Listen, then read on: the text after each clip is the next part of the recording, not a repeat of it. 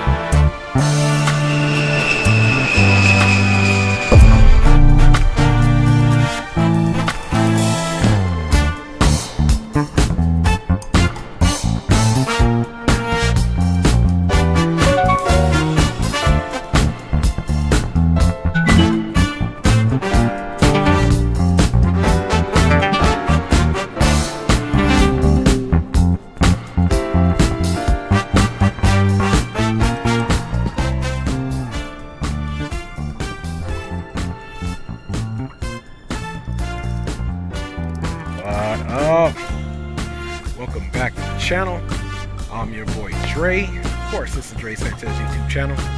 Capital G, capital O, capital D. Thank you for waking me up and blessing me with life, dear Lord, and my family. Big up to wifey and kids, man, and big up to you guys out there. Reaching out to you guys, man, through the digital airways, homies. What up, Coffee of Sorts, man? Good to see you. Yes, glad to see you got some flights done in X-Plane 12, my G. For those of you guys joining me, the stream thumbnail may look familiar. That's because we tried to stream a couple of days ago. There was some problems. Well, we don't give up here on the channel. So we are going to take this British Aerospace BAe 146, departing here in Calgary, heading up to Yellowknife in Canada, of course, and then down to Vancouver and potentially to Portland. We'll see how froggy we're feeling today. Skies look pretty good here, although we are in Canada, so the icing conditions can potentially be prevalent. Let's go ahead and log on to the network. We got our homie Greenlight, who potentially be flying with us, as he did attempt to fly with us as well on Saturday. Didn't go well. He ended up blue screening as well. It was a tough day, man. But we're going to get it in today. D-Champ in the house, man. Good to see you, homie. Good to see you, homie. Let's go ahead and get on the bird here. We are at Gate 64 here in Calgary. Calgary, I should say, not Calgary. You can see this gate is just behind the terminal. Got the Marriott right there where we can rest our heads. And you can see we can just turn out of here this time. Last time GSX was a problem. It won't be a problem this time, man. So let's get on this bird here, man, and see what is crack-a-lackin'. First and foremost, let's load up the flight plan. We don't have any ATC, it looks like. So here's the flight plan. We're expecting block fuel of 18,342 pounds. And a cruise altitude of 31,000 feet.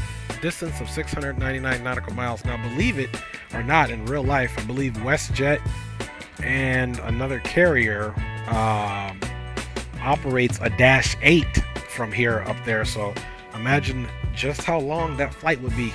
Anyway, let's not talk about that. Let's talk about what we got going on here. Let's check the METAR here.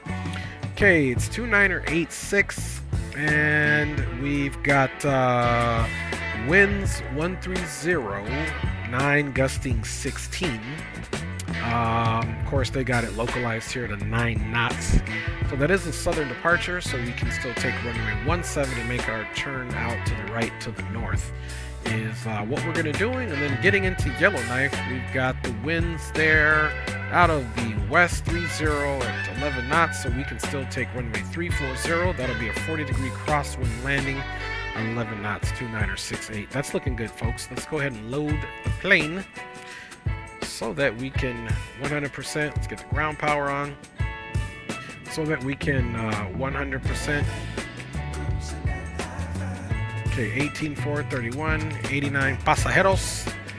That's looking good, y'all. And we've got our ground power on. Now, before I had an issue with opening this door and it not closing back.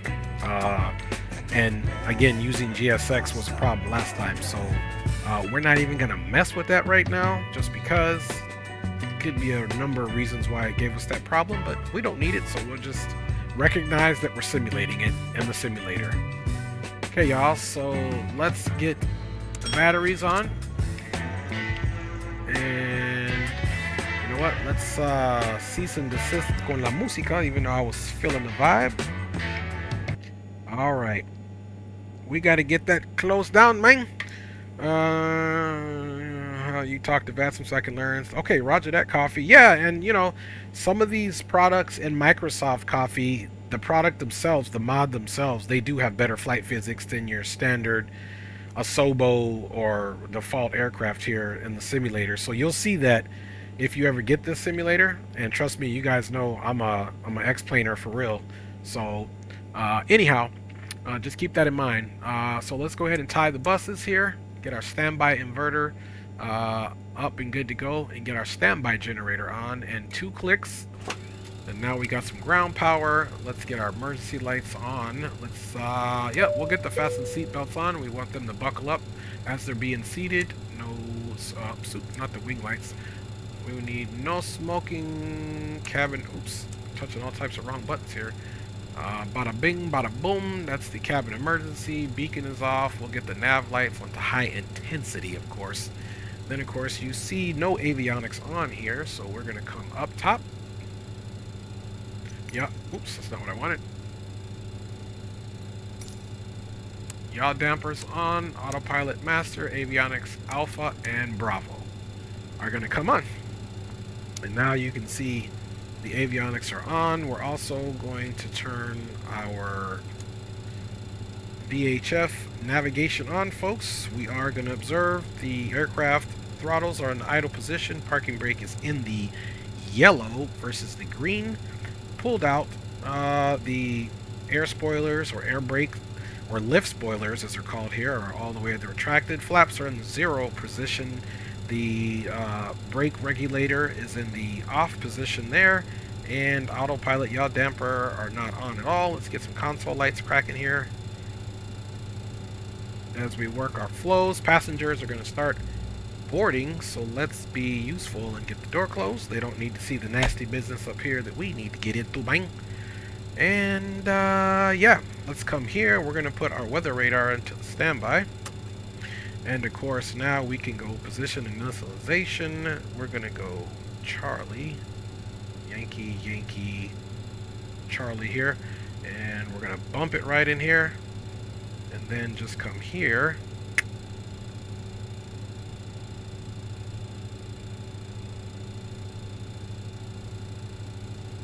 Okay. Get a better look here. It's not going well. Alright. Let's try this again, man. Charlie, Yankee, Yankee, Charlie. Actually, you know what? We don't even need... Oh, yeah, we do. This is the position situation that we're doing. Now, if we click set position, there we go. It'll give you invalid entry, but that's what you want. It's giving us our exact GPS position. You can observe the next page, but it's just giving the GPS position, which we already have in there. Let's go to the index. We're going to go to page 2. And we're going to go route menu, and we're going to get our flight plan loaded in from the sim brief. We're going to execute that bombaclat, and we are actually going to be departing on the Stampede 1, and it's only allowing for runways 11. Let's see here. Okay, departure. And before I pick the runway, I thought I remembered this airport good enough, but we'll see here. In the meantime, guys, let us get Pack X going here. Remember, it doesn't recognize the aircraft, so definitely not an A340. So I just come down and give something modern but complimentary, maybe like an E190. We do have 89 passengers on board of this British Aerospace 146, or I should say, yeah, 146-300. Play boarding music. Let's give 8 some love today. These are songs that I downloaded afterward. I don't have a name for them now. Alright, so we're good to go there.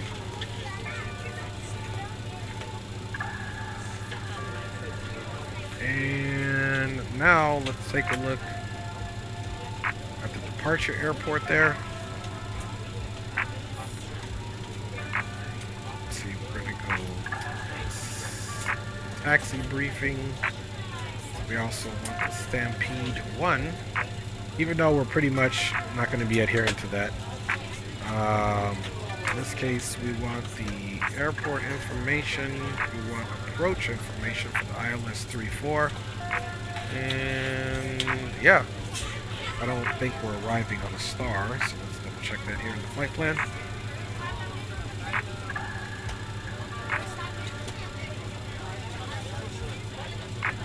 Yeah, it's just going to be direct. Okay. So let's look at our, let's see, we got this, that, airport info, Stampede, airport, boom. We'll also do one more thing here, the arrival. Let's see if we can see standards,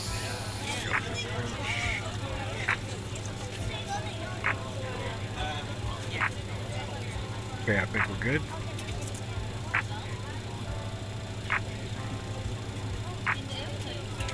Alright, so in relation to where we are, it's talking about taking runway 11, but we're going to take 17 right due to the winds. And we are down here by Juliet Tango as far as our location. For the Stampede 1 departure,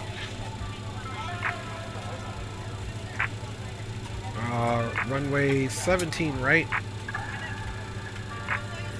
Climb at a heading of 165. So it's this runway here. We'll climb out on a heading of 165. And yeah, I'm thinking we're going to conduct a nice little right turn. back to the north. Welcome aboard. This is your So we'll flight get that attendant figured out. speaking. At this time, So please we're be sure gonna to make sure go all to a large heading of carry-on items 165, are in the overhead which we can bins put in and here any small time items now. are underneath the seat in front of you. If you have any trouble or need any assistance, please don't hesitate to let a flight attendant know and we would be happy to help you. If the overhead bin is full, please make sure you close it as a courtesy to other passengers. 50, okay. Please double check that all your items are put away so that the aisle is clear and other passengers can make their way to their seats. If you're in an emergency exit row, please read the exit seating here's the heading responsibilities modes in the that we're card moving there. and the seat back in front of you. So if you're not able to also comply with these actions, need please to let a flight attendant know so that way you can our be reseated. Now's the time to get out any navigation, last-minute text messages if you need to, slave but we to ask that once our you depart from the gate, GPS, you put away any laptops and or we need to tablets. turn our flight Thank you, directors and on, of welcome course. aboard. Let's set our cruising altitude here.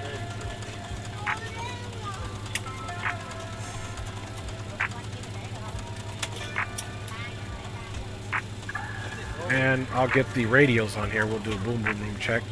Let's finish everything we got to finish up here. Boom, boom, boom. And we're not going to activate the heading mode or anything just yet because I need to finish setting up the FMC. Let's come over here and refresh ourselves on what the METAR was. Okay, 2986.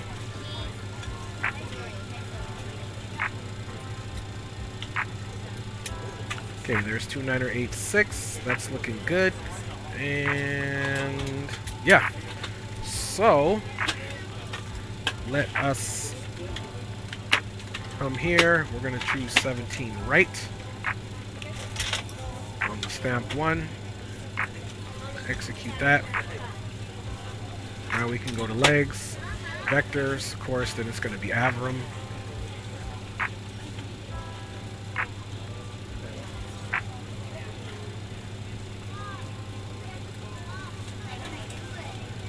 Let's see, maybe we need to go to flight plan. And we'll go next here, direct, Let's see. We're ready to go when you are. Good morning, ladies and gentlemen, and welcome aboard Flight 318. Our flight time will be roughly 2 hours and 8 minutes. Yeah, direct Please Avram, note the cabin door is now boom, boom, closed. boom. We ask that you make sure that all devices are in airplane mode and your larger devices are now shut down and stowed. If you have not already, please fasten your seatbelt and verify it is low and tight across So your let's lap. try to Your delete tray tables this. and seat backs must be in the Maybe full that's what it upright wants and me locked to do. position for departure. So- Cabin crew, secure Okay, doors so- for departure. Not what we wanted. Let's see, Avram, Altet, CZYF. So,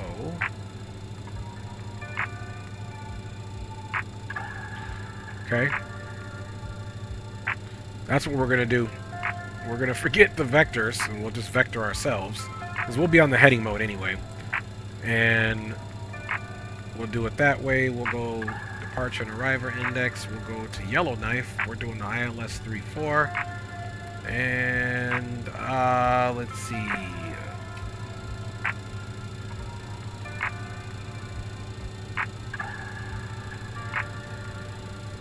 ILS 34. Okay, Omtax, Igprop, Pegba, and it's got Zulu Foxtrot. So I wonder if it gives us Omtax. Or actually, you know what? It's going to give me either one of those, and I'm just going to have to modify it myself. So it really doesn't matter which one. Let's go ahead and execute that, my G's. Now if you see, we're going to come down and we're going to skip over Igprop and we're going to go to Omtex. And then we're going to execute that. And here at Omtex, let's see, 2,800 feet. Yeah, I think that's about right. Because at Gorick is where we'll start our descent actually here. So to be at 2,800 feet at Omnex, 15 at let's see here. Yeah, they want us to be at 15 there at 28. So that works out good. I think that's probably green light. Yeah, loading, unloading that flight plan. Okay. Do Alright, so that was green light you guys heard. Let's turn our radios on. And of course this side we're gonna get to Unicom.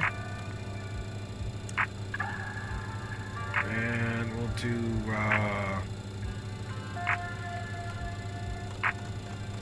boom boom room on this side here so we can communicate with the Senor Greenlight Ming. We both were having a rough day last time we tried to do this route, so hopefully the skies are friendly and the sim is nice to us. Okay, we've got 1, 2, 3, 4, 5 boom boom, and we'll monitor this one. So what we've got to do for that, mates, is we got to come here. We're going to monitor both. Let's turn that volume up, and we're going to talk on this one. Boom boom room comms check. Okay, what's up, bro? Hey, what's crackin' lacking? I was just saying on stream, we about to try to do this joint again. Turn our brake regulator on. Are you streaming right now? Yeah, I'm live and in charge, my G. Okay, stand by. I'm going to use my phone to go on to the chat. Hold on. Copy that. All right, y'all. So that was El Senor Greenlight. Okay, so we do have this all situated. So what we're gonna have to do is select the altitude arm to 31,000 feet, and we are going to be departing, of course, initially on the heading mode, even though our GPS is recognizing the course in which we need to do. So the first waypoint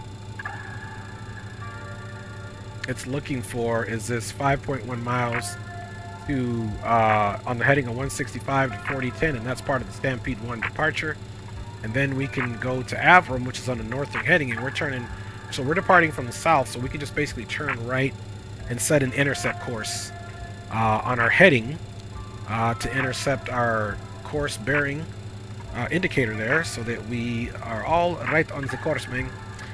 Now that we are nearing the time to where we can get out of here, it is time to get the APU on.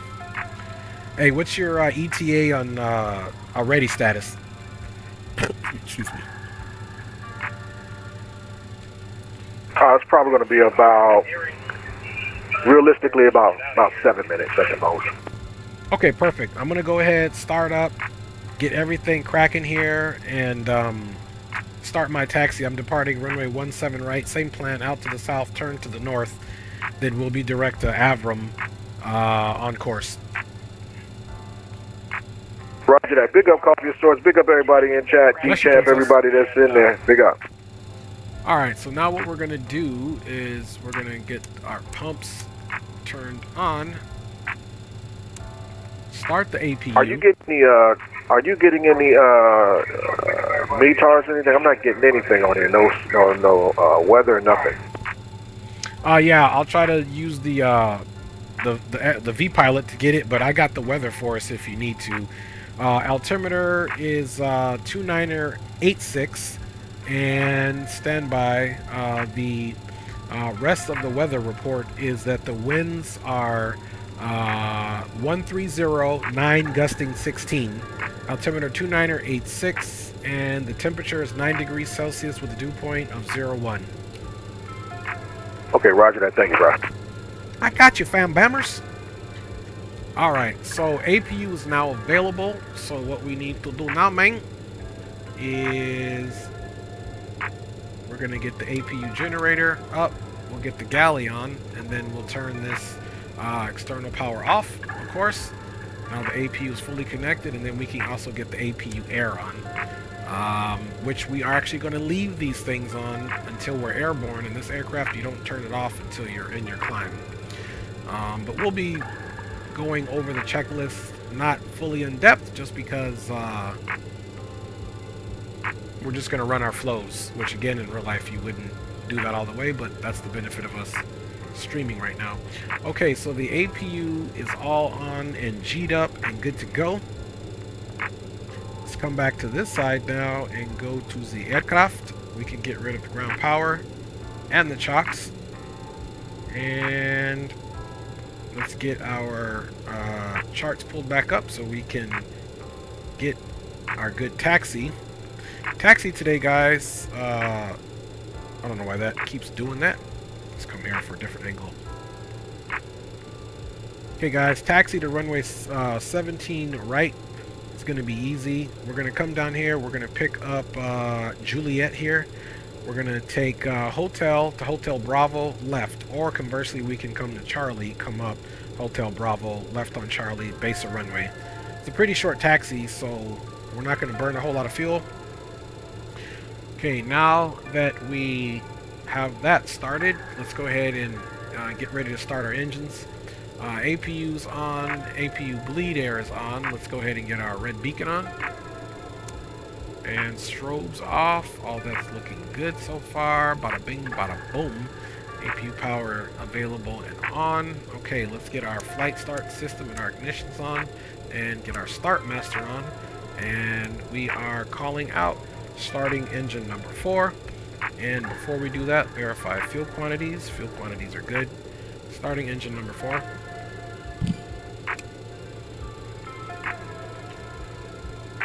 Alright, we've got some rotation on the fan. We're also going to start seeing our oil pressures come up. Okay, 21, we can throw in fuel.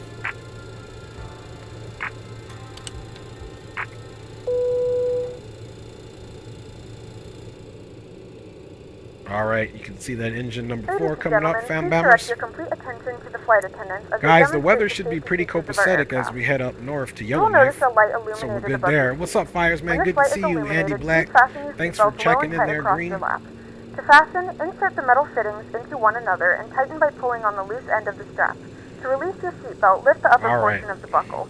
We suggest that you keep your seatbelt fastened throughout the flight. Got that bad boy coming up. It's a pretty day to fly. Please take a few moments to now locate one of the several emergency exits on this aircraft. In some cases, your nearest exit may be behind you. In case of an emergency and we need to evacuate the aircraft, there is lighting on the floor that will guide you towards the exit.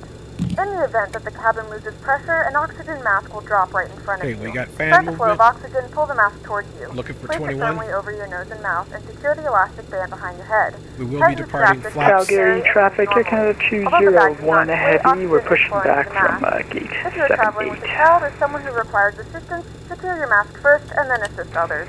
Keep your mask on until a member of the crew advises you to remove it. In the event that the pilot decides to take us for a swim, a fashionable life vest is located in a pouch under your seat or between the armrests. Okay, Roger, what Unicom station are you going to? Open the plastic Well, pouch and remove I don't the know what vest. the CTAF is here. It doesn't report, so this guy just reported on Unicom, so let's just do normal 122.8. To inflate the vest, okay, Roger, we're going to 2280 will be our departure position, Roger. If your life vest does not inflate automatically, blow into the mouthpieces for manual inflation. Each vest is equipped with a whistle and light. Here. If necessary, your seat cushion can be used as a secondary flotation device. Okay, engine 2 Please is securely stow stabilized, all calling out personal starting items. engine Make sure 3, your which is seatbelts really are fastened engine 2. and seat backs and tray tables are all in their The full third engine upright in the process. position. We remind you that this is a non-smoking flight, and that includes vaping. Tampering with, disabling, or destroying the smoke detectors located in the lavatories is strictly prohibited by law. All of this information and more can be found in the safety card located in the seat back in front of 21. you. We suggest reading this and letting a cabin member know if you have any questions. Thank you for flying with us again, and we hope you enjoy your normally, what we could do is I could start engines on the way to the runway. This aircraft is designed to start engines 4 and 2 and 1 for the generators. However, what you sacrifice is that the engine hydraulic pumps, they're engines 3 and engines 2.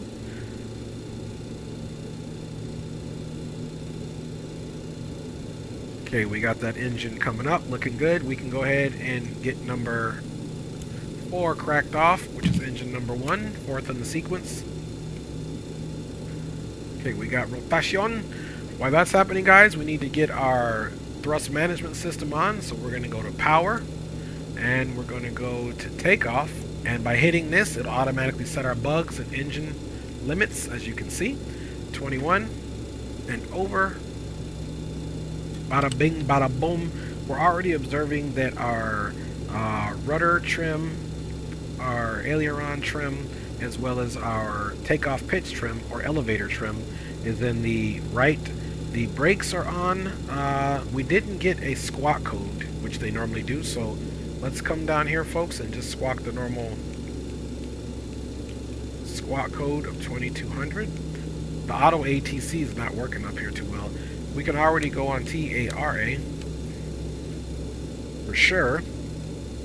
So like Canada and all is 22 Okay, roger that, Fires. Yeah, roger that. Okay, it's just the US that has CTAF. Appreciate you, Fires. That is why we are the community, man. Fires is over here teaching us the stuff, man. Alright, so look at this, folks. We have 4 good engines. Go ahead and we have selected flaps, but they're not in transit because we haven't turned our hydraulic pumps on, so that was my bad. Okay, so we got 4 good engines. We're going to connect the generators here. Now they're not going to actually extinguish and fully connect until we turn our ignitions off. So we're going to come here and extinguish the engine selector. We're going to turn the master off, and then boom, it connects. Flight start can also come off. We'll leave the ignitions in the continuous for departure. We're going to turn on all of our screen heats, and we're ready for departure. Roger that. And this is Canada, so we are going to be doing some de-icing here. Fasten seatbelts are on. We got that on. Now let's start working our way up top, guys. Let's get our hydraulic pumps on. We need the direct current and alternate current pump on, the PTU, and the engine pump number 3. Now we need our brake fans in the auto. We need anti-skid on, and our yellow and green lift spoilers in the on position. And then we're going to observe all the pumps are on here, generators are on. We do fly with the AP1 on departure. The flight deck emergency lights are on, and we've got low air temperature right now, so that's okay. I do like to depart with all of my air on. Just simply, if there's any icing that needs to happen, we'll make it happen. Let's set our pressurization panel. Even though it's in auto, we're going to set it for max altitude or cabin pressurization up to 8,000 feet for the comfort of the cabin. And we're getting the recirculation fan and the packs have all been turned on. APU stays on. Lights at the time are good to go until we take off up top, which we'll be getting our strobe Lizite on and the wing light for departure. And yeah, let us do our flight controls check here. Alright, pull up, pull down, aileron left, aileron right. There we go. Rudder right, rudder left, toe brake. Sometimes my controls have been glitching out, so let's make sure that works. Alright, you guys. Calgary traffic, Summit 318, British Aerospace 146-300 here at stand 64. We'll be taxiing to runway 17 right for departure on Stampede 1, out to the south, right turn to the north, via Juliet Tango Juliet Hotel Bravo Charlie for Calgary traffic. Okay, we are definitely gonna set our flaps now. Now you can see the flap lever is going to actually actuate the surfaces. It's in rotation. We do have our TMS set to takeoff. We do have our bug set. We've got our heading set. We've got our altitude set. Once we get to a certain speed, we'll go right into the climb. I am going to do a lot of hand flying of this aircraft. We also, folks, have our yaw damper set there for our departure. And I've got the autopilot also slaved to this joystick here. Alright guys, lastly but not leastly, taxi lights are coming on. And the runway turnout lights. And let's go out and do our fit check. Calgary traffic, Air Canada 201 Heavy, will be taxiing runway 17 right via Juliet Romeo, Juliet Charlie, and holding short 17 right on the Rodeo to departure. Alright, that boy on that rodeo. Alright, toe brakes are held. We're good to go, guys. Let's make this happen, captains. Alright, DARA is on. I'm just going to go weather radar on, folks, right away. Get that situated. We do have some guidance here, so let's ride out, fam bammers.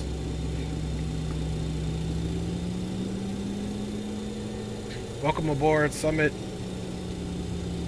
Air 318.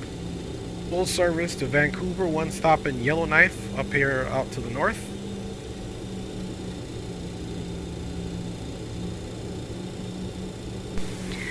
Hello everyone, and welcome to the Dre Sanchez YouTube channel. This is his first officer in life, his wife, and I would like to extend a big thank you to all of you for flying with us today. Please remember to like, subscribe, and share, and always be courteous to other passengers on board.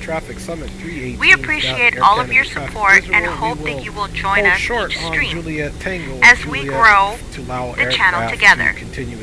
Positivity and information sharing is always welcome. So please, do not hesitate to add your comments in the chat.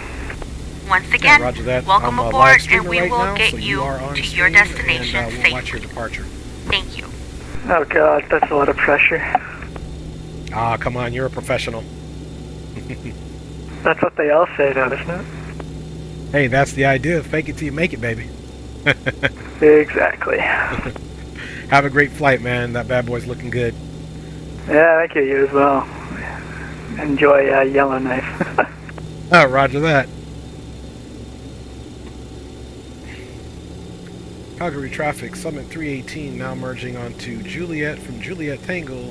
Following Air Canada traffic, continue taxi runway 17 right for departure Stampede 1, Calgary.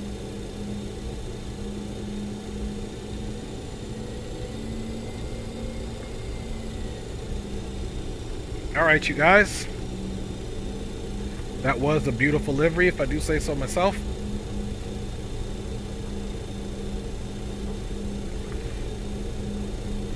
Now you guys can see from the last stream, I was getting a stuttering screen. Not stuttering screen, but the sim was stuttering because I had to go out and clear out my shader cache in the NVIDIA control panel. So it looks like he took it all the way down to Charlie.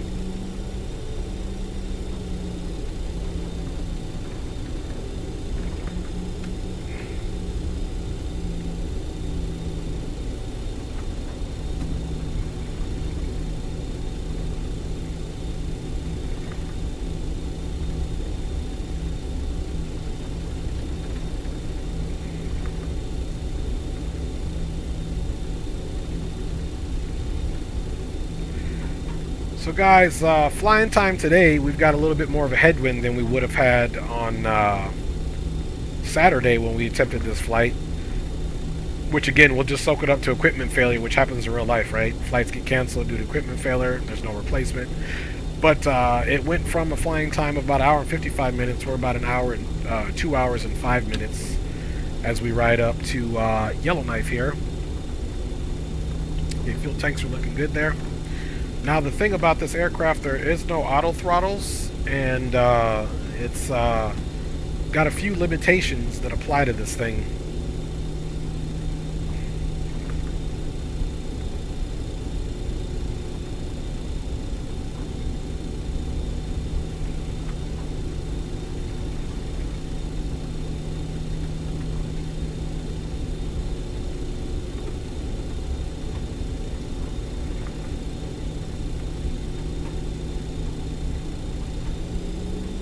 Calgary traffic, Air Canada 201, holding short of 17 right. Traffic, please advise. Calgary traffic, Summit 318 now merged onto Charlie. Will be holding short behind Air Canada traffic on Charlie for departure on the Stampede 1 Calgary traffic.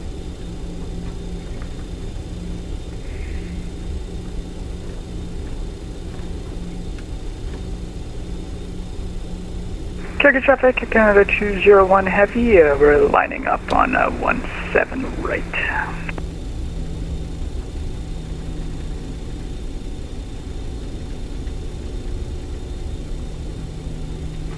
So we're in heading mode. Once we get up and fly the 5 miles out, I'll go to lateral navigation and we'll take our right turn, and I'll manually excuse me, I'll manually vector us that way off of the autopilot.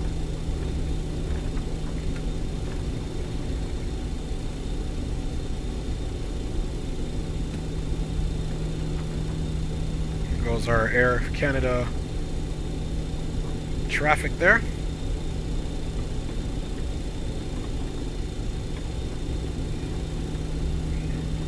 Just a beautiful day here in Calgary. Beautiful day.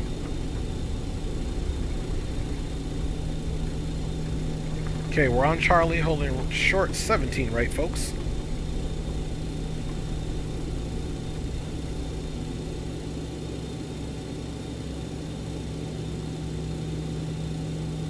Okay, so icing looks pretty good.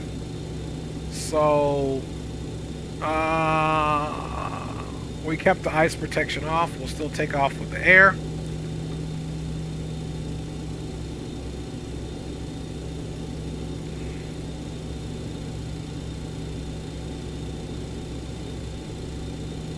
Calgary traffic, Air Canada 201 Heavy, departing runway 17 right, Rodeo 2 departure. AgMac transition, Calgary traffic.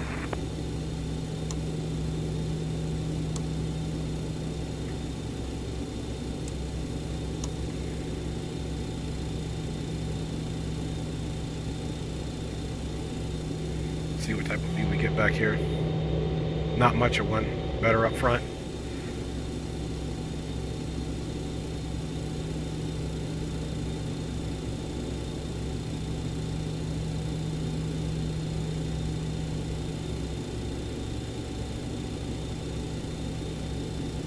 Calgary traffic, Summit 318 on Charlie, lining up and holding short, or lining up and waiting on runway for departing traffic on 17 right for Calgary traffic.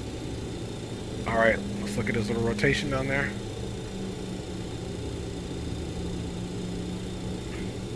Final's clear. Okay, there goes his rotation. You can hardly see him in the distance climbing up there, but he is. He's up and away. Alright.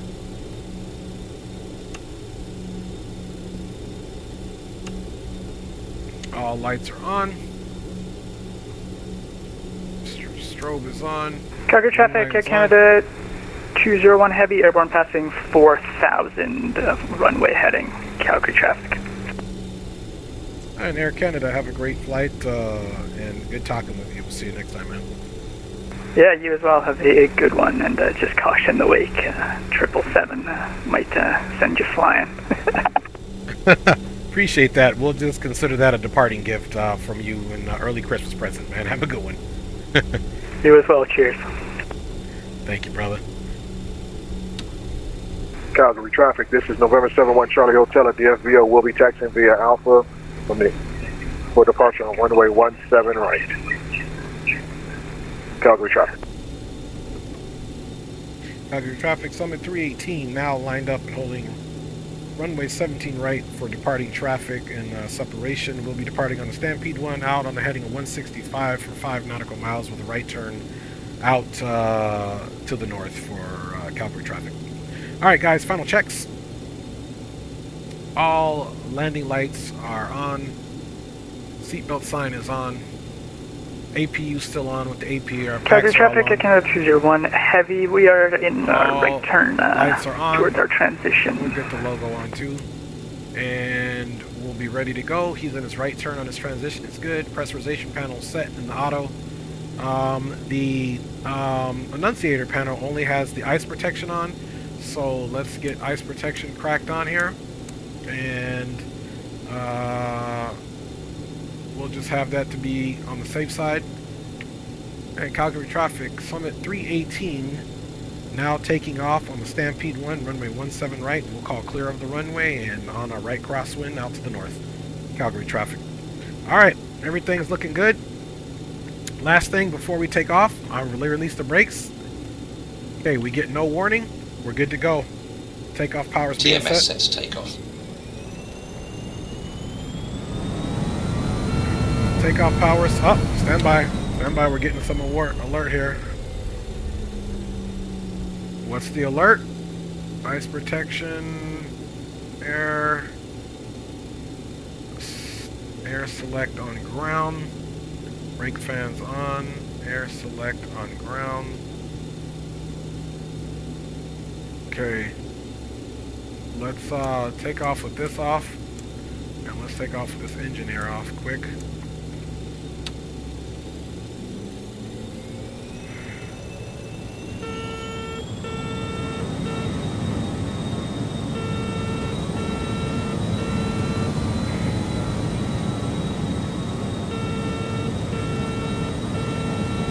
config. Okay, we got, what's wrong with our config? We're going to pull back here. Let's see. Okay, we have flaps. Okay, we're in the takeoff. Brake fans are on. Spoilers are up. Brake is set. Trims are set.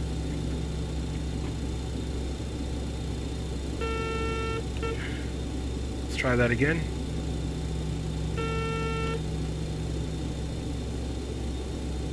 Huh. That is a strange one, man. Okay, something that's not liking. Let's see. Oh, there we go. It's that battery. I'm pretty sure it's what it is. Okay, we got the battery. We got ice protection off. Let's try to go in with the engine air on. And let's see. Everything up top is good to go. Could have been that standby battery. That's what it was. We're gonna have to roll with it. Its flaps are set. Power set, flexor sheet. Speed alive, both sides. 80 knots. Airspeed is live. We feel comfortable about taking off since we did all our checks, so speed and power's looking good.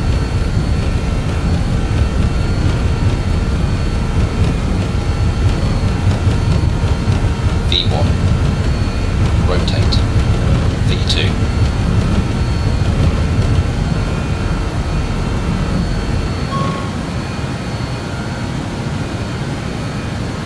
Positive rate of climb, gear up. Gear up. And Calgary traffic, Summit 318, now clear of runway 17 right, climbing out of the Stampede 1 on the heading of 165. Okay, gears up. Now we've got to put the TMS into the sync.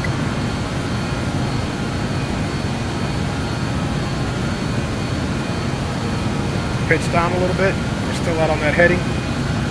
Calgary traffic, this is November 71 Charlie Hotel, entering runway 17 right. We're going to hit the last Waiting 1 minute for departing traffic. We'll be climbing on the Stampede 1 with a climbing right turn, crosswind, and then to the north. We'll be climbing direct 7000. Calgary.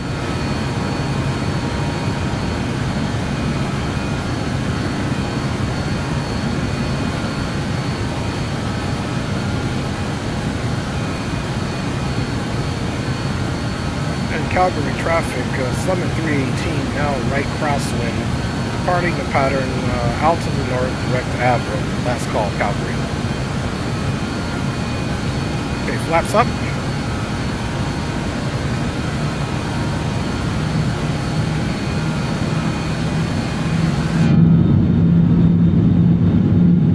See those flaps coming up? There's a nice shot of the city there, you guys can see. Beautiful shot of the city. Hey, baby.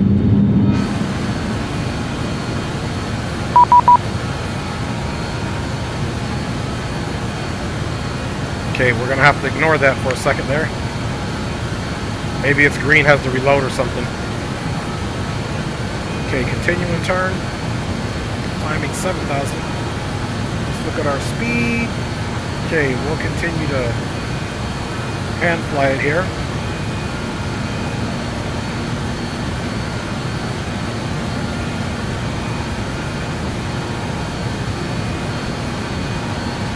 That shot of Calgary down there. Beautiful. Okay, we got a good climb right here. Okay, we're going to go IS. So this will be the speed that we want to keep here on our climb. Hi, Poppy. Calgary traffic, 71 Charlie Hotel is rolling on 17 for the Stampede 1. Calgary.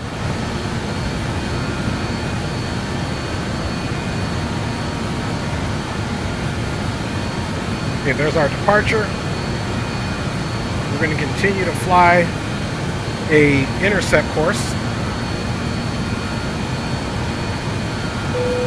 Okay, we have reached 10,000.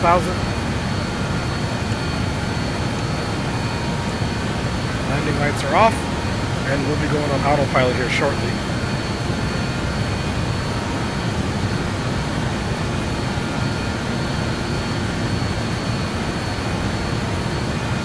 are 10,900.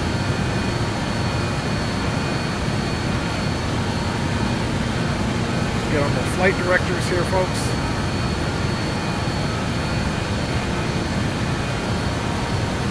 Ladies and gentlemen, we have now passed autopilot 10,000 feet.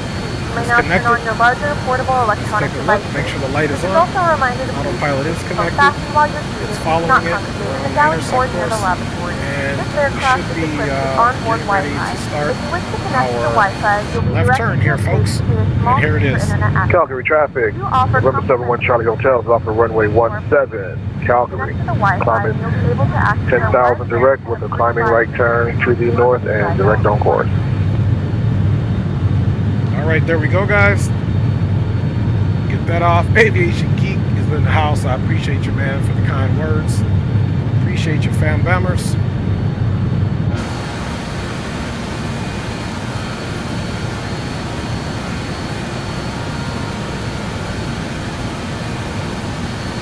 All right, up, and away we go.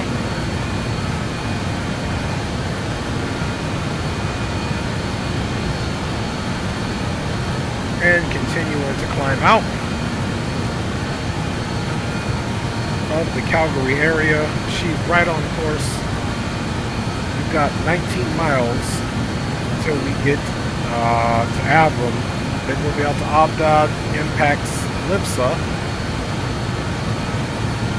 Gorex, and then Omtex. Gorex, once we get there, that will indicate our top of descent. The aircraft thrust management system is in the sink. We haven't reached 18,000 feet yet for that transition. Flaps are up, gear is up, parking brake is where it should be. Weather radar is on, and flaps are also indicating up, and we have no alerts. Still curious what that alert was when we departed. That's okay. Okay, 16,000. Now 17,000 here.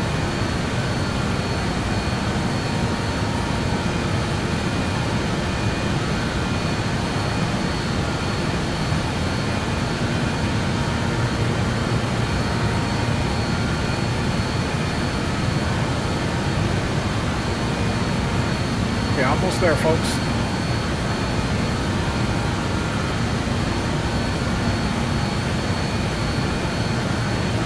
Less than 100 to go.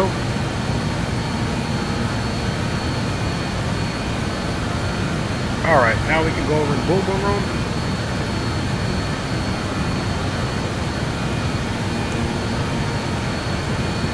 Calgary traffic, November 71 Charlie Hotel is going direct Avram. We're out of 10,005, climbing direct flight level 370. Calgary traffic, departed area. Okay, Green will probably check in on boom here shortly.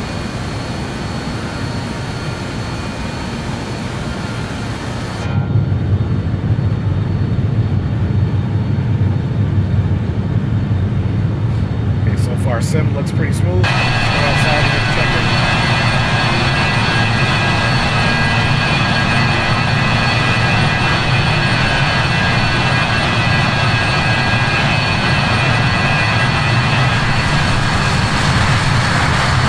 Boom, boom, mic check. 5x5, so good to see you in the skies. We made it up out of there. Finally. Yes, sir. Yes, sir.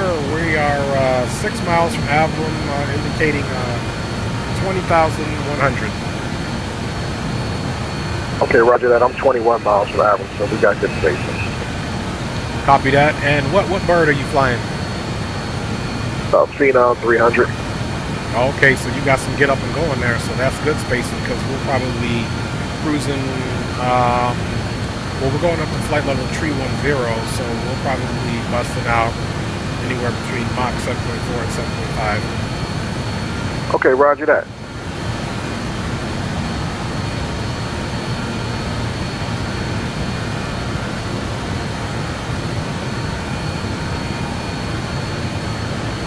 So, there is no icing up here that I can see. No precipitation, so we should be good to go there.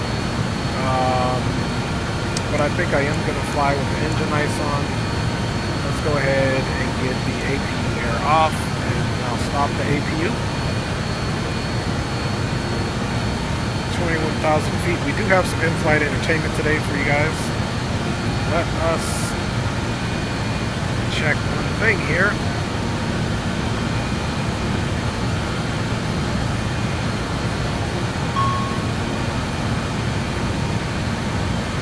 Okay, APU's off.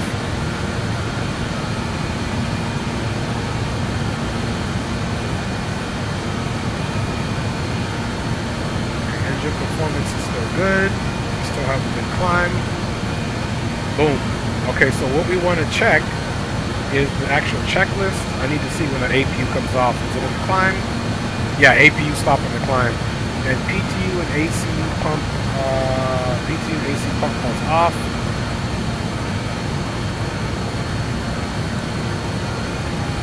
Now the PTU pump we can leave in the auto, so that'll turn off. I mean the AC pump, PTU will leave off. Leave that AC pump on. Fasten the seatbelt, lights is required, so we did all that. Yeah, and that's it. After takeoff, landing gear, flaps, TMS, and the same engine air all on, APU air off, packs on. Okay, so we did that with our flows. That's good. Then the next one will be the descent. PTU back on, pressurization set, but we'll get to that point when we get there.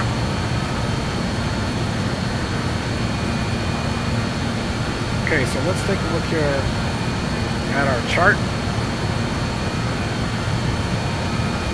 We are going to be burning 10,377 pounds of fuel. We've got Murray filled as an alternate, which we're actually going to pass. We're going to be out to our east as we travel up to Yellowknife. That'll burn us 4,458 pounds of fuel should we need to do that. Our total final reserve plus the alternate coming up is going to be 6,266 pounds of fuel. Should we get into the situation that we have to make a decision about going to our alternate or staying in the pattern, giving it a go again. We're still climbing nicely here at 1,000 feet per minute. Currently at flight level 243 or 24,300 feet. And got no complaints, man.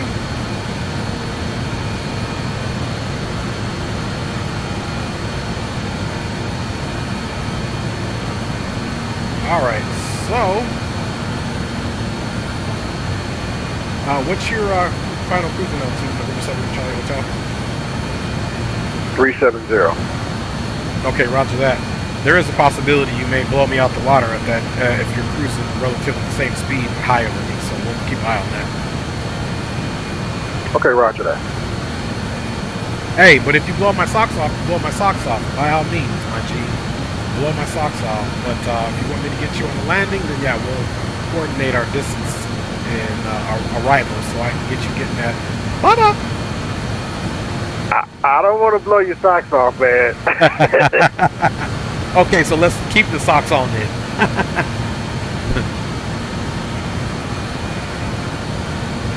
James Johnson, ¿qué onda, papá? ¿Cómo estás? Mucho gusto verte de nuevo.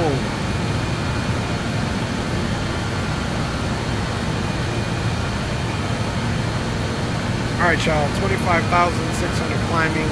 Indicated airspeed climb is right there at roughly 240, which is a good climb rate for this beast. You can see the fuel there is in gallons. It's going to take it from the left to right tanks before it takes it to the center tank.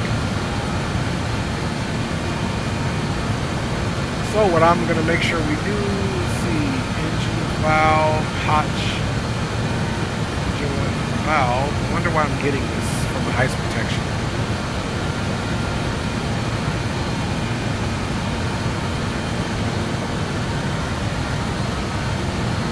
Engine 2 valve not shut.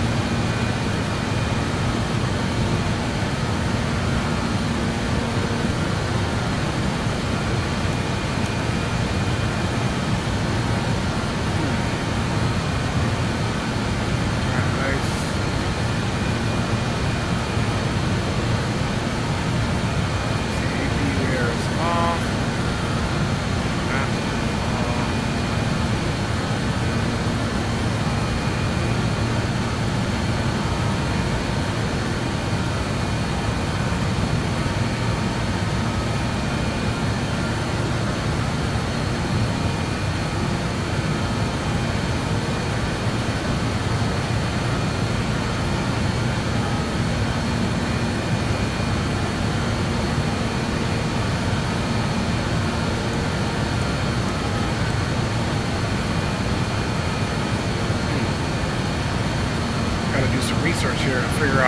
get that engine valve shut. The air conditioning.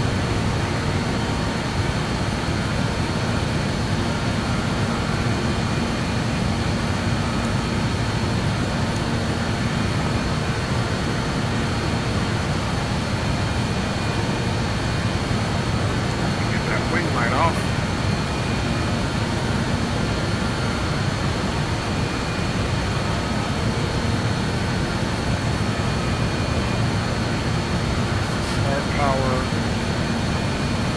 First time I've ever engine one valve shut.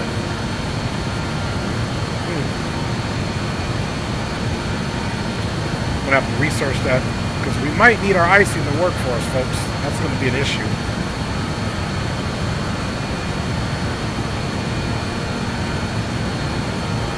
Yeah, Andy, man, you'll be good, my G. Mazda came out with the truck and bus wheel. I'm gonna need to get that for real. Let's get some tunes on here until we get our in-flight entertainment.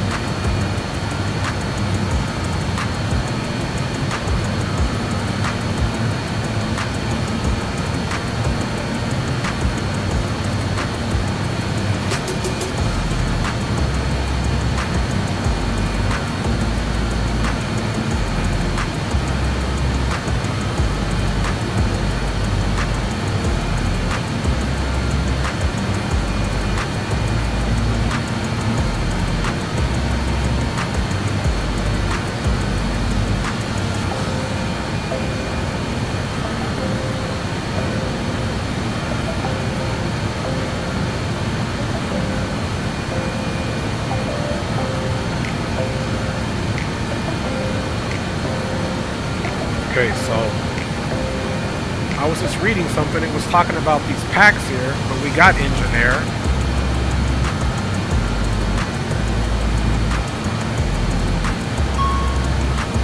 Okay, those are the pack valves. Engine air is on. So this is what I'm reading it's about. If they're going in here.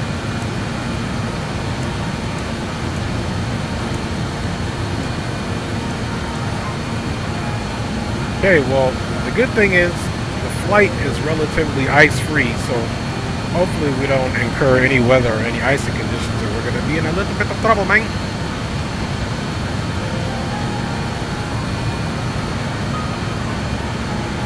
Alright, there goes a beautiful view of a flat portion of Canada, man. Such a beautiful tundra over here.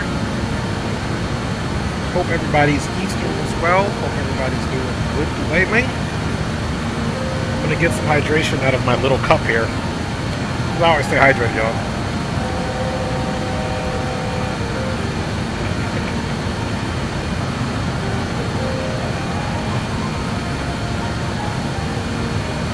Okay, so we're almost at our cruising altitude. Now, one thing we do have to monitor in this aircraft are our engines. There is definitely no auto throttle, and it will be a chore to keep us from overspeeding, depending on the headwinds that we get, which are totally out of our control because this aircraft does not possess the logic in order to have that type of information on board as far as how the winds are currently affecting us right now. However, our yaw drift or yaw angle based off of our course heading will give you an idea that we are getting winds that are coming out of the west because we're having to keep a course on a northern heading, we're having to yaw 10 degrees to the left. You guys can see that. So there is deviation from our course bearing line, which is a clear indicator that we are getting winds significant enough to allow us to yaw deviate, which we're doing now. So we'll keep that in mind. Okay, less than 200 to go. You can see the vertical speed indicator is going to start nullifying itself as we reach our intended altitude. The altitude arm is selected, so it will 100% put us into the altitude hold, which it just did now. Now I'm going to pull that power back ever so slightly, bring it out to about 85% or so, which will eventually get us up to where we want to overspeed. So let's try bringing it there. About 83.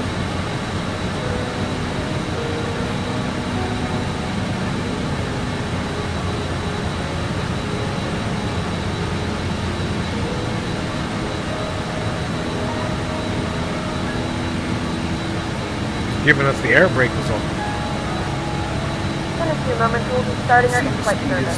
We'll be serving complimentary drinks and snacks. We're about 84%. Back for a list of complimentary and premium drinks. Premium drinks are available for a small charge. If you wish to make an additional purchase, we only accept credit cards.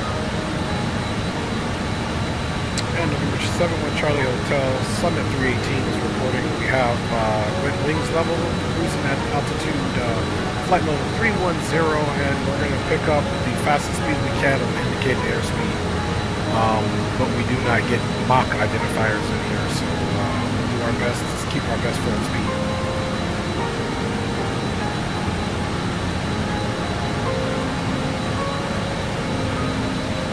Alright, after our climb, fuel is looking good. All engines are fairly symmetrical.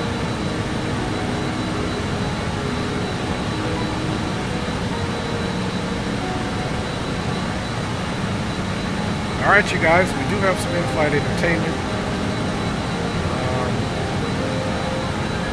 I'm going to be honest with you. I've tried to learn how to get this clock thing started the whole time. I never have figured it out. I think it's something like here.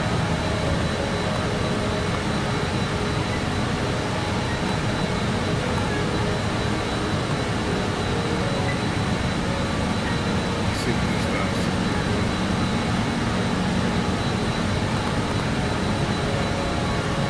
There we go. Go.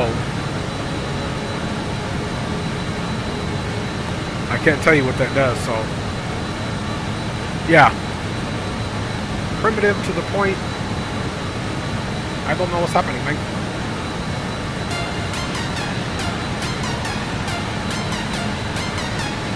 Okay, you might be able to bump it up slightly. There we go.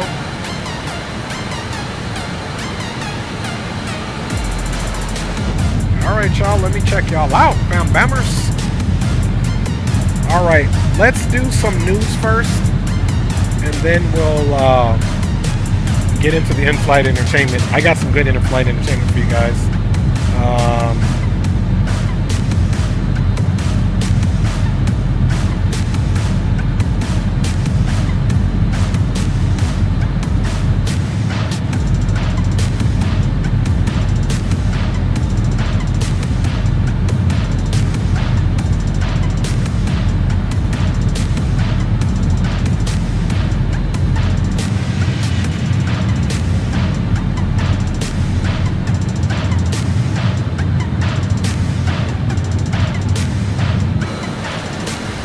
Alright, with this aircraft, we gotta monitor quite a bit. Okay, now we're direct LISFA. Another thing, because of how the logic works here, you always want to double check the FFC or the CDU 338, and you want to match it up with what's going to be up here. So you can see it's trying to keep us on the heading of 338, again deviated. 54 miles, decreasing 54 miles. There we go. Again, once we get to Gorg, which is a long hop, that'll start our top of the descent, folks. So we got some time to be in the sky today. Alright. Alright, that is going to stop. Let's get right into the news update for you guys. Here on April Fools of 2024. We are going to get it together right now.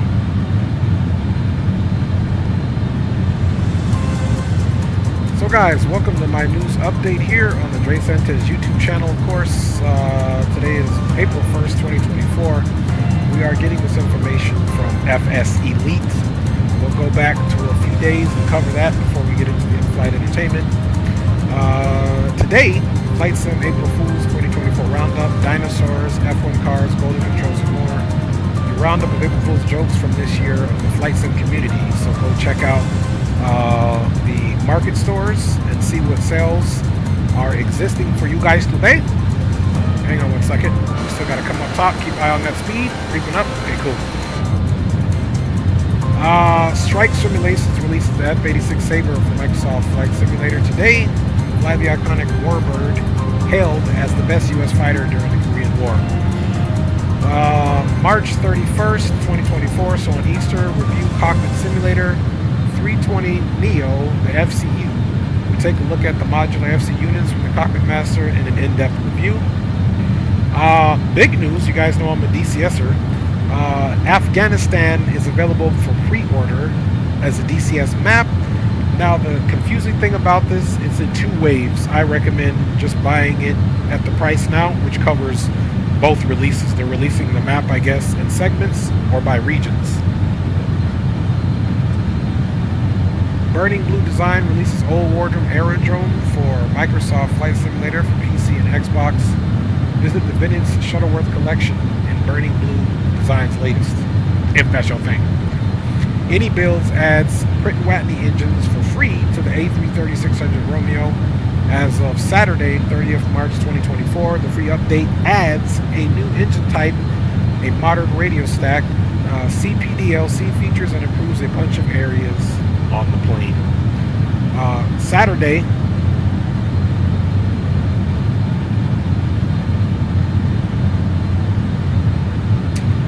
Saturday, Boundless releases Rue Airport for X-Plane. So finally, some X-Plane 11, X-Plane 12. You can discover the Spanish town thanks to Boundless. Okay, let's once again, we gotta take a look at that speed. Okay, this is what I was talking about. Look at our percentage here. Now look, we're gonna be in overspeed situation here, so we gotta pull it back.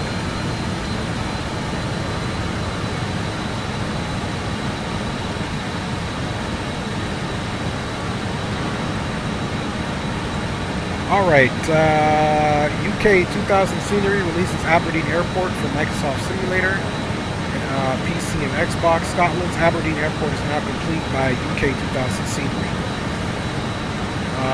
Pilots updates Dash 7 for Microsoft Flight Simulator. A new update for Dash 7 is now available. Any Builds releases Luton Airport for Microsoft Simulator. Luton Airport is now out by Any Builds. Add a new airport for your low-cost operator center. And we'll stop there, guys, because now we're back on Friday, March 29th, 2024. That'll complete the news for the day, you guys. And now we can get into some good in-flight entertainment. So, quite some time ago, we actually had Leo was streaming, and I was going to stream with him, but I got home way too late. It didn't work out. But I did end up getting into a helicopter in DC's Reagan International and saw a green light and a bunch of boys come in. I'm in a helicopter, basically hovering over the airport, watching these guys come in. So we get them in. It's about a 50-minute video. We don't know how much of that video that we'll get in there, but let's see what we're faced with. We've got Litva in 27.2 nautical miles. Litva to Gorek is 423 nautical miles. So we got some cruising to do, man, until we get ourselves all the way up to Yellowknife. Now see, we have some clouds here. It looks like we're going to be above it, but that is cause for concern.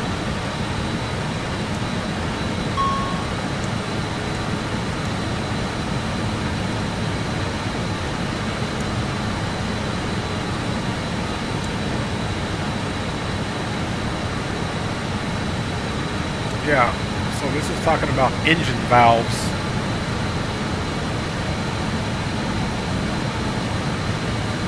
So, if any icing occurs, this level of clouds we're above it. My concern is when we go through it. Yo no sé, tengo que encontrar esa información porque estoy esperando el 777 también, papá. James is asking when is the 777 going to drop from Microsoft. I don't know, I hope soon, because that 777 old boy was flying out of Calgary. Sure looked nice, and I do like flying the 777. So again, guys, it looks like we're still going to be above this cloud layer. The weather report, everything nice and clear, so we'll de-ice the airframe if need be. We still have ice protection here. It's just the engine ice protection is what seems to be the issue here.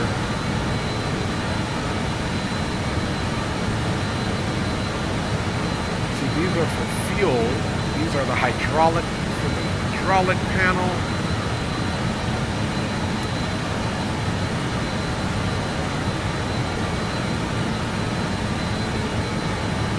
Okay, that's on both.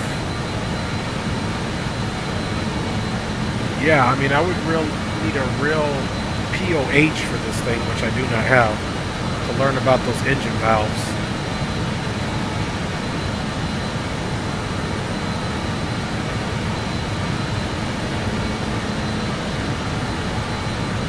It'd be nice if the manuals were here for real. So we'll keep an eye on this icing situation here, because that's the main concern that we have as we continue to cruise. Looks like 86% N1 for all four engines. It's keeping us right there, so we'll have to pay particular attention to any overspeed warnings that we get. But we are max speed.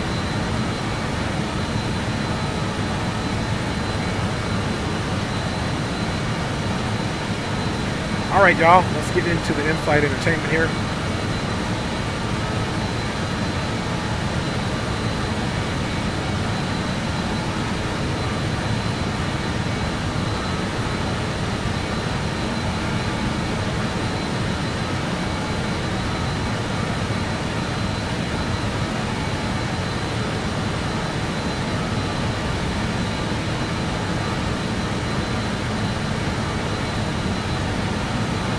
So that way you can take a look at the mess that potentially is fixing to happen with this Learjet now, and I'm all for it, you know what I'm saying? I'm just saying, I know, here's what I know I'm fixing to be squirrely, but at least I'm squirrely with the wind in my face. That's all I'm saying. All I know is I got a front row seat. When you guys come in, I'm going to try to come to a hover. I got my OBS up. It's already recording, so all I can say is ooh-wee. Yes, sir. Right. Well, fellas, all we're going to do is run the track.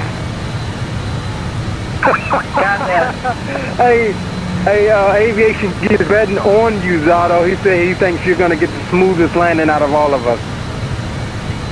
Smoothest landing by,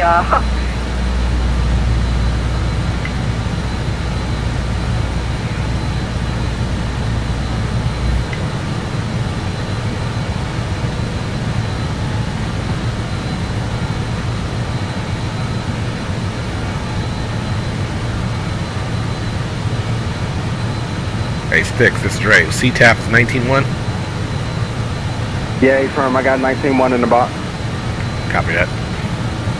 We got Capital News on site. We have a Learjet pilot says he's going to land with a 39-knot tailwind and on DCA. Got it.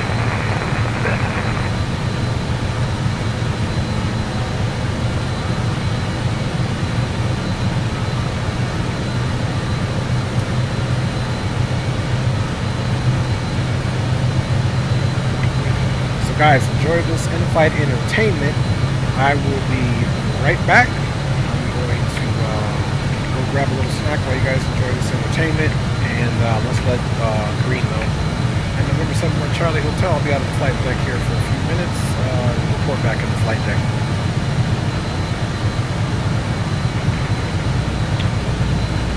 Alright, y'all. I shall return momentarily. Enjoy this helicopter here. You probably guys already hear the guys in the background. And you'll start seeing them come in as they get closer to the field. And I'll be back with you guys here shortly. Thanks for riding along, Fan Bounce.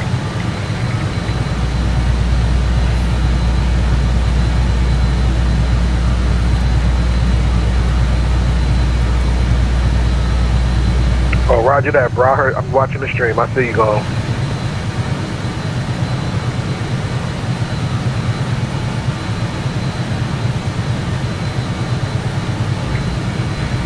Alright, area traffic. I'm dropping speed 250 knots. And I'm going over the speed. Copy that. Roger that.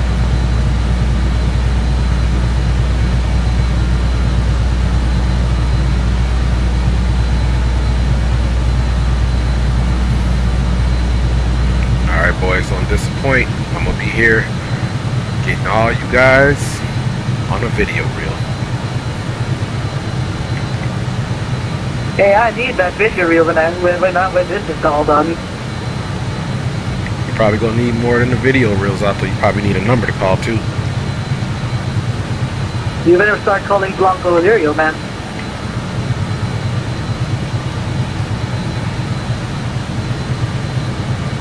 You're gonna need an ambulance, a psych ward, whole nine. And he gonna need a respiratory therapist. Man, I could already see a video of Blanco Lirio. The fiery aftermath of a Learjet 35 operated by Windstar Aviation after a failed river visual approach that led to a crash landing at runway 01 in DCA. Today is Thursday, 21st of March. My name is Juan Brown and you're watching the He ain't gonna need none of that. All you got to do is just go and put some foam out there because he's gonna burn up when he run off on the party day. He ain't gonna be here no more. Don't even worry about it. Yeah, sure, it's solid sport. Okay, so is he trying to land south? On the river vision.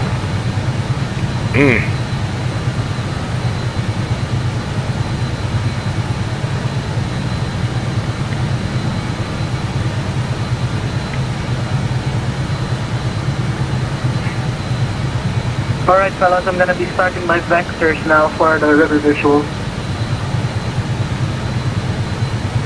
Copy that. Godspeed. Latest METAR winds are 330, 19 gusting 39. So good luck on a complete tailwind approach, man. You better do a lot of praying. I've already said my prayers. Copy that, killer. I'm monitoring CTAF now. Copy that. Alright, fellas, I'm going to be monitoring CTAF as well. See you guys in CTAF. Okay, roger that, man. Safe landings now. Godspeed.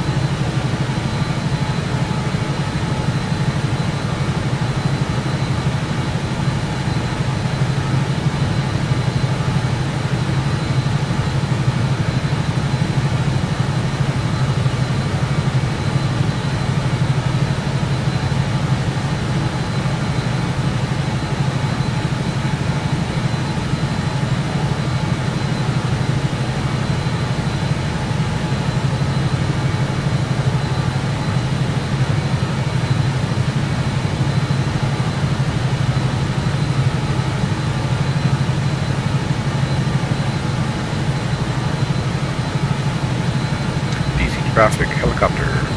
Number 350 Kilo Tango is on the southwest ramp west of runway 4. Will be operating west of all runways, VFR altitude. Keep an eye out for traffic, for DCA traffic.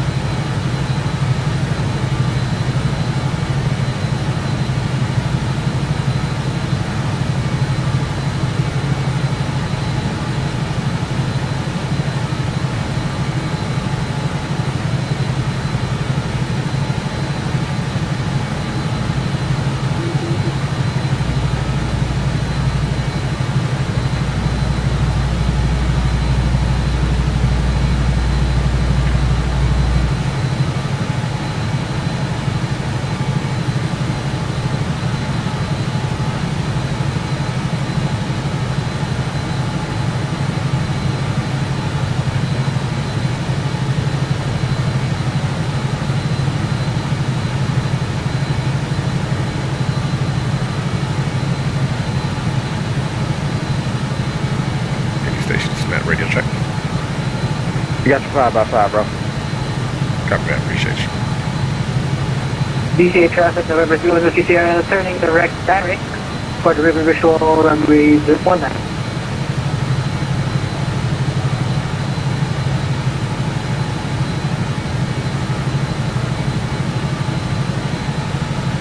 Departure the traffic, Brickyard 1986, left downwind for the ILS 01 approach, overhead or direct to Hero, currently descending down to 2500. Watching the traffic.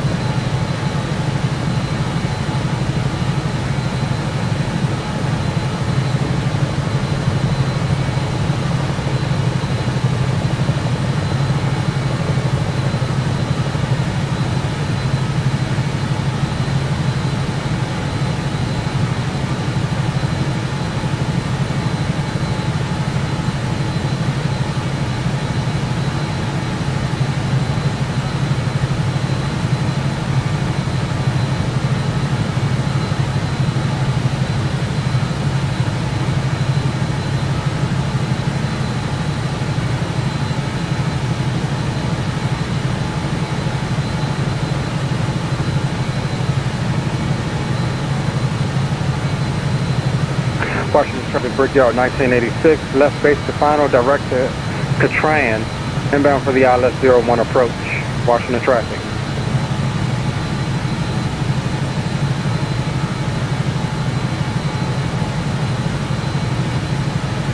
Washington traffic, November 31 Whiskey Sierra, slowing down to final approach speed. Yeah, you might get there before me, Zato. I don't know, you may want to turn off and do a little slight reapproach. Roger, we'll do 360 at Derek. We will hold over at Derek.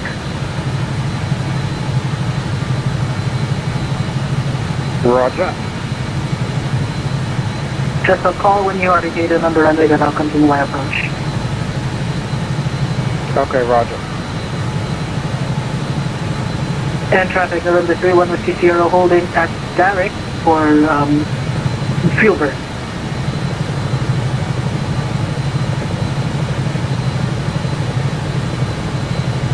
Crosswind something here.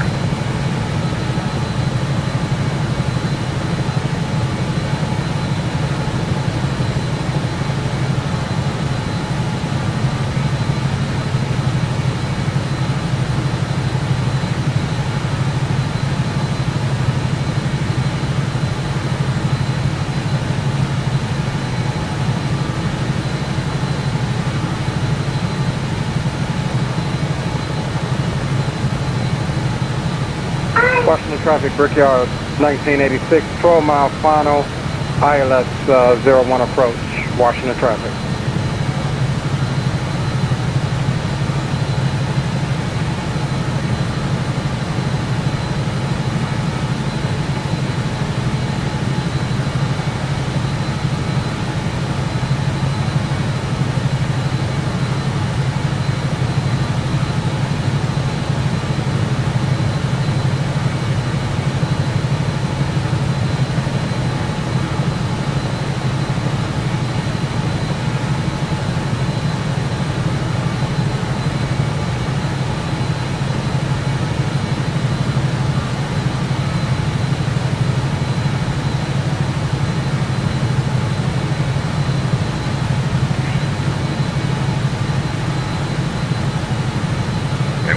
Traffic, be advised, for incoming traffic, November 350 Kilo Tango VFR helicopter, just to the southwest of runways 1 and 4, VFR traffic, not a factor, we are indicated here at 500 feet, for DCA traffic. Alright, we got you visual, bro, no factor, we're continuing approach. Copy that, incoming traffic, no factor, helicopter 0 Kilo Tango.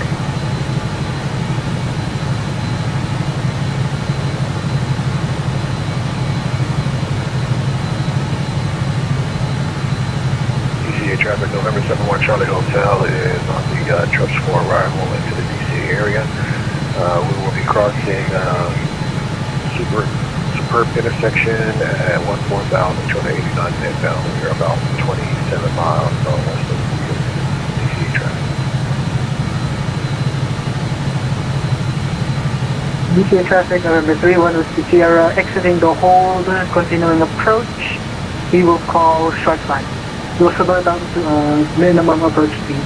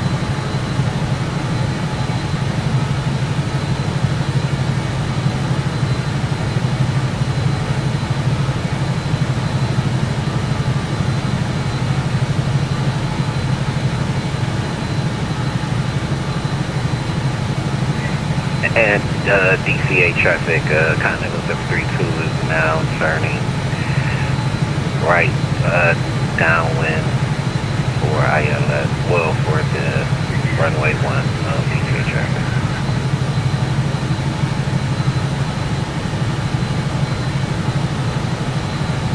DCA traffic. So let's get your field insight to clock position, continuing approach.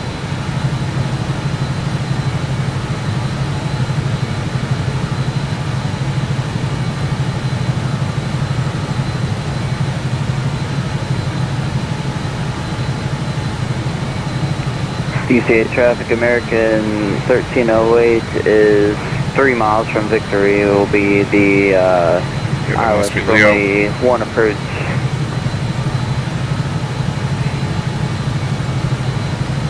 Nice touchdown there, Sticks.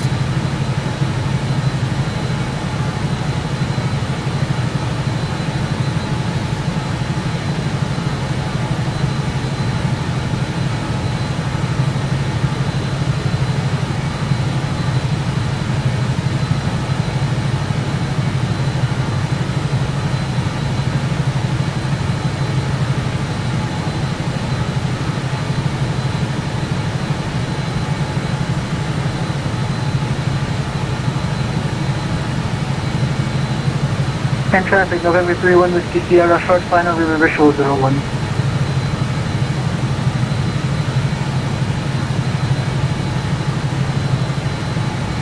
Washington traffic, Brickyard 1986 is clear of clear runway 1. We'll be taxiing Echo Terminal via taxiway Juliet Kilo 1 Kilo into the ramp. Washington traffic. Roger, November 31 Whiskey Sierra, continuing approach. And DCA traffic, Continental 732 is going to be on an extended downwind for the aircraft attempting the river visual 19 DCA traffic. DCA traffic, American 1308, same traffic, will also be extended downwind, runway 1. Number 3 for arrival. Runway 01, DCA.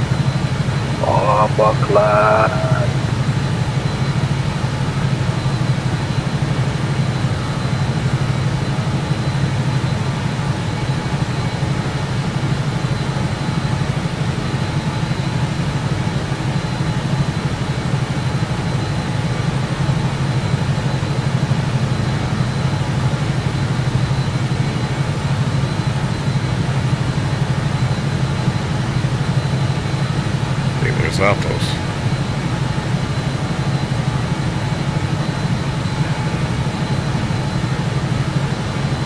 And DCA Whiskey Sierra going around. Continental 732 is turning left base, the final for 01. I bet you is going around, Squirrely. That's why them young boys think they live forever. They don't know nothing about the check engine light.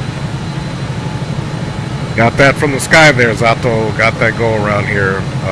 Break, DCA traffic, be advised. Helicopter 0 Kilo Tango, remaining west and southwest runways 01 and 04. No factor, we'll keep an eye out for arriving traffic, DCA traffic. Appreciate your patience. DCA traffic, 71 Charlie Hotel is at real intersection, crossing at 6,250 knots. Appreciate you guys hanging out. Step back out here. And DCA traffic, we got traffic up there. Was on a 20-mile final for the ILS. There? Stay around. Antes no, pero ahora sí. Como comunidad y cosa. ¿Tú? ¿Te gusta la comida que te pica, papá? ¿Que está caliente o no? Alright. And James was just asking me, my G's, do I eat hot food? I most certainly do, but before I didn't. And so far, speeds are looking good. Let's check the green. The in-flight entertainment you're watching there, again, that's me flying a helicopter, not streaming, but recording, getting Leo, Zato, green light, Captain Will, a couple other folks, and in DCA, so you guys enjoying that. Back in the flight deck, my G. Roger that, bro. Alright, let's do a quick check-in here. And traffic November 31 with Sierra. Pause our little in-flight entertainment there for a split second so I can do some checks here.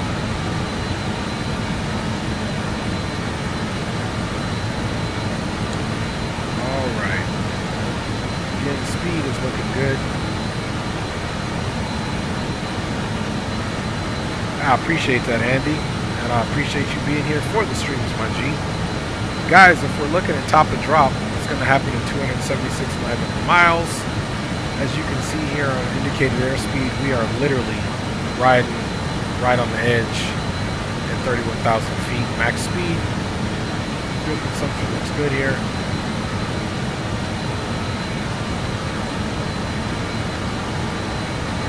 So if we want to do a conversion of how much fuel we have, okay, this is kilograms times 100, so we're just about, let's see, this would be 5 or 3, so 2,300 kilograms each side, plus, let's say 9. So 20 and 20 is 446,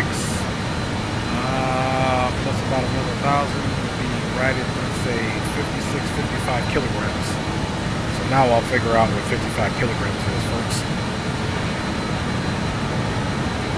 Let's see.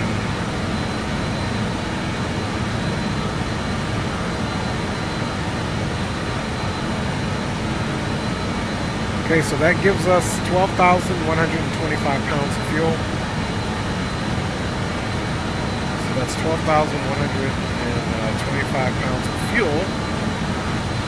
And if we come here and go to our operational flight plan, look, the entire trip is burning 10,000 and we're halfway. So that puts us roughly have burning, we'll say about 5,000 pounds of fuel, 5 left, and we got 12 minus 5 is 7. So that still puts us over the amount in our final reserve tank if we're using the halvesies type mentality. That's the way you got to do it. So we're still flying pretty good, max speed, flight level 310, and have our reserve fuel on deck. Now, let's also start being more mindful if we need to go even just direct to YMM, even though we don't necessarily have to go direct. It's got its whole flight plan here.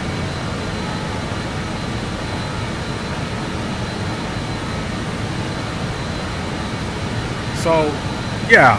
So this is the only point is Yankee Sierra Mike for YMM.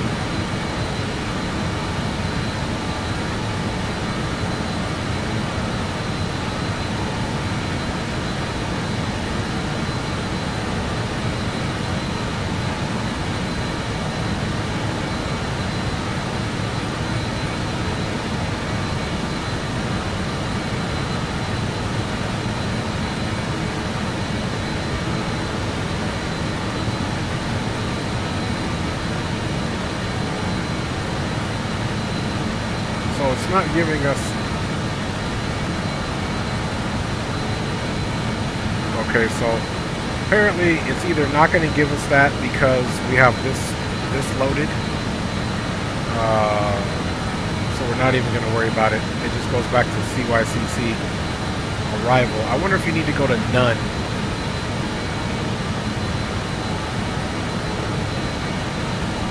Okay, there we go.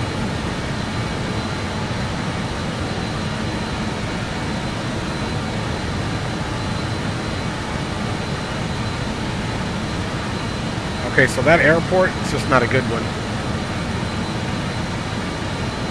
Okay.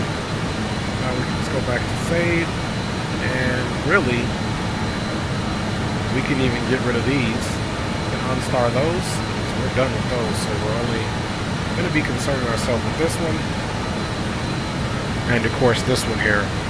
Now, it's telling us we're going to be 2,800 here, but really, yeah, that's a good thing. We can be 2,800 here simply because the Yellowknife DOR or Yankee Zulu Foxtrot need to be at 1,500. So we'll hit 20 here in OMTAX. Now, if we're doing our math to hit 2,800 OMTAX, right? We're going to start our descent once we get to Gorak. Well, Gorak is 93 miles from OMTAX. So if we're using our math here, we're going to take 3,100 and we're going to basically just round the 28 up to 3. So 3,000 minus 3,100 is going to be 28,000 feet. We'll just keep the first 2 digits and get rid of the 3 zeros. We're going to multiply that by 3. So essentially 3 times 30 would be 90. So we'll start our descent right here, which again is giving us a rough estimate of a good descent so that we can make our target altitude of 2,800 feet by OMTAX. And then we're going to take our ground speed, 363, and we're going to multiply this by 5. Okay?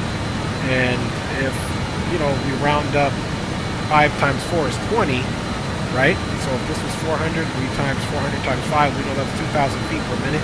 We already know we're not going to be doing 2,000 feet per minute. It's going to be less than that on our negative angle or pitch down. And that's how we'll do it. So this plane is very hands-on, I should say, in terms of calculating everything, especially in the absence of ATC. I actually think ATC would make things a little more simple. But it is what it is, my G's.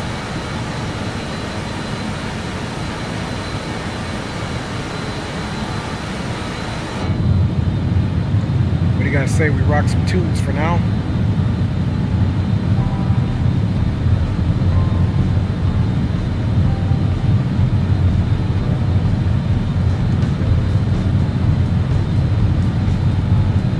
Watching weather stuff is cozy on TV. Roger that. Thank you, Andy, for saying those kind words, man. I appreciate you, my G.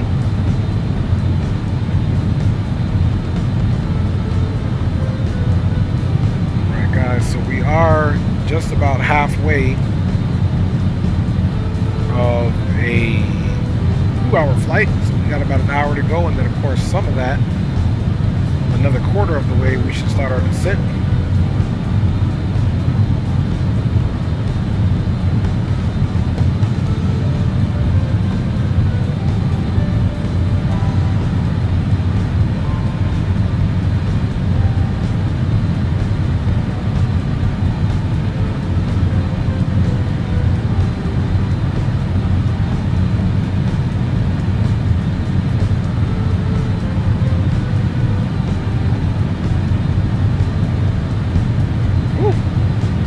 Turbulence.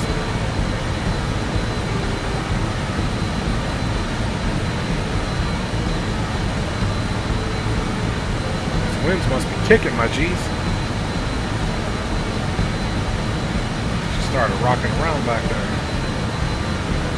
Well, we're doing good right here at 86%. Keeping that airspeed right where I want to.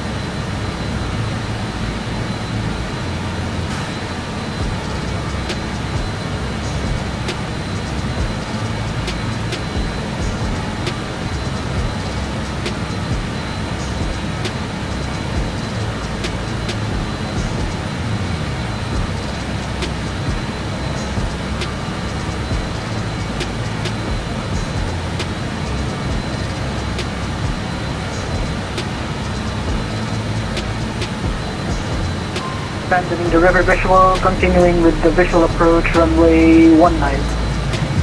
Oh, really? Yes, sir. If I was you, I would just switch runways altogether. DCA traffic. He's trying to make a statement. It's 6 miles to Victory intersection. We'll be entering the downwind for the Island runway 01, slowing down at 240 knots. DCA.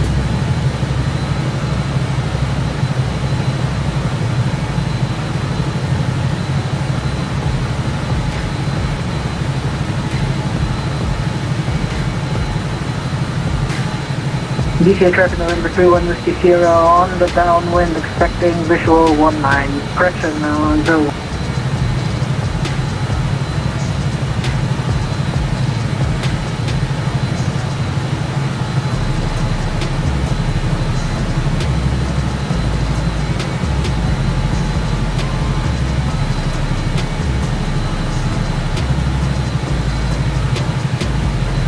All of us say Zato as a friend.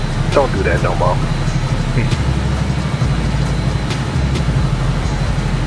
I actually agree with that.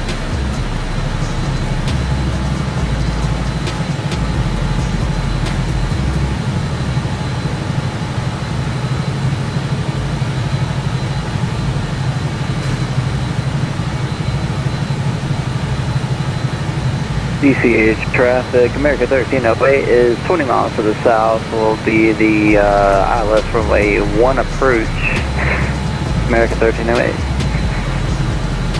DCA traffic, 71 Charlie Hotels on the downwind for the ILS runway 01, going down from 4,000 to 3,000. DCA. And DCH 90732 is now on the localizer for the ILS 01, 10 miles, DCA traffic. Yeah, General Soul's Chicken James. What's going on here? We can make a little turn here. Yeah, sometimes with me, coffee, it's like, I like doing the 2 legs, because I like to have the departure training, or practice, or skill set building, as long as the arrival. But a good long haul is also fantastic as well. Harry, because we're downwind. Thinking about it, if you get a long haul from where to where. It's about 10 miles out. That is my question, mate.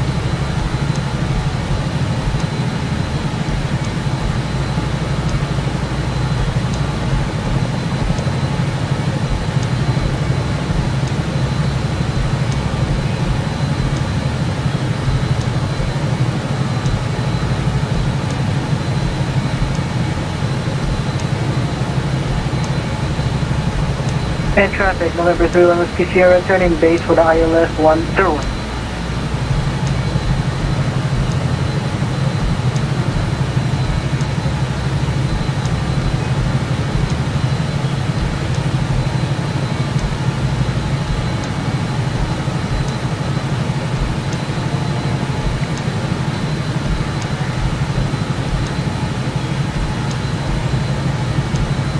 And DCA traffic, Contact November 32, short final, ILS 01.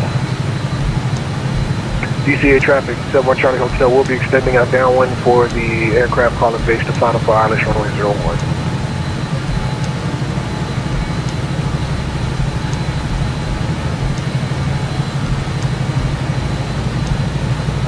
DCA traffic, America 1308, 12 miles out, runway 1 approach, DCA.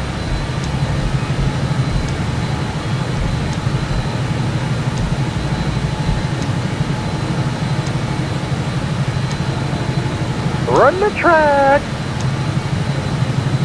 Run it!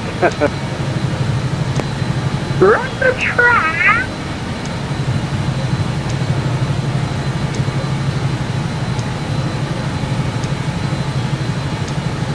Zato, you probably wish you'd have got into the downwind pattern like everybody else, but are you fully established now?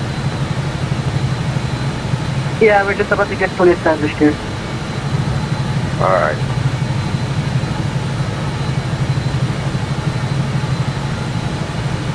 DCA traffic, 71 Charlie Hotel is turning base for the ILS runway 01. DCA.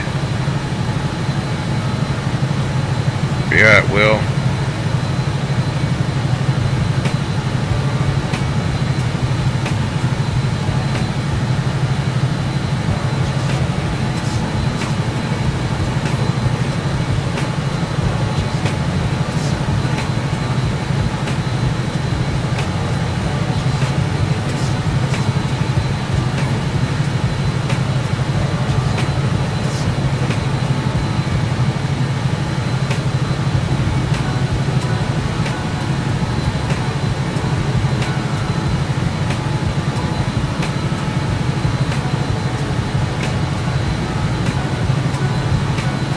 DCA traffic, 71 Charlie Hotel is turning final for the ILS runway 01, DCA.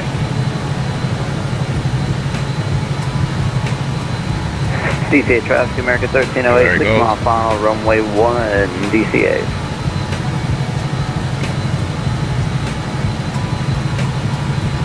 Very nice, Will. Very nice. Got you from the helicopter. Roger that. Appreciate it, homie.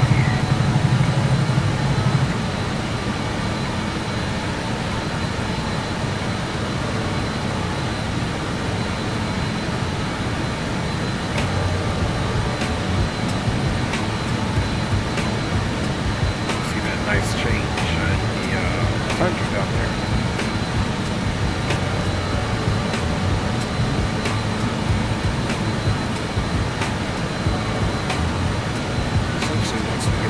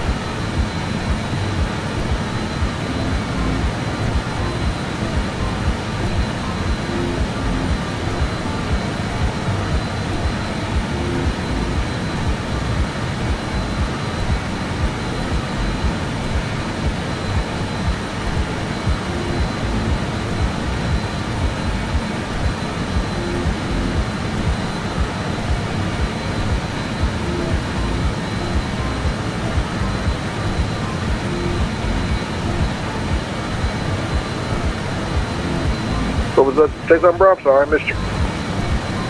Oh, no, my G, I was just asking how you were holding up back there. Oh, we're doing good, man. I just got a weather update. Looks like the winds are 270 up 2 and 2971, so -6. So, and it looks like we're going to have 15 statute miles of visibility, so it's really good. But it does look like I might be overtaking you here. Yeah, roger that. I was just looking at the scope, which is fine. I'm planned up for runway 34 with the winds being at 2 knots. I'm going to go in there full flaps 34. Yeah, same thing. As a matter of fact, I'm probably getting ready to go direct. Probably go direct to the what is that? Opmex or something intersection once in about 10 minutes or so. Yeah, roger that. You're going to get that at 2,800 feet, correct? Yeah, doing about 3,000, 28 to 3,000. Yeah, copy that, because the Maltese Cross, I believe, is at 1,500 at the Yellowknife VOR, so that sounds about right. Yeah, I'm just looking at the chart now, roger that. Now, I'm looking at the chart here, and I'm assuming on my final approach speed, or my BREF, is 140 on the way down, so I'm looking at the chart. I think I'm going to use the minimum 1260 barrel, or yeah, which I could do 585 radial. Okay, okay, you kind of lost me. What did you say you were going to do? 140 at what now? So, and actually, I take that back. So we're, looking at minimums on the chart here. We're having to figure out our minimums. So I'm looking at, which we're doing a straight in landing runway 34. It looks like, and you could help me out on this one too. I'm reading the chart to ascertain the minimums that should be used, and I'm looking here now. It should be, I'm thinking 872. Or you let me know what you think on the chart. If it's ILS or ILS-DME, I mean, the thing about it, since we have such good visibility, I just did the 872 because we got 15 miles of visibility. But if you notice, under the 872, it says full, and then even if the RVR was like less than 2,500 or 2,600 or a half a statute mile, you would still be able to use the lower of the two, because maybe if you look at the 922, it says if the lights are out, the high intensity approach lighting system is out, then you would have to defer to the 922. But 872 is fine. Okay, yeah, roger that. Yep. That was a good little refresher too when those numbers are at the top. So yeah, I see that. That's full functioning airport, piles out. Then on the next category, it's even got the localizer with the glide slope out. And then with the house out, it's got, you'd be at 960 barrel and 288 radius. Yeah, that makes perfect sense. Appreciate you teaching. Oh, no problem, bro. So guys, we can still do 200 radio. I'll show you how to do that in this aircraft. And we've got about 134 miles to our top and drop. So what we're going to do here is we're going to select 200. Precision height. We're going to tap it once. Boom. Now it's in the radio altimeter. Done, son. But also too, let's keep in mind, this means that the landing elevation is 1072 because this is exactly 200 above ground feet to give us our minimums. So look at the touchdown. I'm sorry, I went the other way. It's the other way. It's 672. So 672 plus 200 gets you the 872. So that's why it's basically a 200 barometric foot reference of a minimum to touchdown, which is pretty low.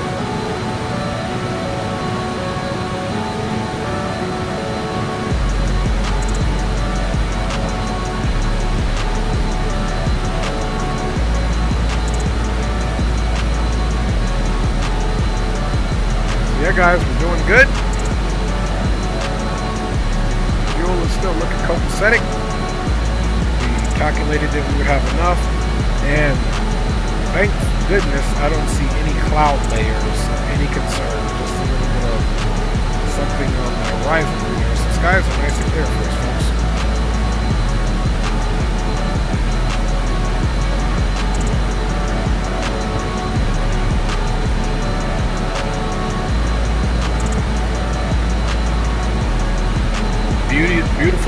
university in their land there. No, I don't think these are glaciers. This is their desert tundra, if you will, up here in the Northwest Territories. James, no hicimos mis hijos no quieren hacer eso, a esconder los huevos. Pero sí, los compré en los baskets de Easter.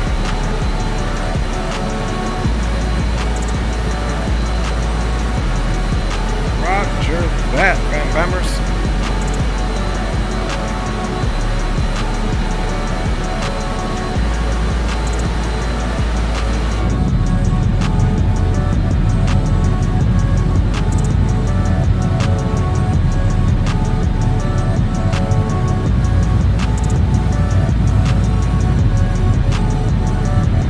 Okay, Brad, just ahead. I'm going to go direct to TAC. That's the mission approach for their approach. Okay, roger that. You're going direct to TAC. Copy that, and I'll report my descent and speed and distance to TAC so that we can stay with good separation there. Okay, roger that. It looks like right now I'm on 213 miles from TAC, and I will be starting my descent probably in about 15 more minutes. Okay, copy that. For me, my altitude, I'm going to be starting my descent right at Gorek.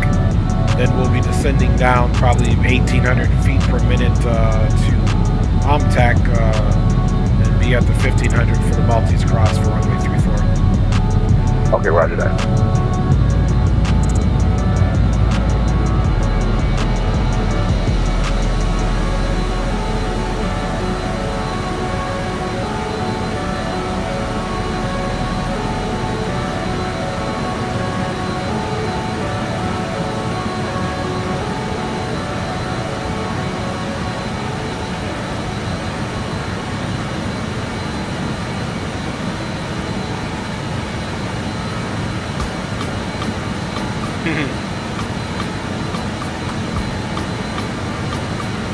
Yo también, sí, yo tengo 46 años y yo sé que tú eres más grande que yo, pero sí, todavía papá. Nada más si somos adultos, pero todavía podemos vivir nuestras vidas como somos niños si queremos.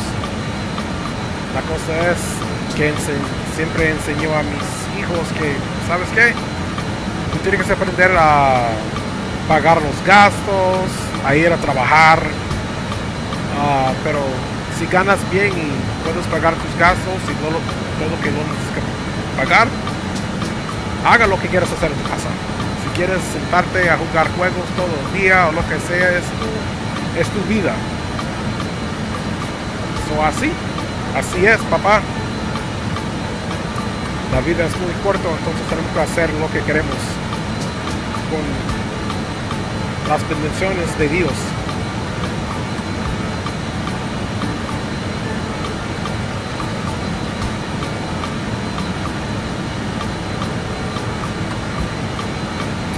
All right, working our way in, Fan Bams.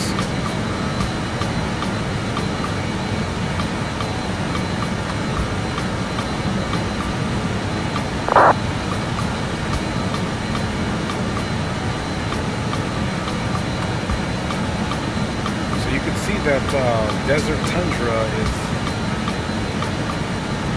limited to a smaller area.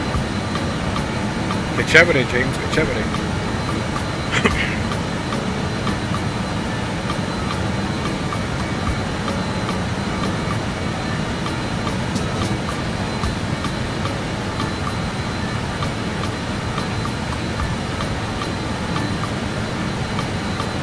Look here, guys, we've got 94 miles until our top of the drop.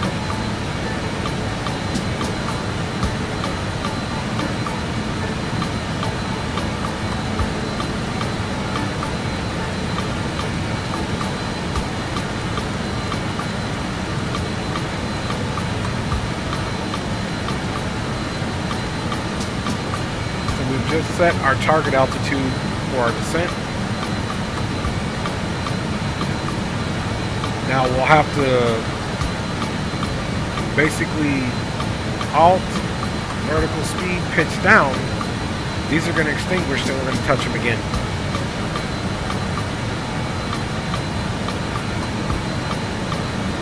Okay, that's on. 109.50 and 109.50.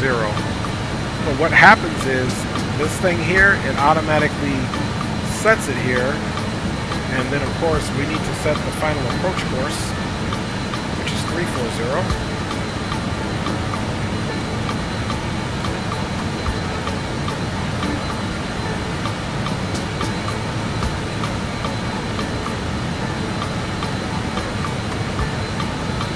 Runway 34.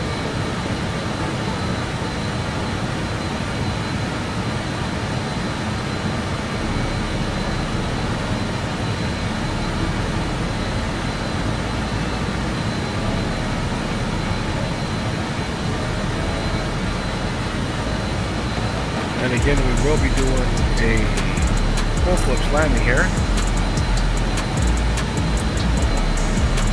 This plane has built-in VREFs in here, if you will. So if you take a look here at the VREFs for full flaps landing, it's going to be 121. So essentially, we're going to be landing pretty slow at roughly 126, 130-ish full flaps.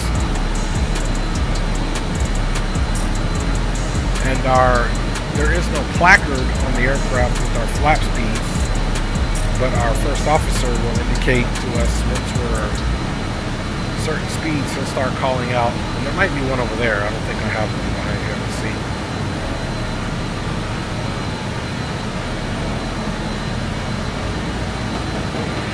So gear 205. Yeah, so this is just some other information, but it doesn't give us our flap placard.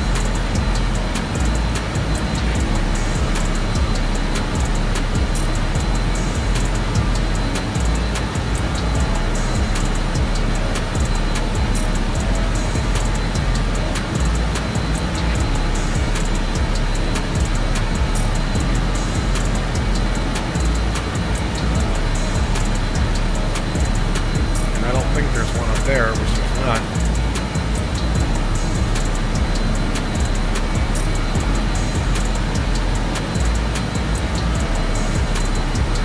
Alright, 72 miles, guys, then we are on the way down. Again, we briefed the missed approach as published. Climb to 4,000 heading 340, which is runway heading, expect vectors. Missed approach with comm failure. Climb to 4,000 heading 340. Left direct to the Yellowknife NDB.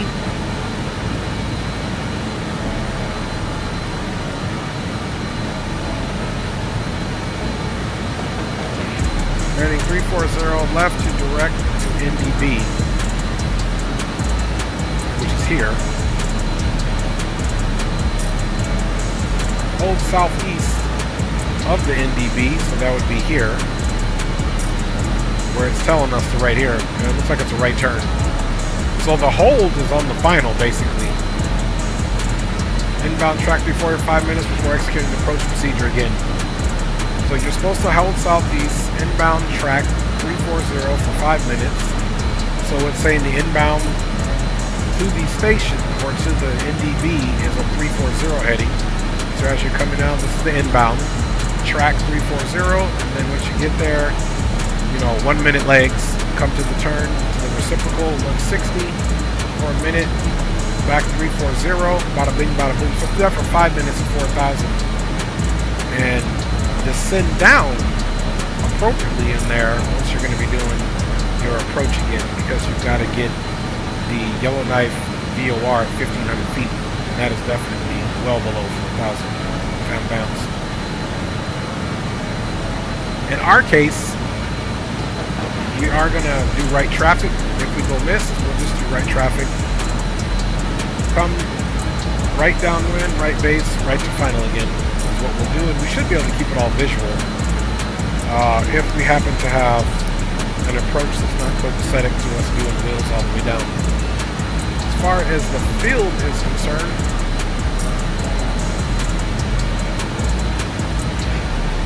excuse me. going to touch down, all services are off to the right. So 3-4 down, we want to go all the way to Alpha or Hotel, which either one, and make it onto the apron and park anyway. These taxiways are uncontrolled, which means ground doesn't have control of those taxiways at all. So I wonder if they're private facilities of some sort, and this one as well, unmanaged. So essentially all taxiways outside of the primary, Hotel and Alpha, Bravo and Charlie, everything else is uncontrolled. Okay, there's extensive migratory bird activity, drainage ditches parallel to runways 16 and 34. So I'm assuming those are off over here.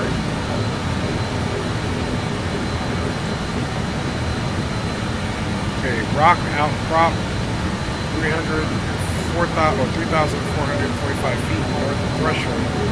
34, okay. Marked by red obstruction. I'll get on to that.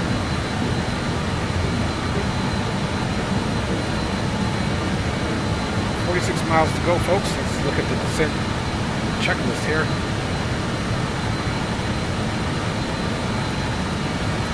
Okay, we'll do PT1 pressurization set. Vehicle complete. Landing data bugs are set. Okay. We can do that, man. We got to remember once we get closer to the airport as well to get our recording started. Actually, we can turn the... We'll get that going.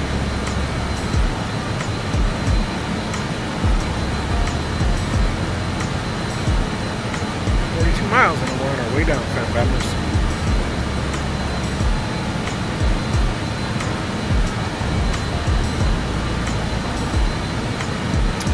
Essentially, once we make it on this, across this body of water, is when we're going to get into the goodness. Now, I've never tried this map on this thing.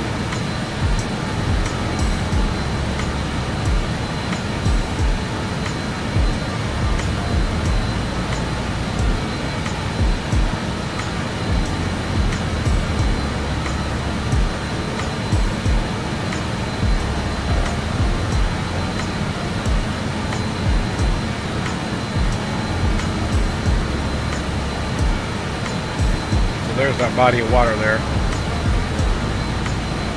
that we see, which we're going to be crossing.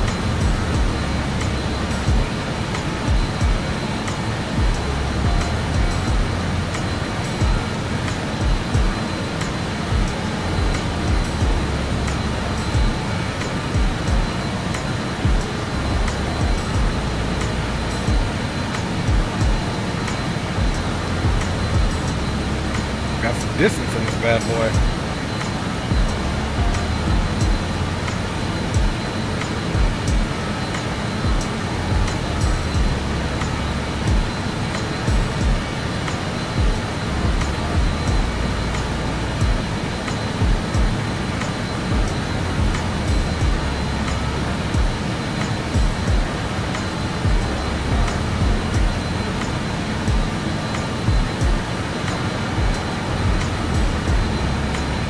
Oh my goodness.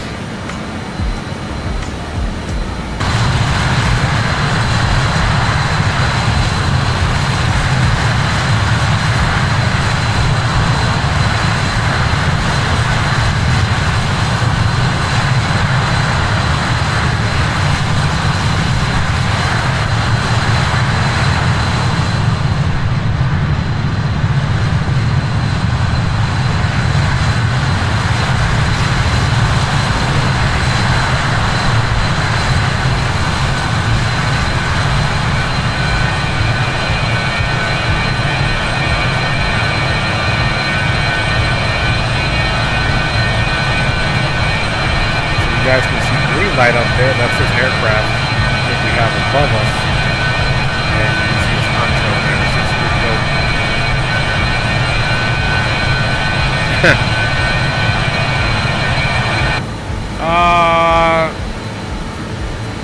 estoy cansado?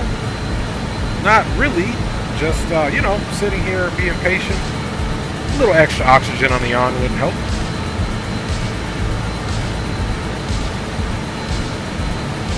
And would you look at that speed there, 420. Which we got 420 coming up this month, folks. Wink, wink. You guys know I'm crazy, man. Okay, bro, I'm switching over to Unicom. Copy that. We'll do the same. See you in Unicom, my G. Have a good descent there. Roger, you too, bro. Area traffic, this is November 71 Charlie Hotel. We're vacating flight level 370, descending into Yellowknife. We're going to be vacating, going down from 370 down to 3,000.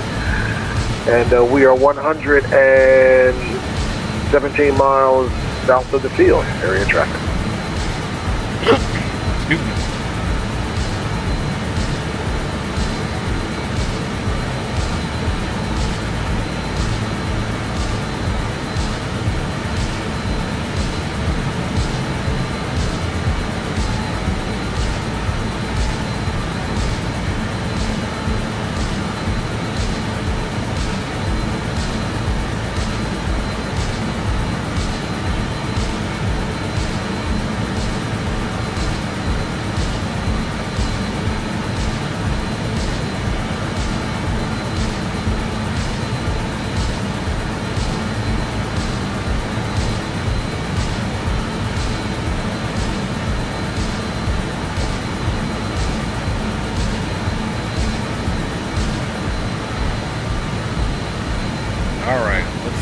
What we're looking at here.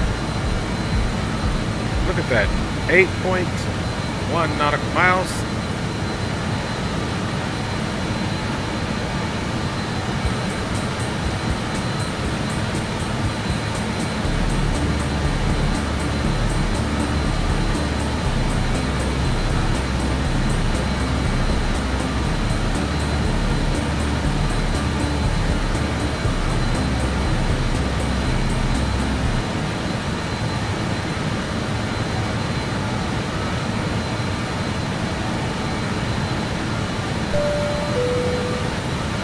From the entire flight crew, we once again thank you for traveling with us.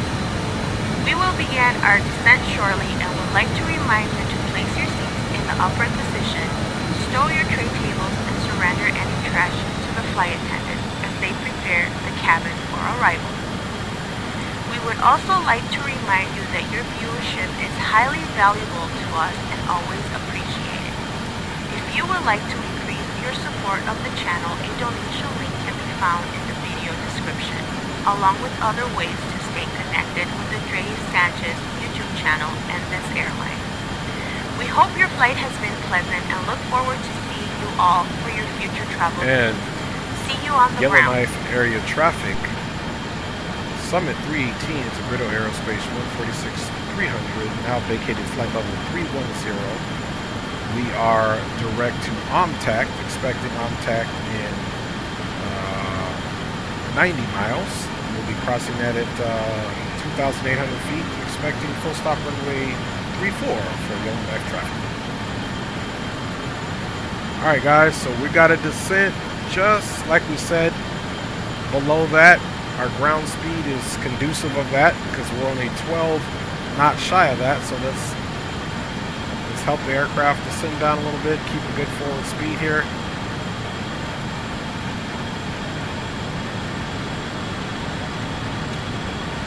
And we're on our way down, folks.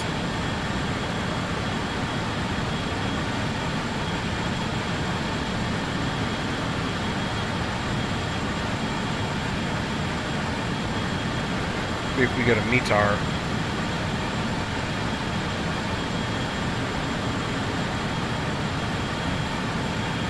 Roger that, Andy. Relax and let us bring you in. Okay, winds and November 71 Charlie Hotel.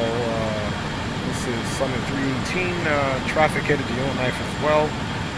Updated METAR 2706 knots, 15 static miles of visibility, -7 temperature, minus 11 dew point, altimeter is 2973. Okay, roger, thanks for the update, 71 Charlie Hotel. Let's see, hey, if you don't mind, send me a link to your stream. Oh, okay. Let's see.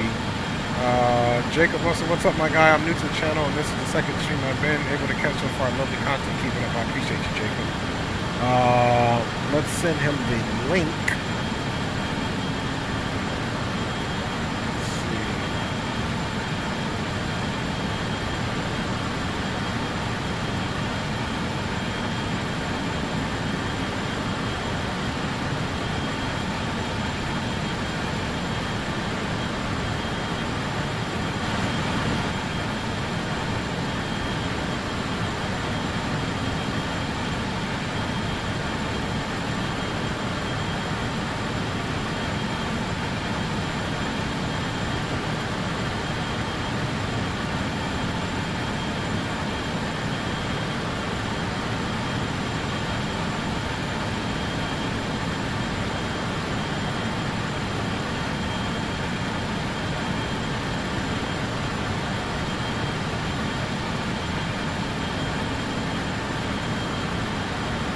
Alright, so I don't know if he's still online, but the other gentleman was asking, how does the BAe 146 fly? She's a chore.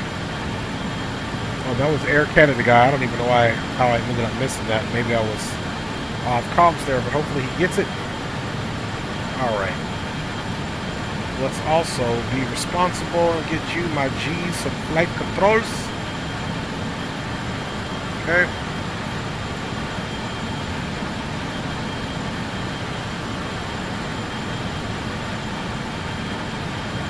Alright, we are 70 miles, 23,000 feet, so we got about 20 to go, 20 times 360, so we're going to be probably slowing our descent down 9 or 10 miles before we get there.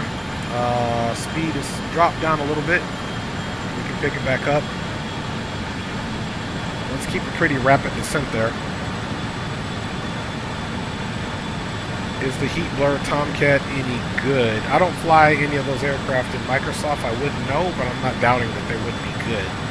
I do all of my military aircraft flying in DCS. However, I would be open to flying like a Chinook or military cargo aircraft in Microsoft because they do domestic routes, obviously.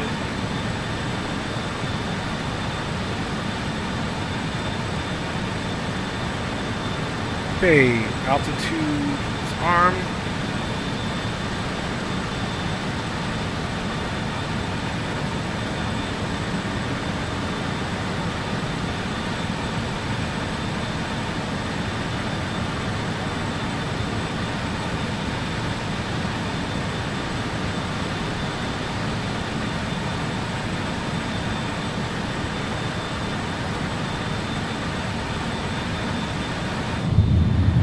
Okay, let's not forget our altimeter is 2973. So that's what we'll be putting in. And yeah, final approach speed, we'll still do full flaps. We'll be right at probably 130, 131-ish. We'll get a feel of the aircraft.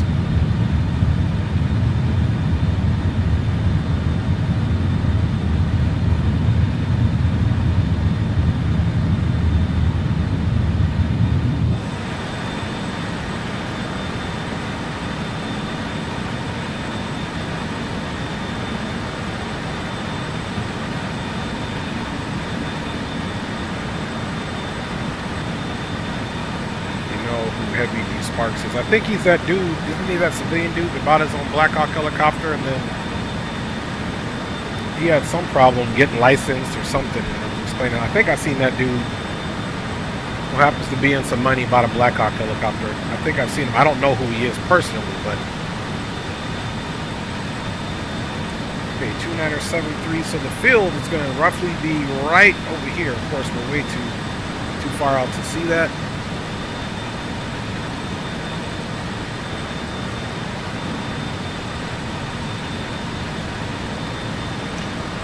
And Yellowknife traffic. Summit 318, continuing our descent, currently at 18,000. Now 17,900. 51 miles from Omtax, expecting full stop runway 34.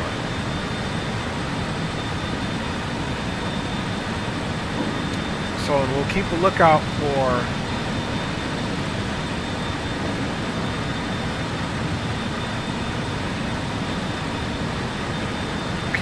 for him on TCAS. That's just us overspeeding. Just made it there. So that's what I want, a pretty rapid descent there. 47 miles out. Yeah, roger that.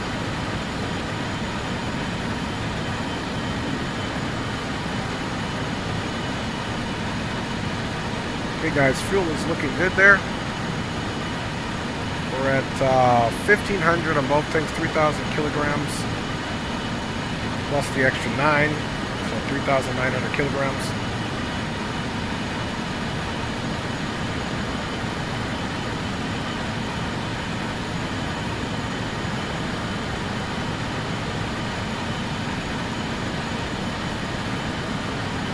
And November 71 Charlie Hotel, you got us on PCAS?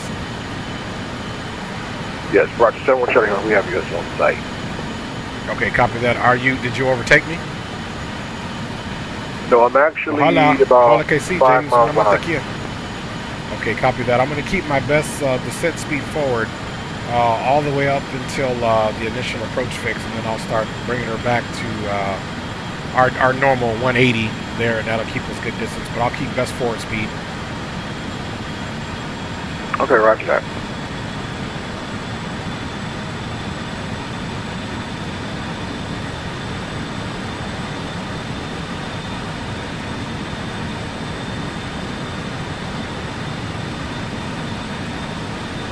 Alright folks, we are on our way down.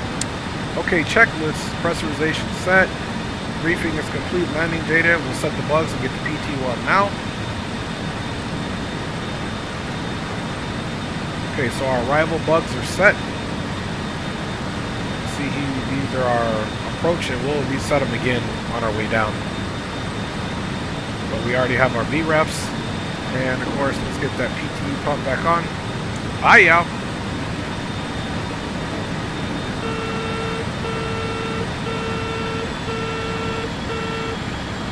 Okay, approach. Altimeters will be set and cross-checked. We already did that. Fasten seatbelts are still on. We'll get the APU started in the air on approach.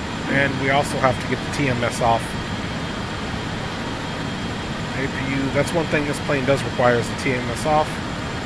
Engine air off is required. APU and packs on. Airframe, flap set for landing, da-da-da.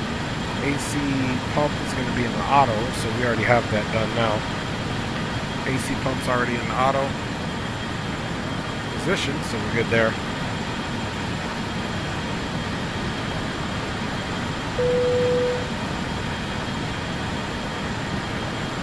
Okay, 11,300. Altimeter set for 2973.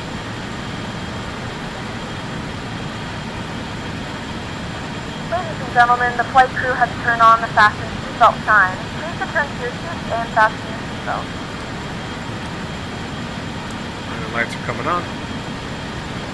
We have begun our final descent into your destination. Flight attendants will be passing through the cabin to collect any trash one final time. Please ensure tray tables are stowed and seats are in the full upright position. Please also store any carry-on items either in the seat back pocket or under So the again, we're looking at VREF full complete flaps. all Wi-Fi related tasks and stow any larger electronics. About 130, folks. Full flaps.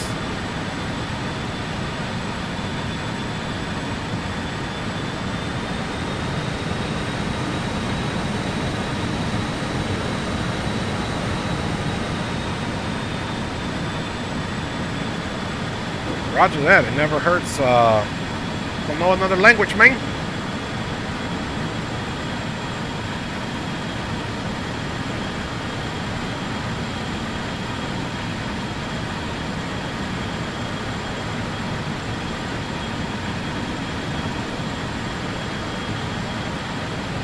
Okay, we got 22 miles. We've got to get down about another 6 times 3, 18. So we'll be making OMTAX perfectly, and we're going to just continue. Let's look at the difference between OMTAX and the Yellowknife VOR there. On our approach. Traffic, Yellowknife traffic, this is 71 Charlie Hotel. We are 32 miles south of OMTAX intersection and inbound at okay, so from OMTAX, area and Yellowknife traffic. It doesn't give us the distance. Let's zoom in and see if it does.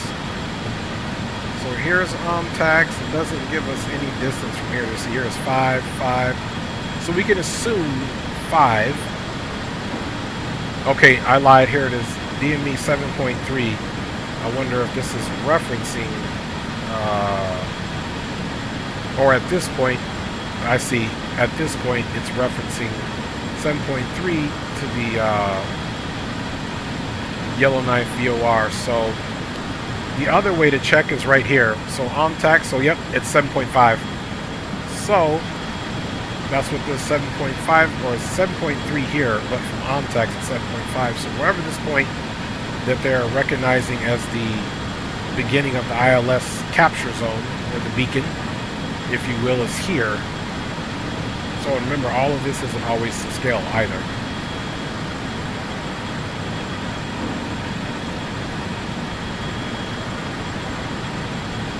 Okay, 13 miles, and we've still got to get down some.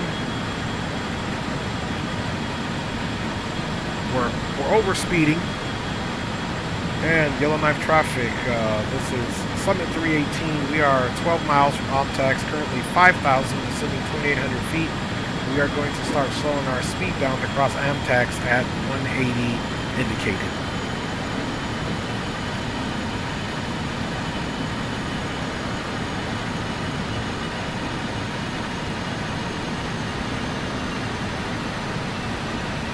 Okay, guys, initial checks.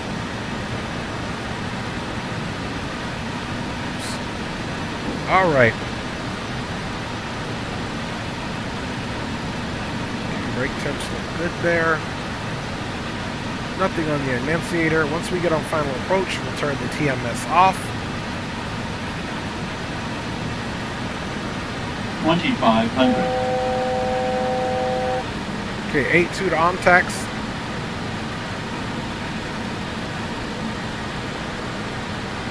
We're going to bleed a lot of speed. I was calculating we'd be at 2,800 at 9 miles out, but we're at 7, so it looks like it's going to be more like 5 out. And we'll pitch up.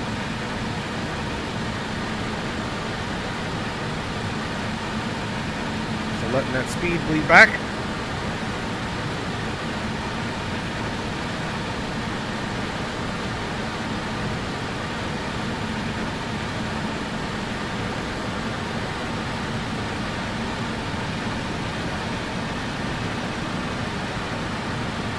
Okay, we're on altitude hold. Let's get 1,500 in. It's going to be the next prerequisite. And one thing we got to do now, guys, is get our heading lined up.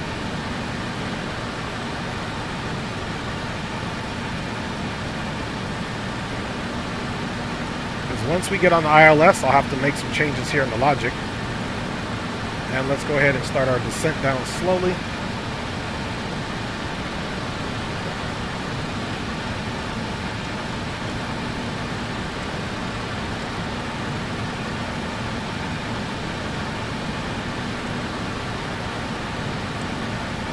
Okay, we got our vertical speed now slowly. We did it slightly before. Gives us 7 miles to get down 1,000 feet. We're good to go there.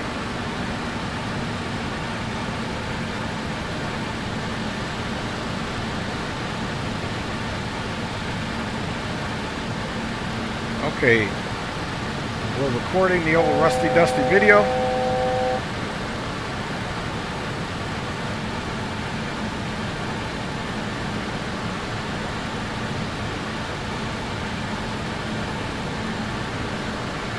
And Yellowknife traffic. This is Summit 318. 6 miles to the Yellowknife VOR, expecting full stop runway 34. We'll call clear runway for approaching traffic. Okay, so we're pretty low now, guys. Yellowknife traffic, 71 Charlie Hotel is 11 miles from contact intersection initial approach fix for the ILS runway 34 around 6,800 down to 3,000. Yellowknife traffic. Okay, we're going to stay on track.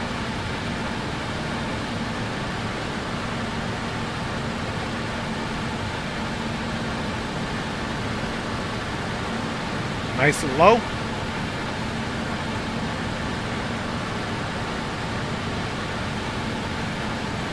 Okay, I believe we do have the runway in sight. Pulling that speed back.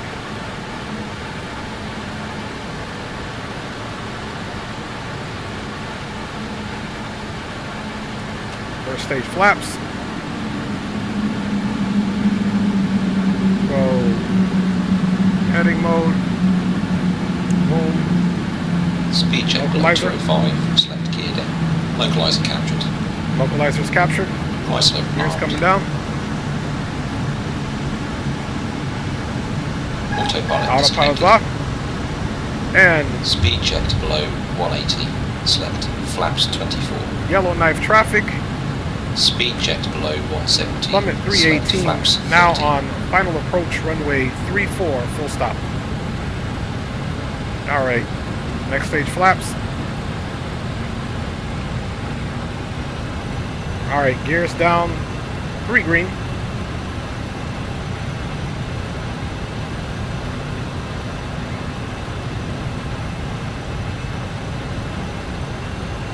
Full flaps. 500. Check.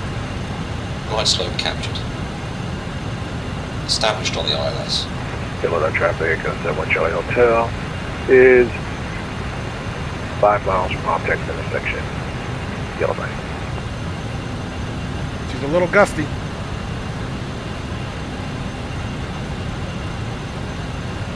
Plus 100.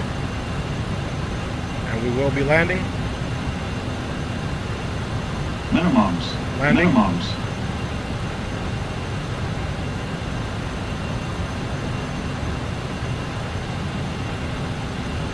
$50, $40, $30, $20,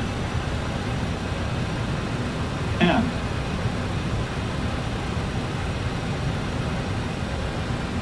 Ground idle. Alright. Yellow and green spoilers. Woo! She was gusty, but we got her down. Brake pressure seen.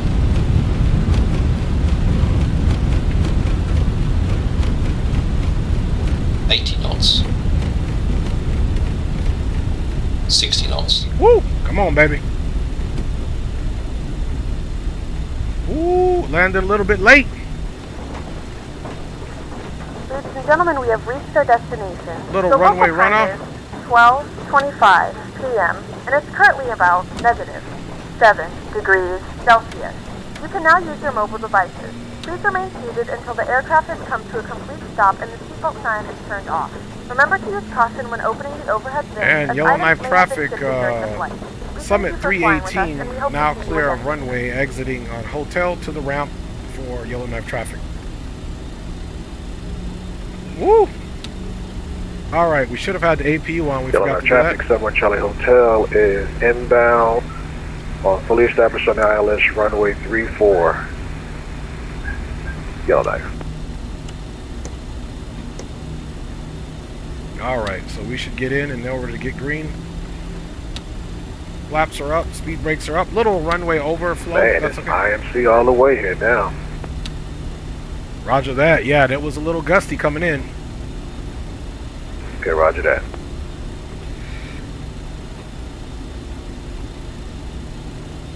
Strobe off. Let's get that APU air on. APU is available. APU air is on. 1, 2, 3, 4 off.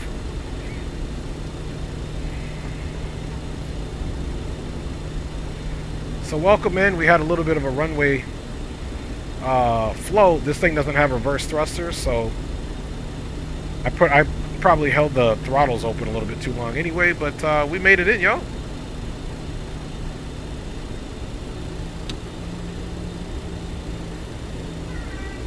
Good night, princess. Love you. On the replay, I'll come give you a kiss, okay?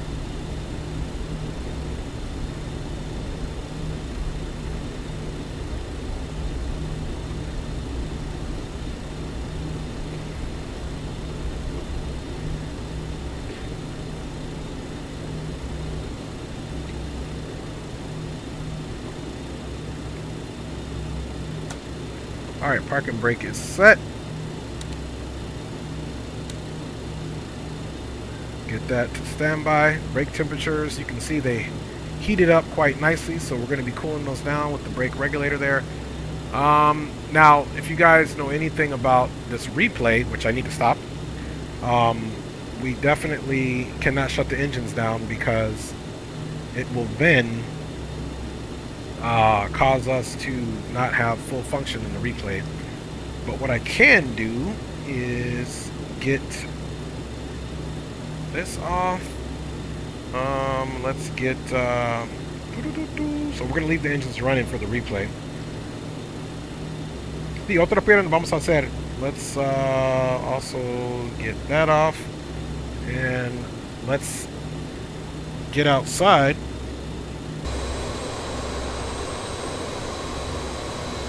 Look and see how we did.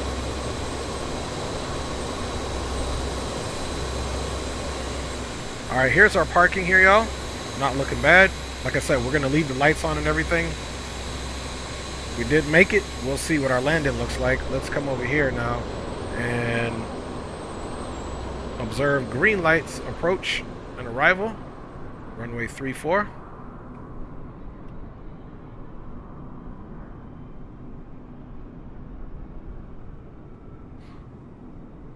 Which honestly, our landing too,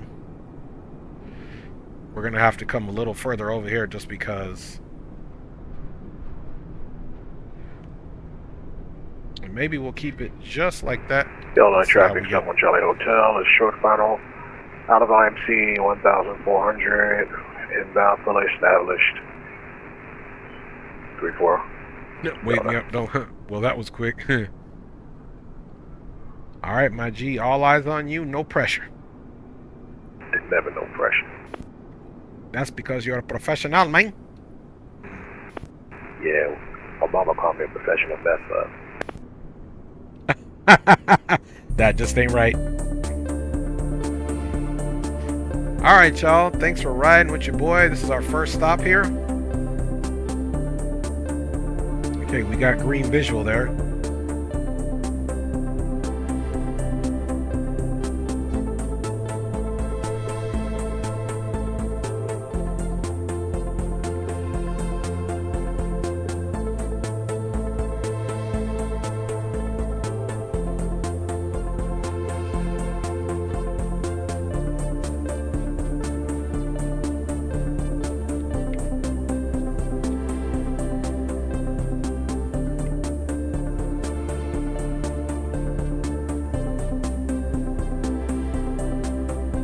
Good.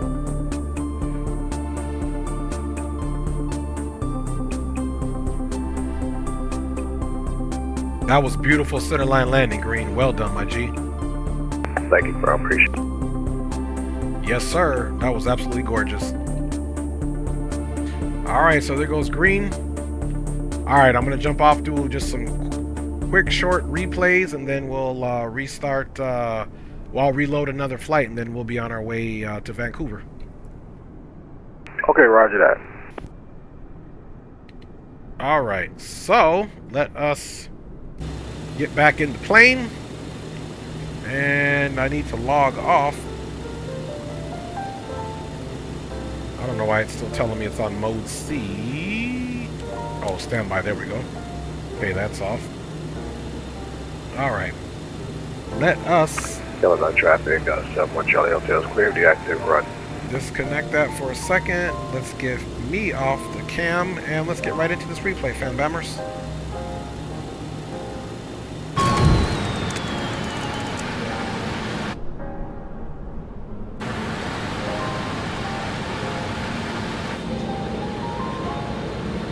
Okay, we'll do wing view first.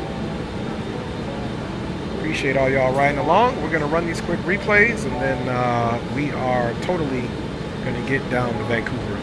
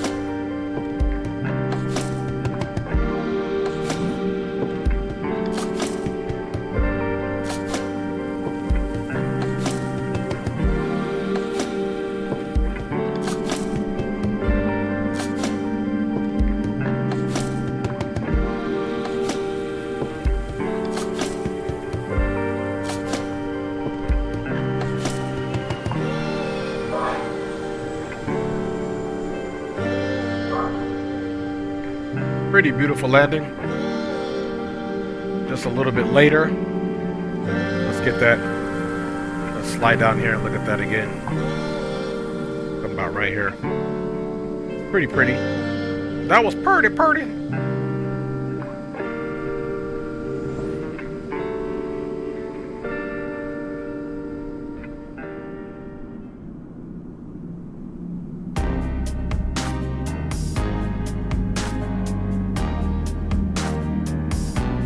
Right there, we should have reduced that power a little bit of a float.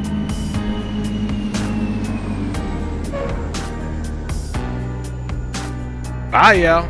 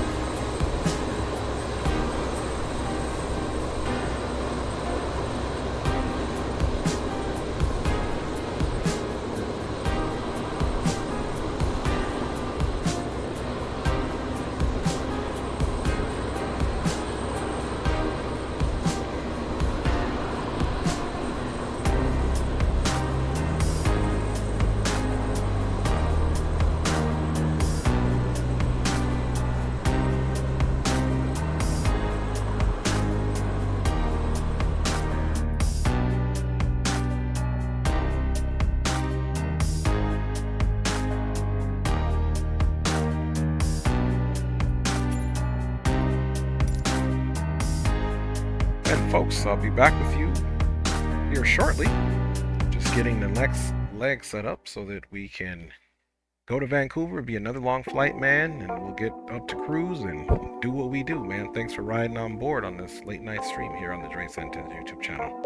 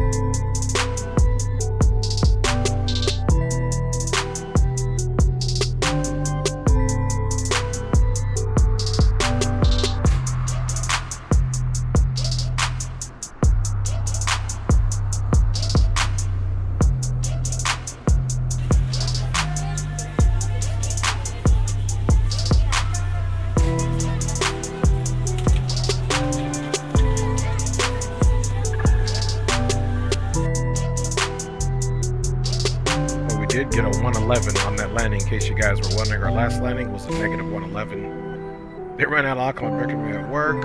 Nice landing there, guys. Okay.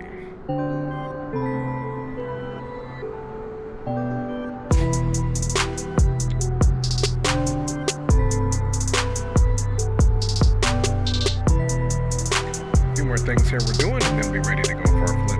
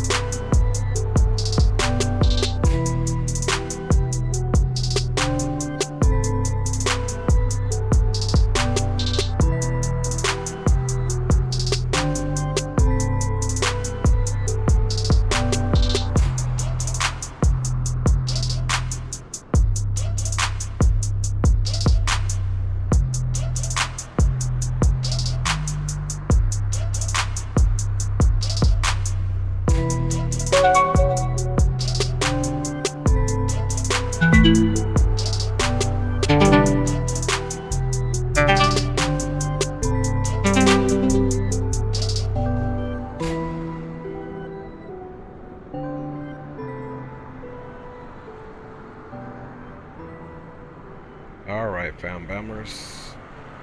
That was a pretty quick turnaround, if I do say so myself. All right, let's get on board. You can see we got ice in here, fam. So hopefully our little icing problem with the engine valve is all fixed up. Let's go ahead and get this off and cracked. Boom. We got a fetch. Okay, the Yellowknife to Vancouver. METAR 2975 250. It's 6 knots. Here. Let's see, 250, 6 knots. 2975, so we'll still make sure that's the appropriate runway we need to look at. Departure. This is the only chart we'll need here.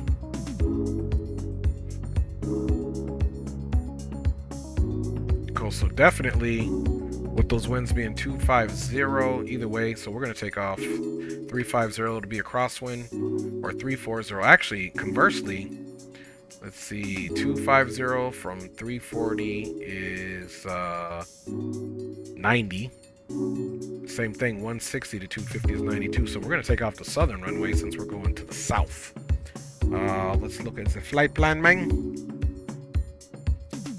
Let's see, flight plan, yeah, direct. So I believe we'll go direct to Elkie. Yeah, that's what we're doing, straight out. And then there's a arrival into Vancouver. Let's check this out, fam bombers.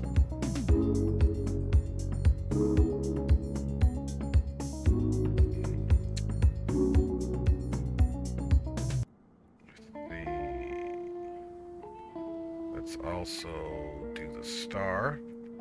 The star is the Whistler 7.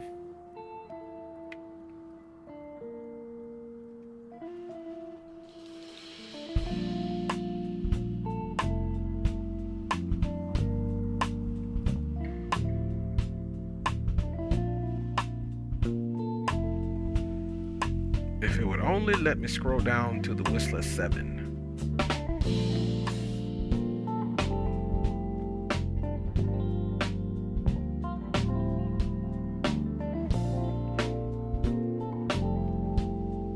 Okay, there's Vancouver. Oh, that's not what I want.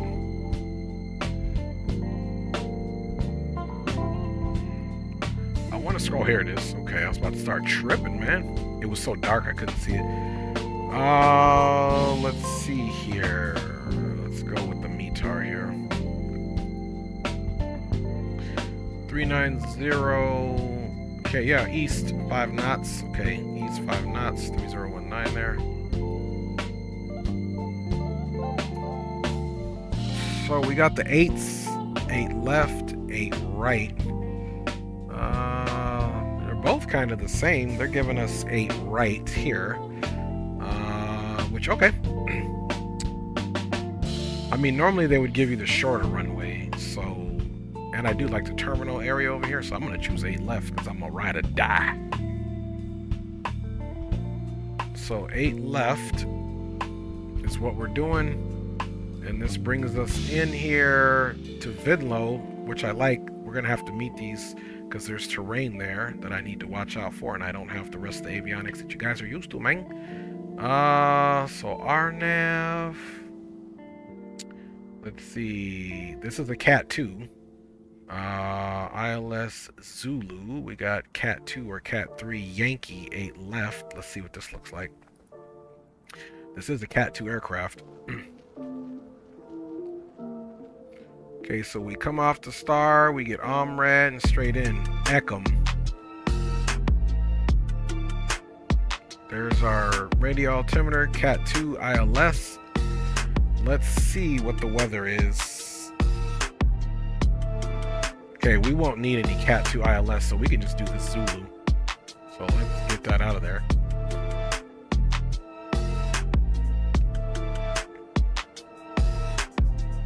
And get that in there is what we'll do, because the Cat 2 is for weather. There's not a Cat 2 situation, so we'll just run this ILS right here. 8 left. And of course Eckham will be the initial fix. Okay, we did get that one.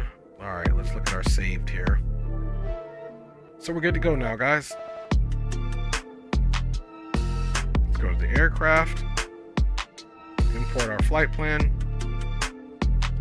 We absolutely do not have 98 packs. We've got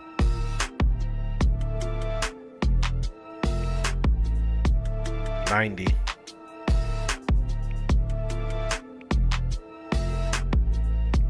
Okay, there we've got 90. We did need 18,579 pounds of fuel, so that's good. Let's bada bingsters and bada boomsters this.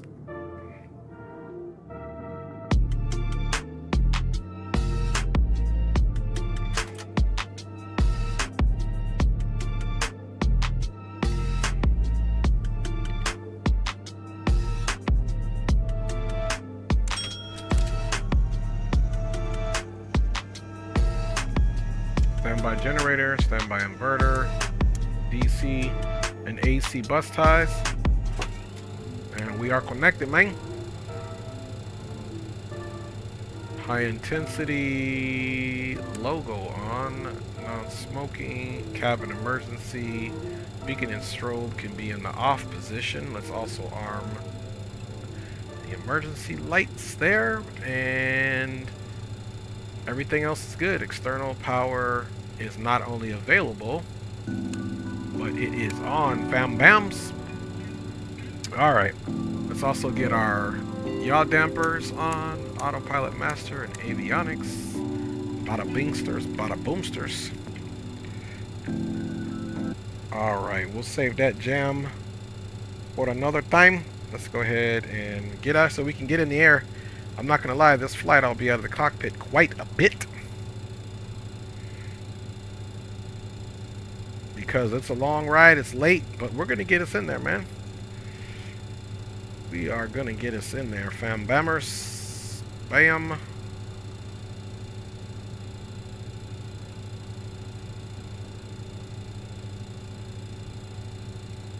90.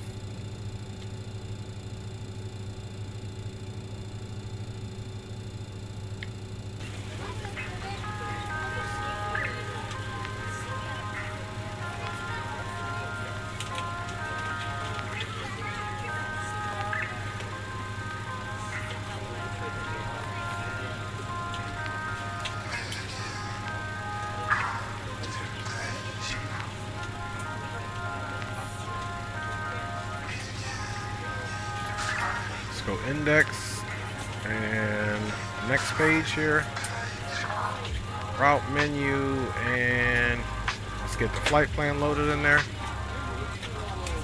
Okay, that's fine. I knew that wouldn't be in the database anyway. Okay, there's our flight plan. It's got us originating that runway, but that's fine. That's not what we're gonna do. Elky, that's what I thought. 514 miles, boom. Now this time we'll get some information here. Okay, LD, because it doesn't necessarily put in your arrival. So that's not what we want. We want this arrival, and we're doing, of course, Whistler 7 LD, and we said ILS 8 right. No, we said 8 left, Zulu, right?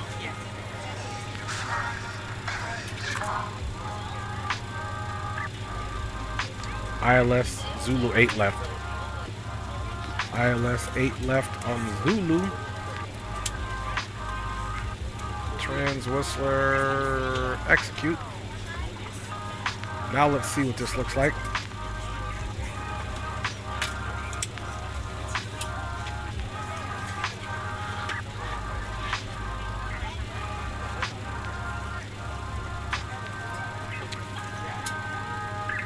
Okay, up, above 10, below 12. Let's verify that so that we can make sure that that is good for our descent.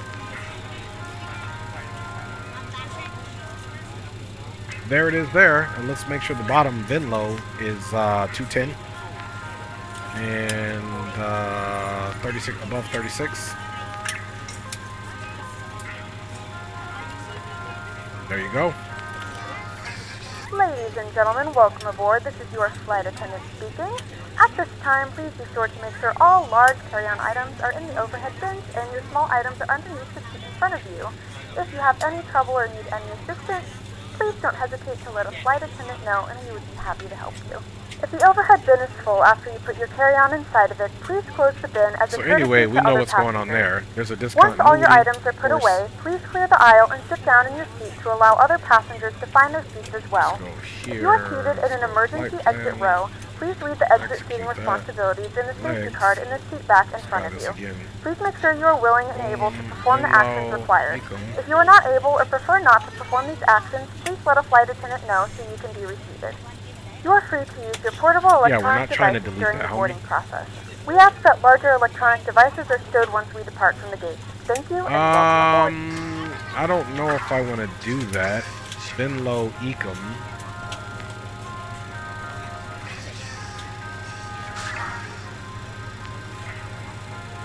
Yeah.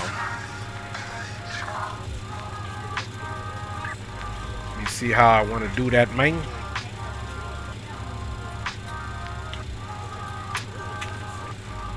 .263.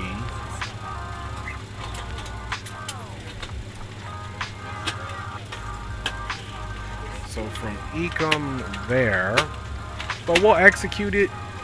It's in there. We'll just have to be cognizant of the aircraft if it's not where it needs to be to turn. Sepsi should be the mist.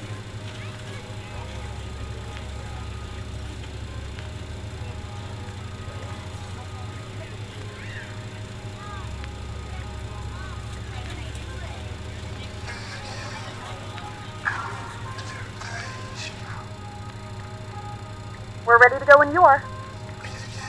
Okay, ILS Zulu 8 left. I don't know why that unbinded Good afternoon, itself. ladies and gentlemen, and welcome aboard Flight 318 Sepsi is the mist. with service to Vancouver. Our flight time will be roughly 2 hours and 31 minutes.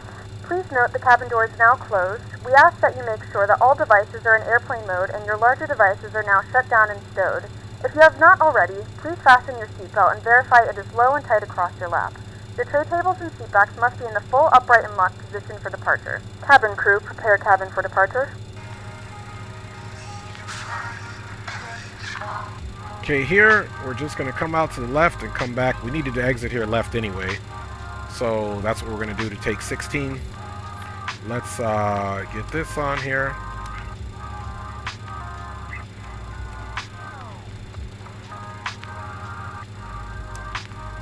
Mic check 1228.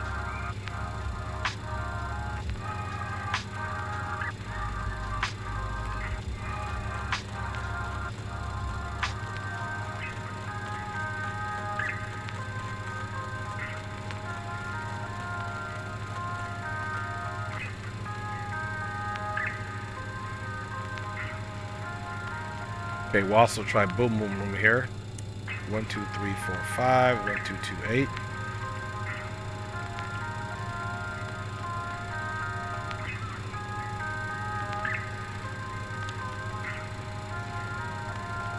Boom boom room mic check.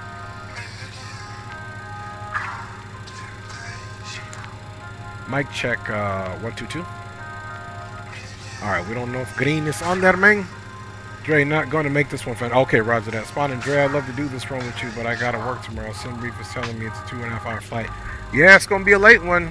¿Qué es tu plato por qué no te gusta más? A mí me gusta mofongo y arroz con salchicha, adobo y por supuesto tostones. Alcapurria para mi papá y arroz con habichuelas también, men. Es que me gusta. Con pernil. Alright, y'all. So, let us know that we are good to go here, man.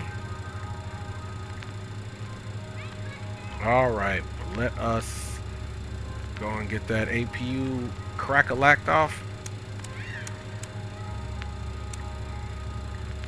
Okay, we'll get the APU started up.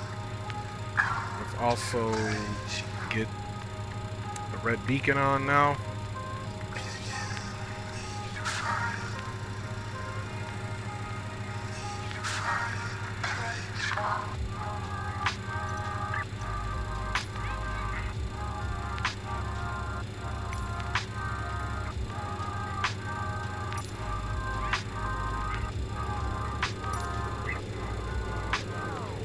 The icing vehicles are coming now. Okay, we're gonna get ice. That dope. How ice forms in the roger that. We got the icing vehicles coming out too. Okay, we got the APU going there. Let's get the APU air going and let's get the generator up. Boom. We can get the external power off now and get rid of chocks in that, and we're out of here. Gonna be a flight of some good in-flight entertainment, folks. Ground power is off. Bada bing, bada boom. APU is up and running. Let's see where those vehicles are out there. Okay, here come the vehicles to de-ice us.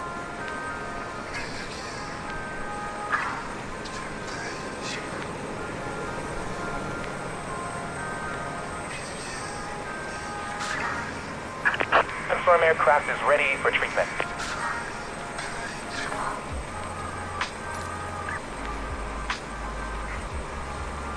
We begin treatment now and observe fluid type 1. Concentration at 75%.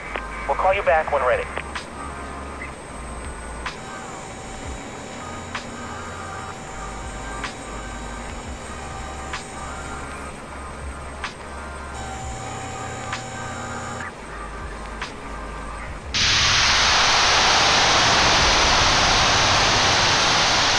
Well, that's clearly not working. It was supposed to show them lifting up.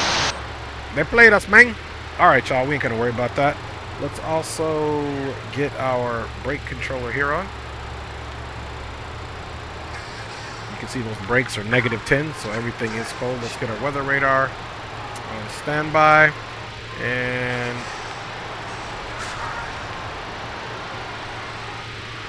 get our legs page all situated there. Okay, guys, let's get that to the on position. Let's get our navigation slaved over to our GPS, and we can get our power to our TMS on. De-icing and anti-icing completed. Anti-icing code is fluid type 1. Concentration at 75%. I'm disconnecting. Good day. Okay, roger that. They're disconnecting. They're good to go. And we are ready for engine start. Fuel's looking good. Calling out starting engine number 4, folks. So we'll get that selector on. We get our flight start on, our ignitions, and of course the master. And bada bing, bada boom. We got rotation on the 4th engine there. Sequence will be 4, 3, 2, 1. 1 being the 4th engine we start, 4th being the 1st engine we start, of course. Alright, let's let this engine come up. Oops.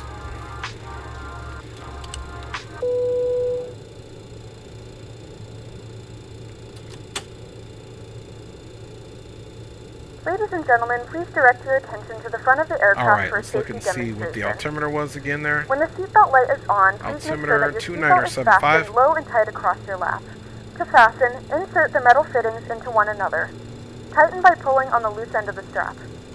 To release your seatbelt, lift the upper portion of the buckle. In the event that the seatbelt light is not on, we suggest that you keep your seatbelt fastened in case of unexpected turbulence. There are several emergency exits on this aircraft. To familiarize yourself with the emergency exits on this aircraft, please refer to the safety card in the seat back pocket in front of you. Starting. In some cases, your nearest exit might be behind you. If we need to evacuate the aircraft, there is lighting on the floor to guide you towards the exit. In the event of a decompression, an oxygen mask will drop in front of you. To start the flow of oxygen, pull the mask towards you. Place it firmly over your nose and mouth, secure the elastic band behind your head, tighten the straps if necessary, and breathe normally.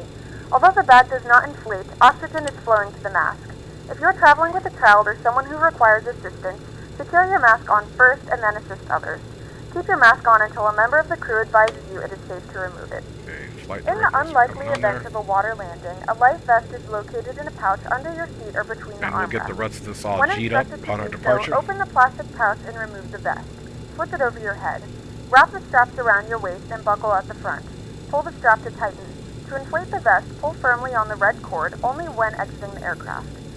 If your life vest does not inflate automatically, blow into the mouthpieces for manual inflation. After takeoff, this vest is flaps equipped with up, a whistle and light. If necessary, so the yaw damper is going to be on as a secondary flotation device. After start. Pull the cushion from the seat, slip your arms into the straps, and hug the cushion to your chest. Heaters all on. Please securely stow all personal items. Make sure your seatbelts are fastened and seat backs and tray tables are all in their full upright position. We remind you that this is a non-smoking flight, and that includes vaping. So we'll take off with the yaw damper on. I don't know if that's where the config was giving us that, but maybe we'll leave it off until we get in the air. Let's go ahead and start engine number 2, which is our 3rd engine start. We suggest reading this and let us know if you have any questions. Thank you for flying with us, and we hope you enjoy your flight. So that right engine is started, of course. We can get that 4th generator activated. Of course, it's not going to do what it needs to do until we 100% turn the engine start off. Okay, we got number 2 coming up, which is our 3rd engine start. Almost out of here, guys. We got the TMS on. It is set to takeoff. Let's put our engine limits there for our takeoff power. Okay, roger that, Spotted Man. Roger that, my G. Roger that, Andy. Everybody going to bed. That's alright. You guys can catch everything on the replay. And, of course, last engine start.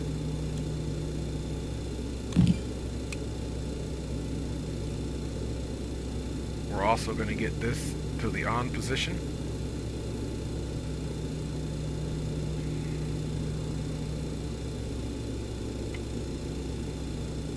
19, 20, 21.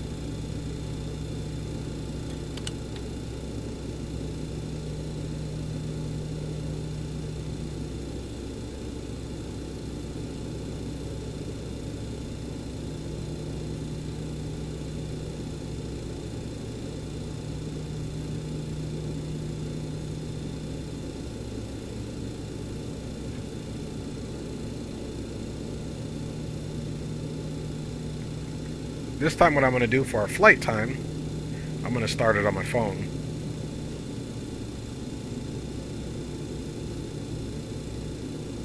On the stopwatch.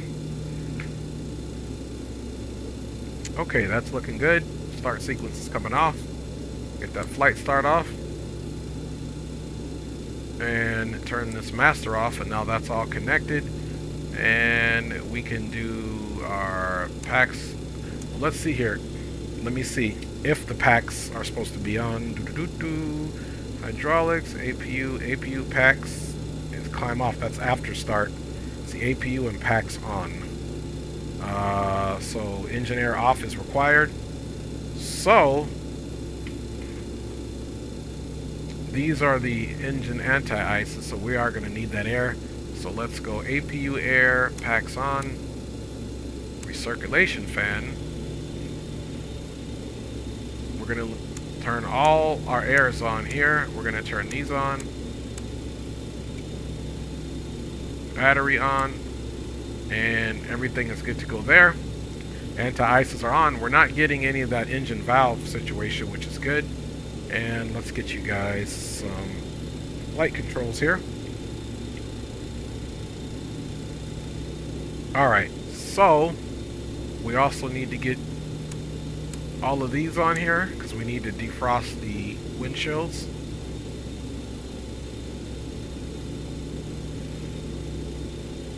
Alright, everything up top looks good, guys. Let's go ahead and get on the rest of what we need. Our hydraulics, our PTU pump, AC pump to the auto, DC pump up.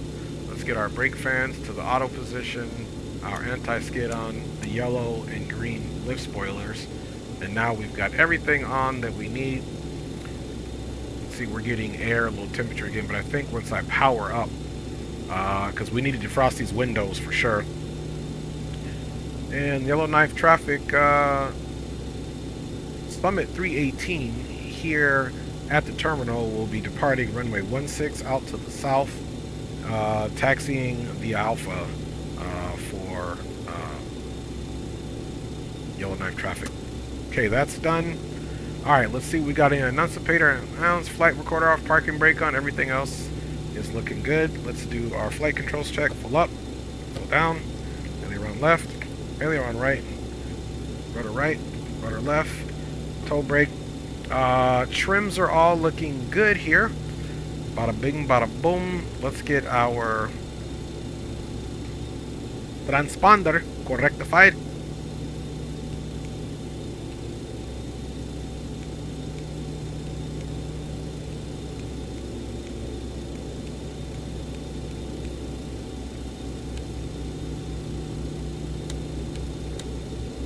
TARA, that's on. Like I said, we're going to try taking off with the yaw damper off and see if that's why we got that config. Even though there was nothing on the annunciator panel. And let's look right up here. Oh, see, yaw damper needs to be on. I knew it did.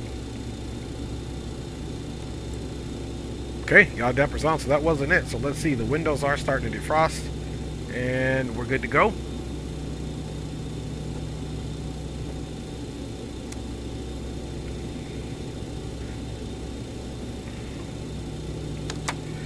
Parking brake is off, and let's go ahead and set flaps for takeoff.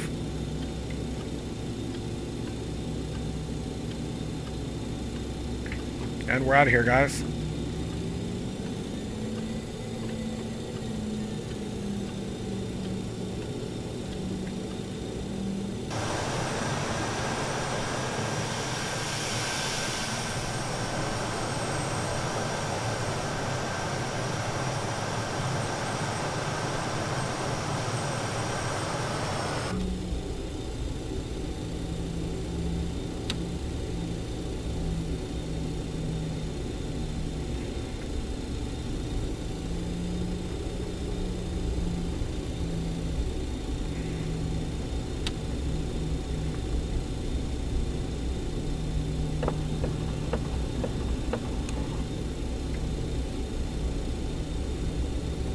Do a nice slow taxi. We're trying to have these engines burn.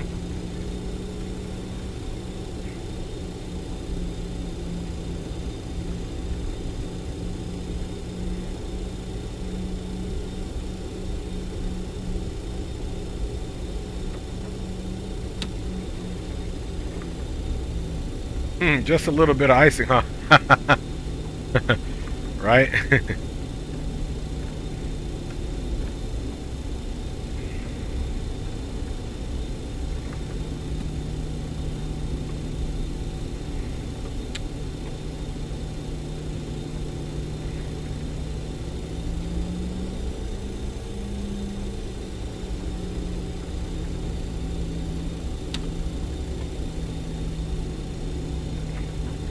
We're going to come here to the edge of the runway in the hold short bars here, and we're going to do a few things here. There's no other aircraft here, so we're going to toe brake it. We're going to stop right about here. No aircraft behind us, and I'm going to hold the toe brakes and get that, use the engines to produce more air. So now we're going to set the parking brake.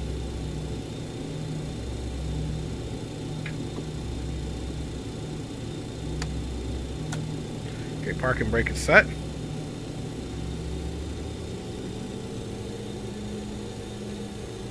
There we go.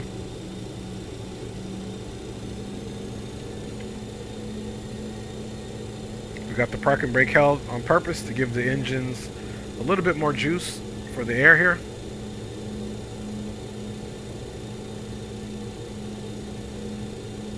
Trying to just defrost everything, folks. Light start off, continuous, boom boom. Okay, let's get the anti-ice on now. That's for the engines. Now see, we don't have any indicators of any low air and nothing here. So we're giving the engines a little bit more juice to try to defrost this thing here.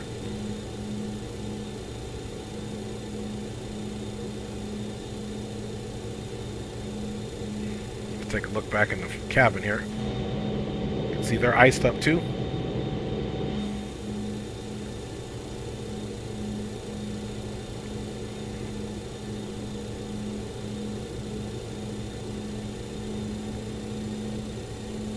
There we go. Just giving those engines a little bit so we can defrost here.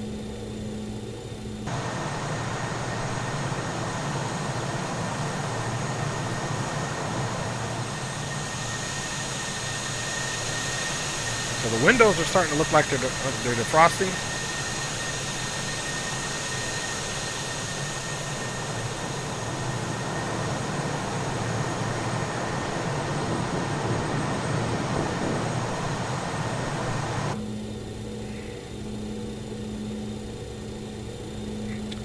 Alright, that's going to have to be it, y'all. We ain't got all day to wait. Alright, y'all. That's going to be a wrap.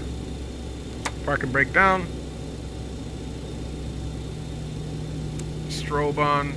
Wing light on. Now let's ride out.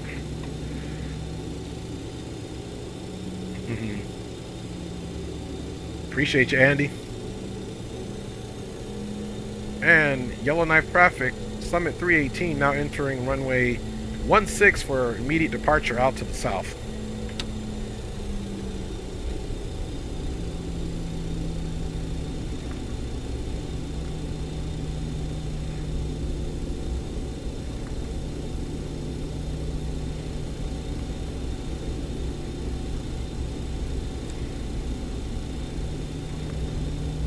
Making our turn here.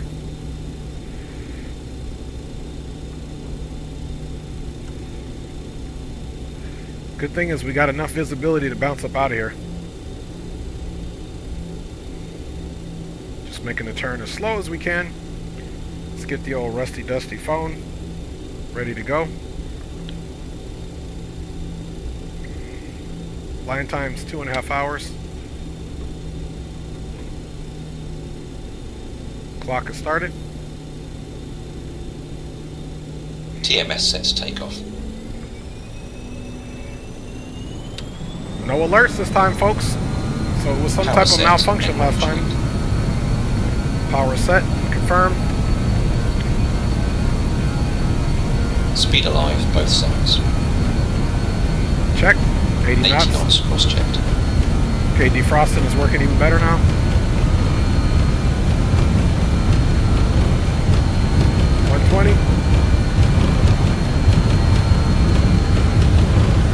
1. Rotate. V2.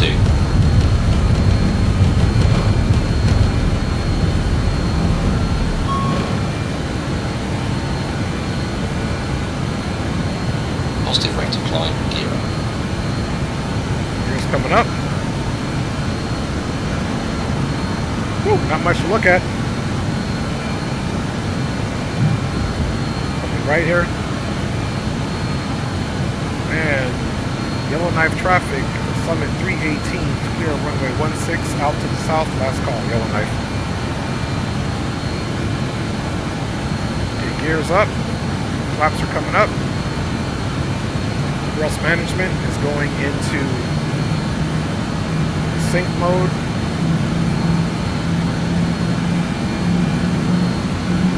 Let's pitch down a little bit.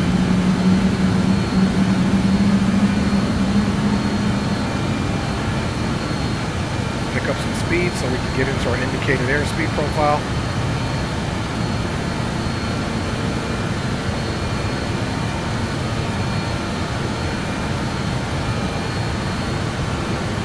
There we go with indicated airspeed. On course, we're coming. And we're climbing out, folks.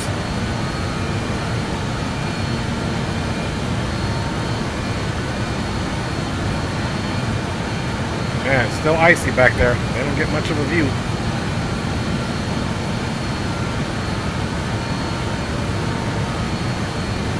Okay, 509 miles to go. We're going to climb it up to 10,000 as usual. Give you guys a little bit of view of our departure there of Yellowknife. Such a beautiful tundra.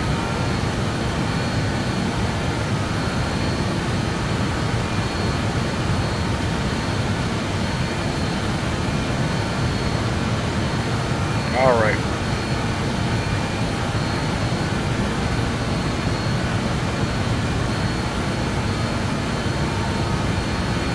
Looking good, no alerts, flaps are up and clean, and indicating that gear is up. We're looking for 10,000 and then we'll go ahead and get the autopilot on.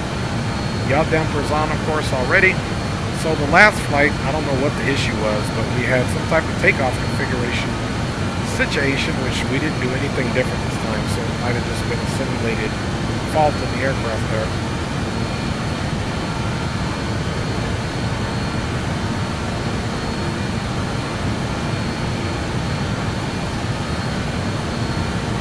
Okay, 8,000 on course.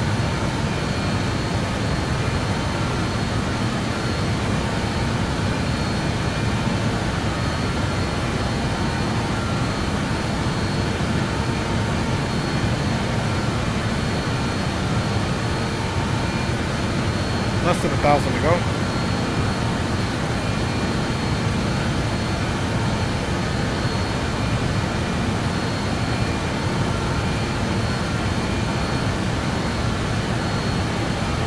And we're getting right to 10,000.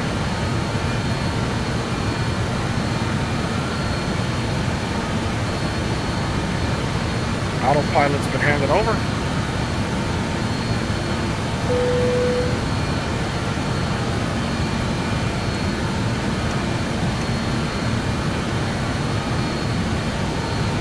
Gentlemen, we have now passed 2,000 Light is off. You may turn on larger portable electronic devices.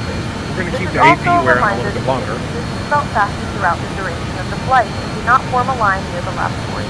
This aircraft is equipped with onboard Wi-Fi. If you wish to connect to the Wi-Fi, Every now and I do, direct Andy. to your Watch those free small shows. fee for internet access. We do offer complimentary in-flight TV thanks to our partners. Connect to the Wi-Fi and you'll be able to access a wide range of free live TV and paid music libraries. Alright. Get that off, y'all. And let us... The flight crew has turned off the fasten seatbelt sign. You can now get up and move around the cabin. However, we ask that you keep your seatbelt fastened when needed in case of unexpected turbulence.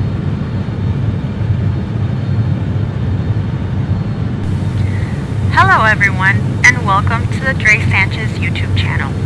This is his first officer in life, his wife, and I would like to extend a big thank you to all of you for flying with us today.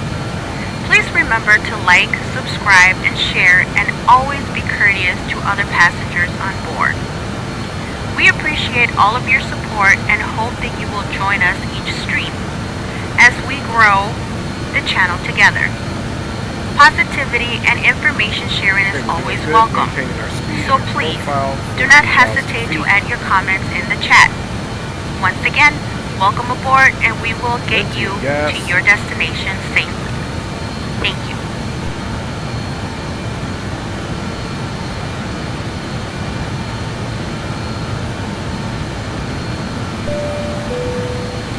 As we continue to climb to our cruising altitude, the captain is requesting that you continue to remain seated with your seatbelt securely fastened. Lavatories are available at this time, but please be aware that we may experience unexpected turbulence. Additionally, please be advised that the boom boom room is now open, and if you are flying along with Captain Dre, he requests that you monitor boom boom room comms on frequency 123.45. In the event that there is active ATC, please be sure to tune to the required frequency while monitoring boom boom room comms on comms channel 2. And we're headed back to Vancouver, fam bams.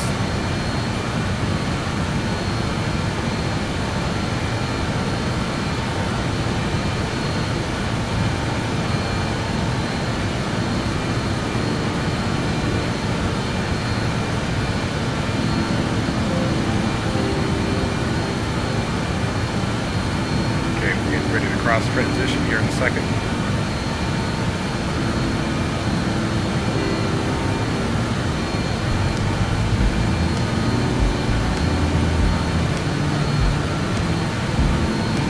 All right, 2992, y'all.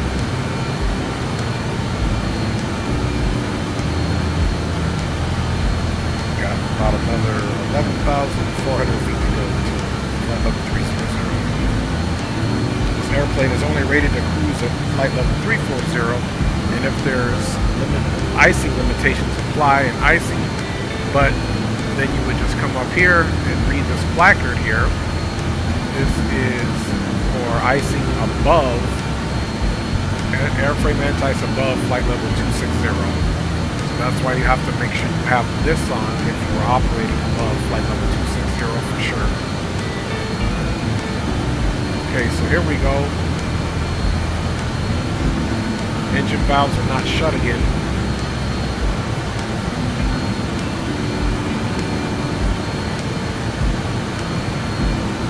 We are getting anti-ice indication up there of something in orange, but we'll leave it that way for now. Just see what happens. It took off just fine.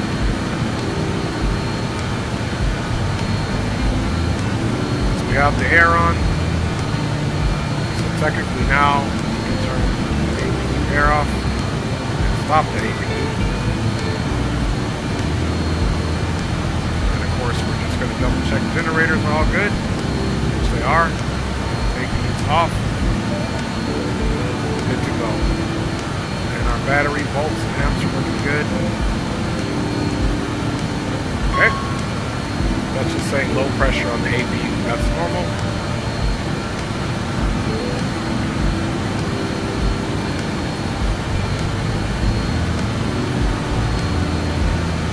The good thing is the operation is good. It's just the ice protection for our engines is what we're going to be concerned about because we don't want them shutting down first.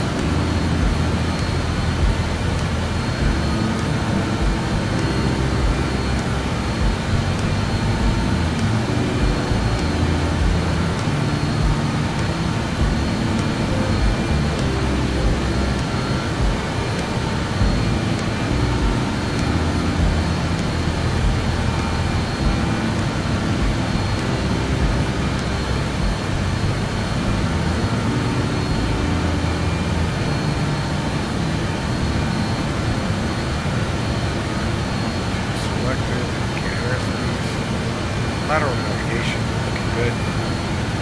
Then we'll have to find our throttle sweet spots to maximize speed once again.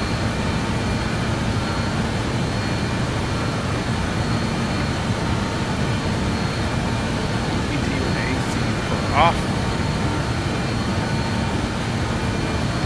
ECU off. AC pump can stay in the auto.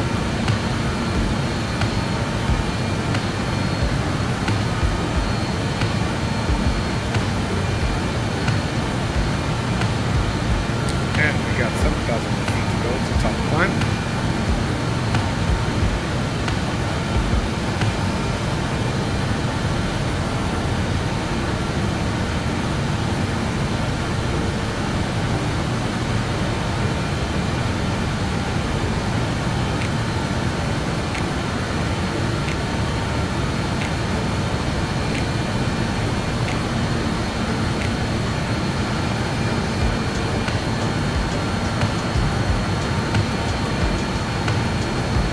Alright, continuing our climb up, guys, flight level 300.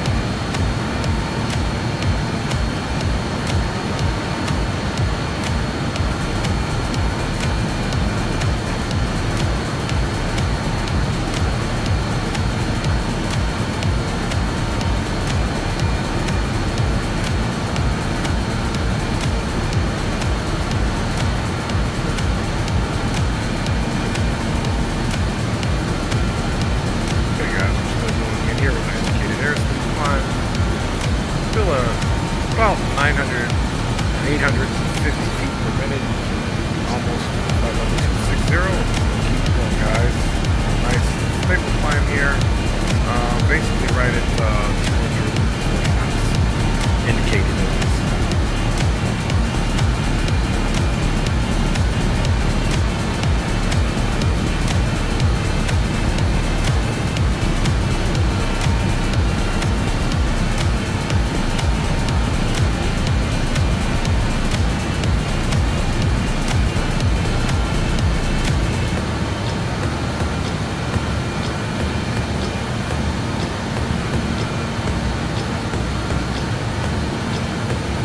Not bad, guys. We're here an hour or so.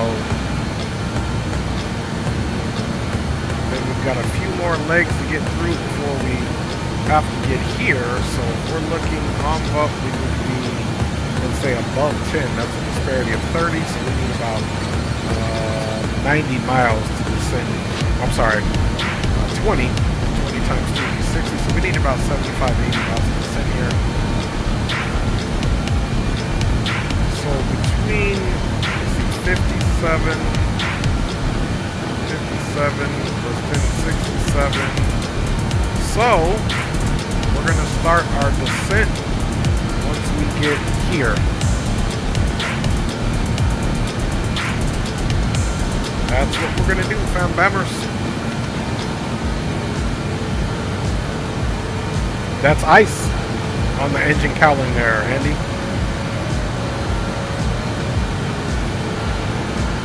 Yeah, this is ice built up on the outside of the engine cowling. You can see.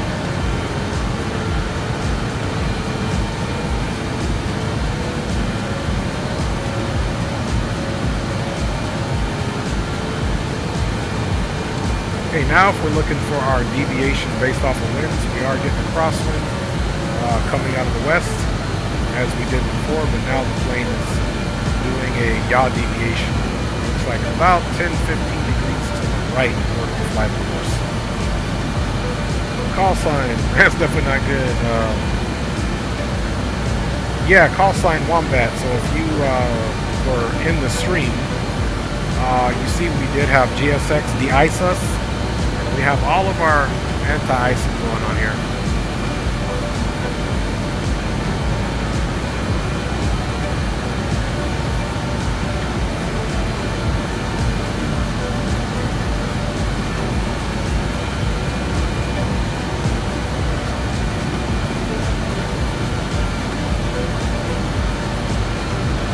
Alright, sorry about that.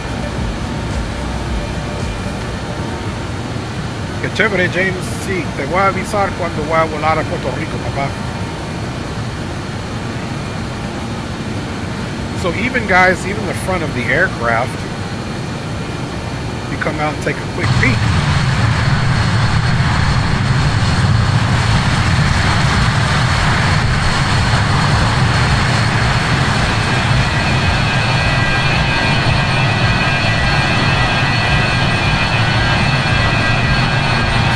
Got some icing up here. It's happening, but we are in the full airframe defrost mode.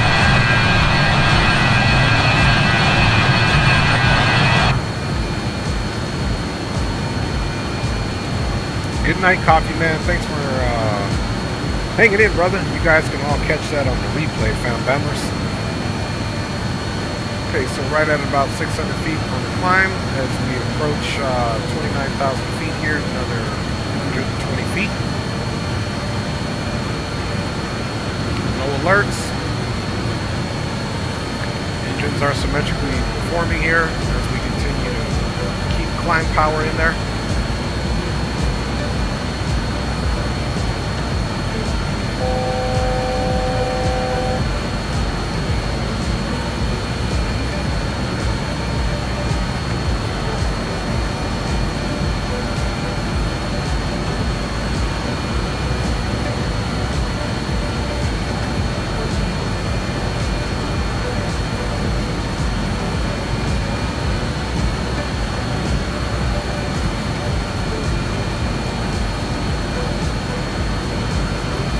Alright, I was talking to the Commander-in-Chief, man. Because like I said, guys, I'm going to be off stream for a lot of this flight. You guys are going to be in in-flight entertainment. Hang on 1 second, guys.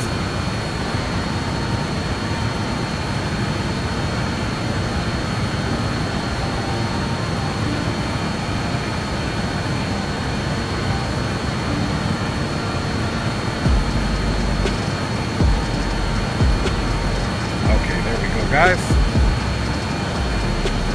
Alright, let's jump back up front and we need to observe the aircraft is now nullified its pitch to 0 wings level. We are indicating 29,920 feet, close enough to 30,000 feet. We are at standard pressure and the speed is now going to continue to pick up, so let's pull this power back down. See, with the winds last time, we were able to keep about 86% or so.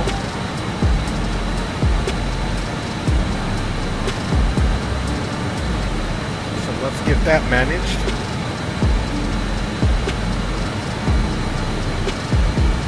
As we pick up speed.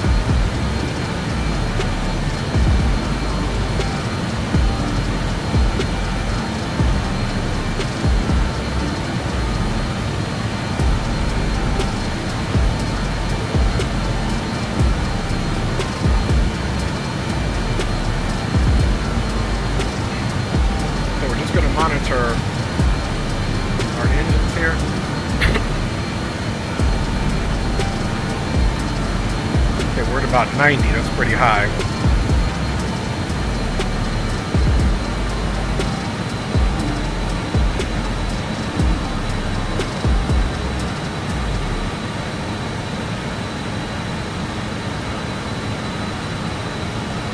Okay, we'll try that to keep that speed and see if we bleed it.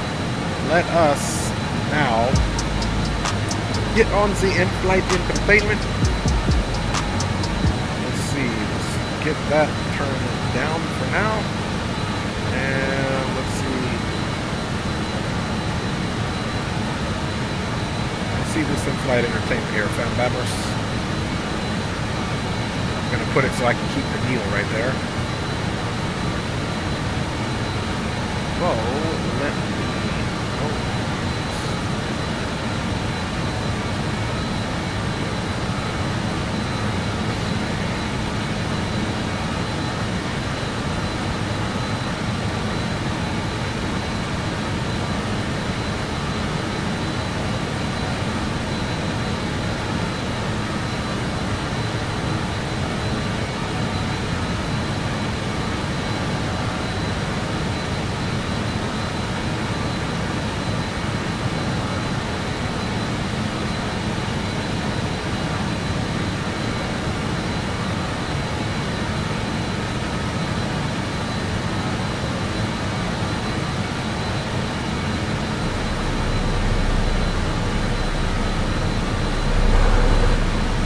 Alright, so you guys got a nice little trucking video there that we're going to be rocking.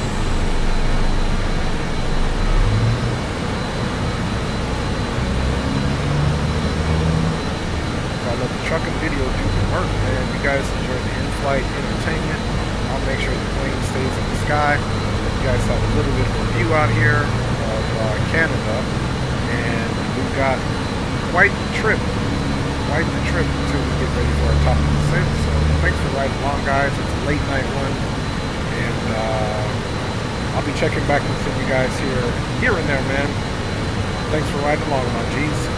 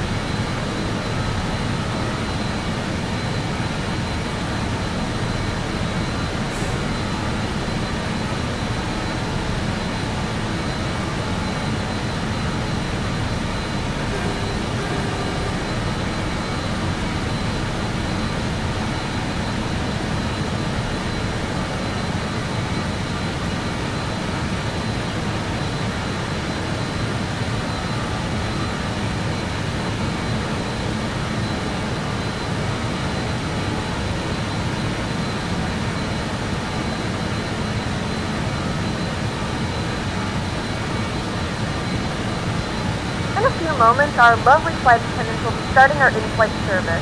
We'll be serving complimentary drinks and snacks. Premium drinks are available for a small charge. Please note we only accept credit cards.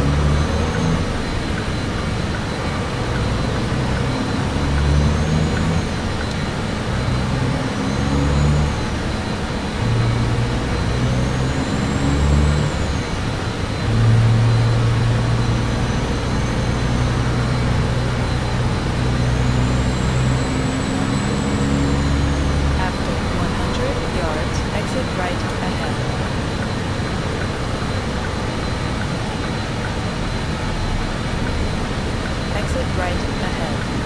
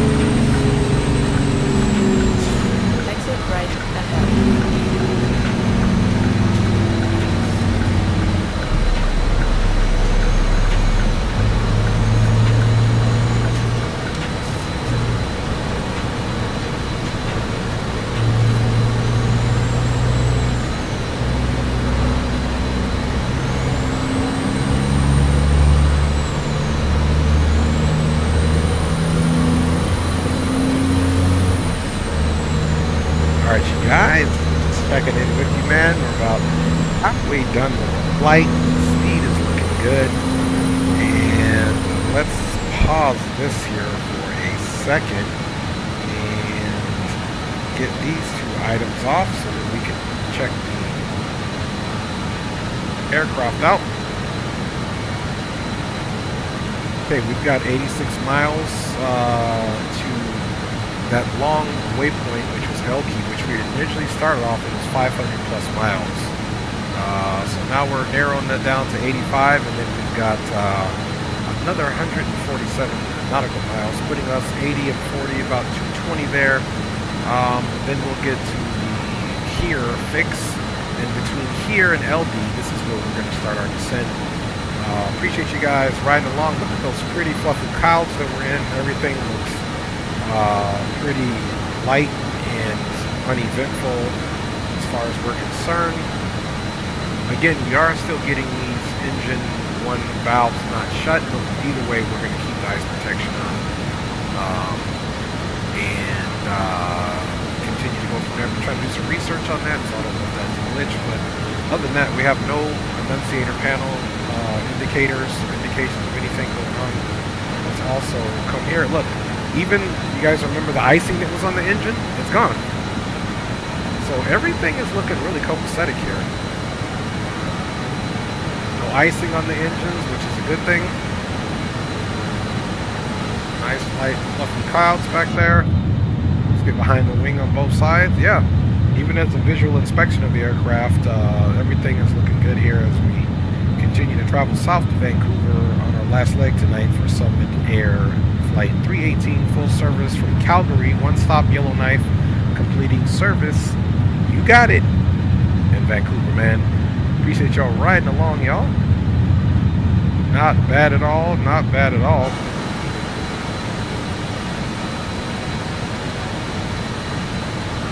Yeah, it's actually really gorgeous right now. Time to look out the window here for a second. Let's do a quick fuel check here. Fuel, we're rocking about 5,000 kilograms of fuel, which is still more than enough for the rest of our route here. And it's just been a calm, easy route. Icing conditions have been limited as we travel south, which is good. The airframe is staying defrosted, which is keeping all of those surfaces in a state of defrosting, so we don't have any problems. The aircraft can take it. We're doing good, fat members. We'll be in the descent. We'll be doing a lot more briefings regarding our arrival, mist. We'll re-get the METAR so that we can validate we're still landing on runway 8 left there, picking any turn one. So guys, for now, man, everything's looking good. Auto throttles don't exist, but we did find a sweet spot there on my throttles. We're holding about 85.7%. Last flight, stable up the throttles, we were right at about 86. Again, this doesn't have auto throttles. It's just a matter of playing with your throttles there and setting them down and keeping them stable and making sure those engines remain symmetrical in their profiles. Right now, the right engine is got 2 degrees up at 676. The two center engines are 673 and the left is 674. Output, the right engine seems to be putting out just a little bit more on the N1 fan, whereas we got 856 stabilized on the two inner engines. That would be engines 2 and 3, and the engines 1 far left is at 857, slightly over the two centers, but under the right or number 4 engine. So we're doing okay there. Weather radar is clear, obviously, and we're also visually verifying that the visual range off the nose looks to be some good, calm air. There could be pockets of turbulence mixed in there, but that's the way the cookie crumbles. We'll never know until we get there.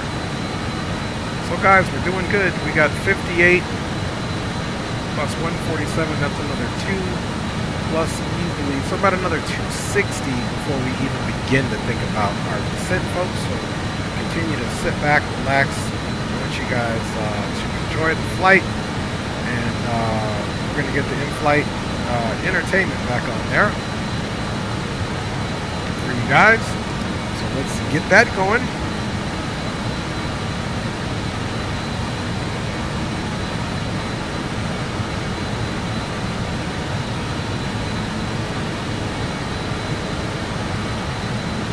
Right. Oops. Let's turn this a little bit here.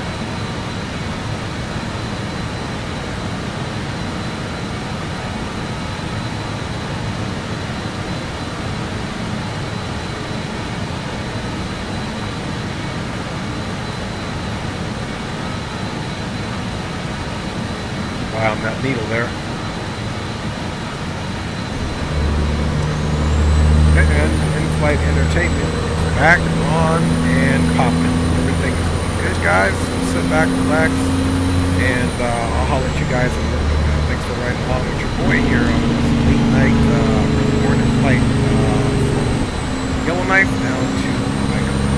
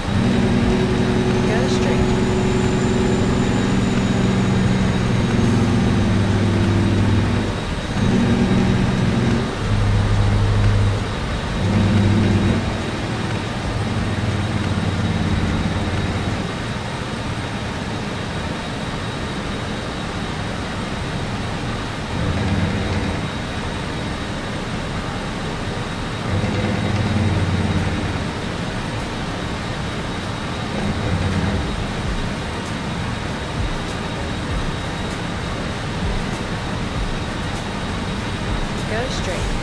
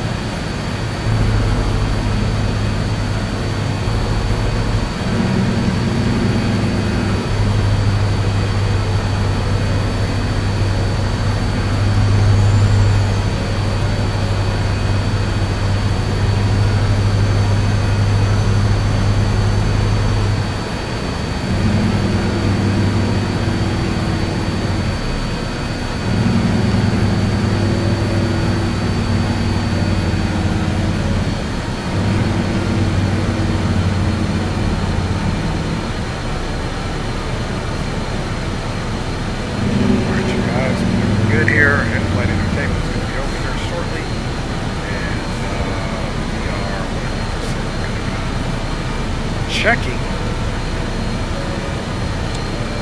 our distance for our top and drop.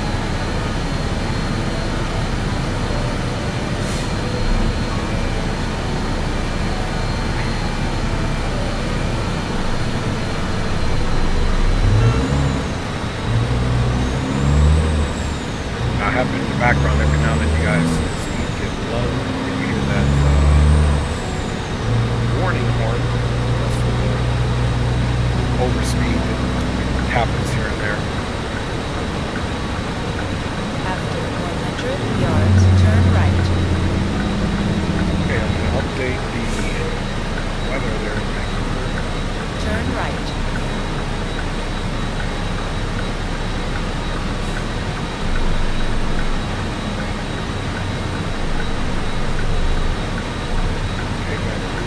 International Airport. We've got 10 miles of visibility, 10 miles of visibility. That's good. Winds are east 9 knots, so we can still take runway 8 left. We won't be landing full flat for type of wind, though. We'll go ahead and land stage just above flaps full.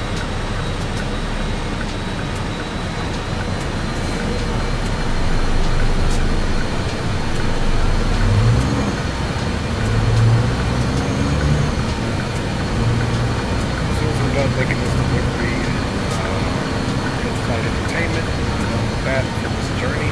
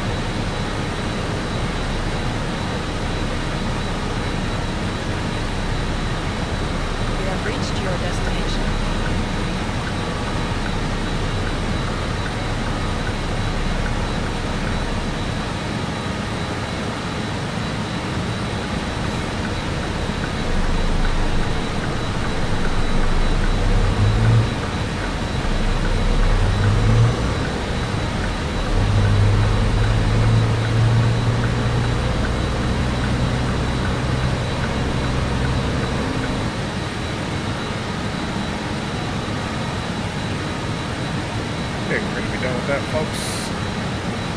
Close enough. Alright, not doing bad. we've got 15 to the Yankee Whiskey Lima VOR between here and LB's when we start our descent. We're going to be... Well, here's the funny thing. We're at flight level 300. Look how much we dropped in altitude here.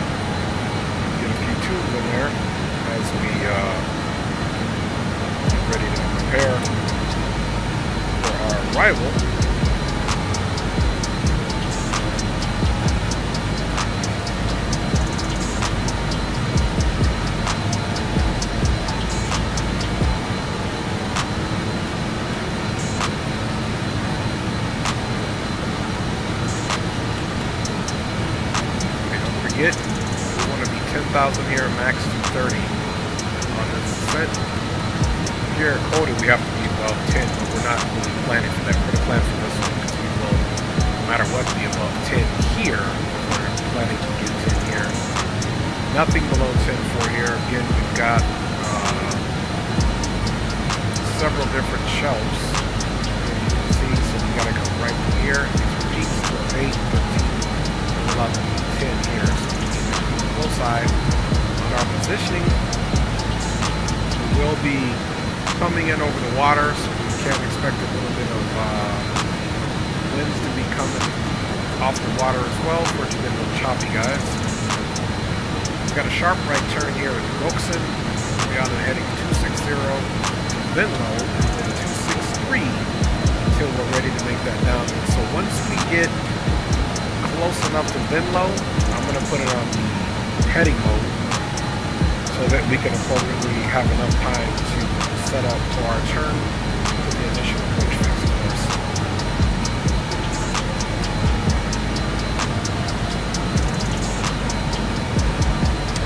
Alright, let's talk about runway 8 left here.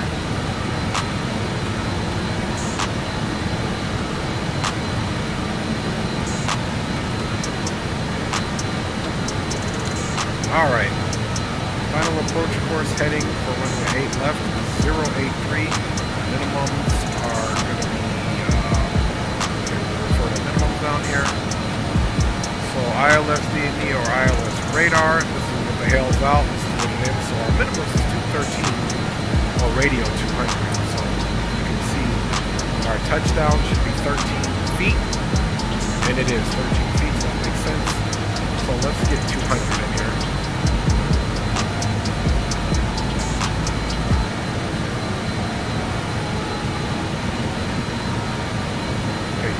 Now in the radar altimeter. So when we're 213 feet above, that's our call for minimums. It makes plenty of sense because this is right on the waterway. We always know how that works. Okay, if we're going to go mist officially, then we are not to exceed 230 until Sesame climbing left turn to 3000 direct to Sesame. As required shuttle climb. So here's Sesame. So we're going to leave here. We're going to climb left on the mist, direct to Sesame. We can hit it direct. And it is a right pattern there, and we can climb up to 3000. Otherwise, what we may do is just come, if we go mist, make right traffic, come back around, and go ahead 8 left. That's the plan. Let's look at our speed. Speed is good. As you can see here at the Maltese Cross, we need to be at 2030 in OMRAD, 3000 in MCO.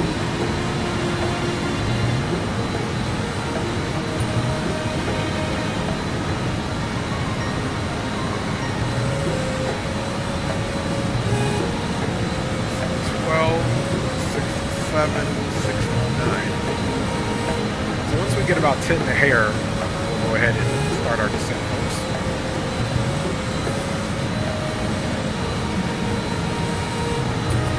Okay, and this is everything here on the descent. There's our 3,000 at income and our 36 or above at Venlo.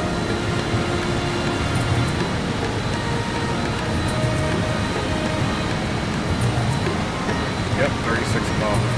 Cool. Alright, so what was that final approach course, guys? Was it 83?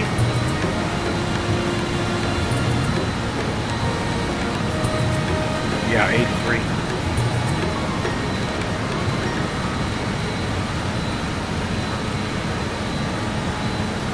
Now,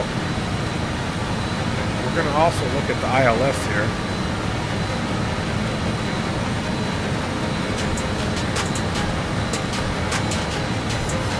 Make sure it matches up. ILS, in this case, is 110.55 ILS runway 8 left. So make sure that's what we got in here.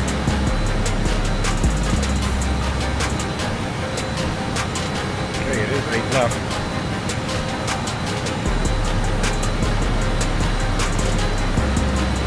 So it's 110.55.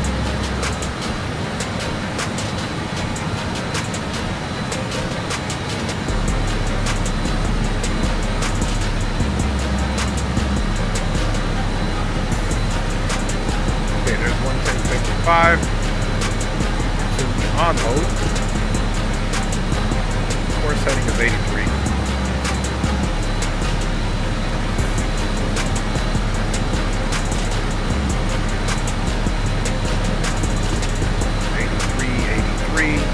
And of course, we are going to make our first concessions for 10,000. Our target altitude there.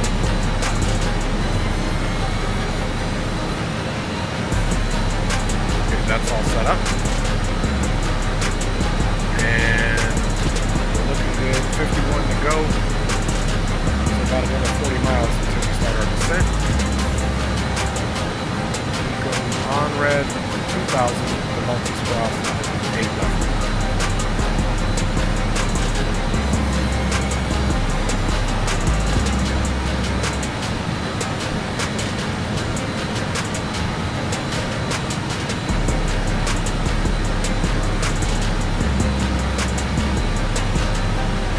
Okay, fuel's looking good. We're definitely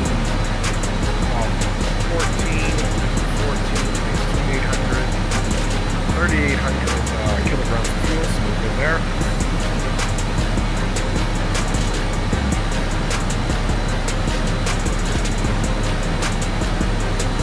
We're heading up.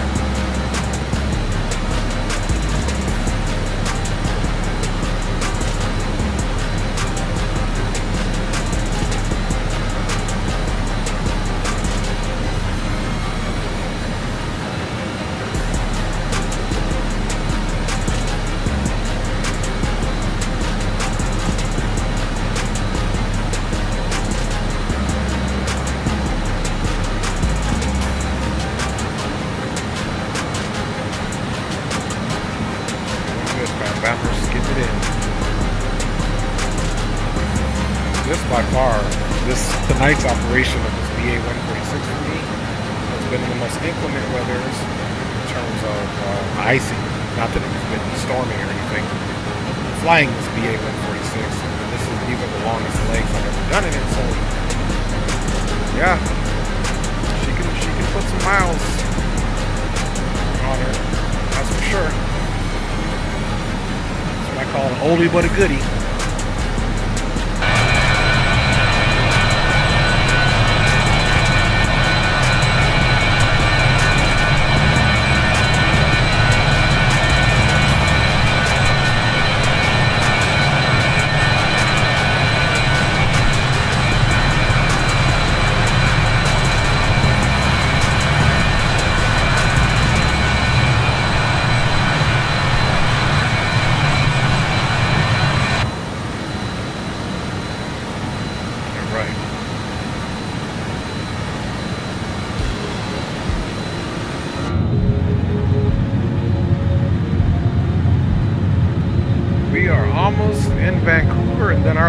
Canadian tour will be over, man.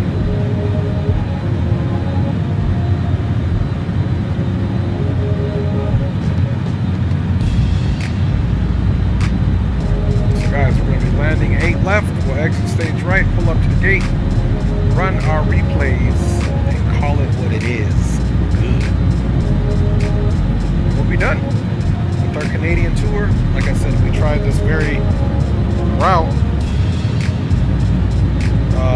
on Saturday, and Microsoft was messing up. GSX messed up first, then Microsoft. It was stuttering, so I had to go empty out the shader cache and do all that stuff. And yeah, we got her back in today, fam bammers.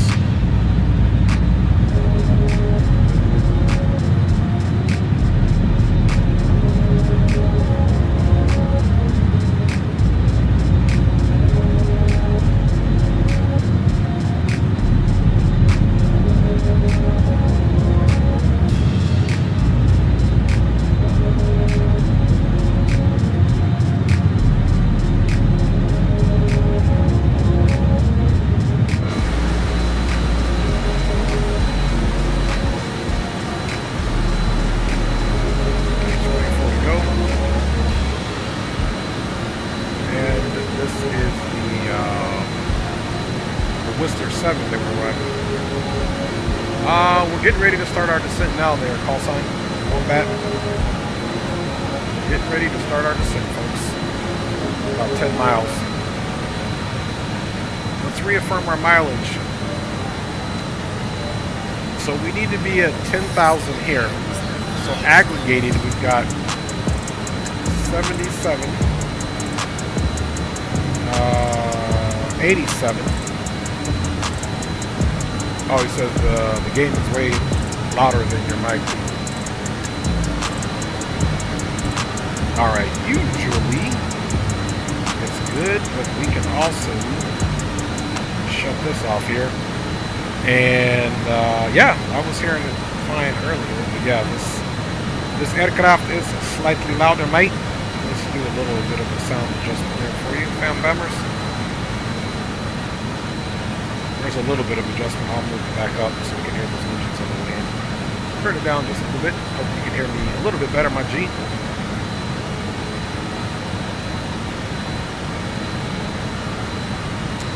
Okay, let's get back into our miles here. Let's see, 57 plus 15 roughly is 70, 82. Yep, so just a little bit longer to go, and we'll start our descent here. So it's going to be a disparity of, we're trying to look for 10,000 and we're roughly dropping 20,000. So yeah, we need about 60, 70 miles for that descent, to be honest with you.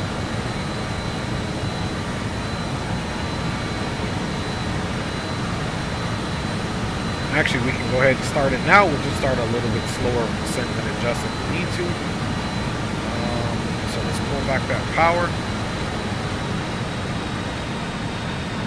Start pitching down.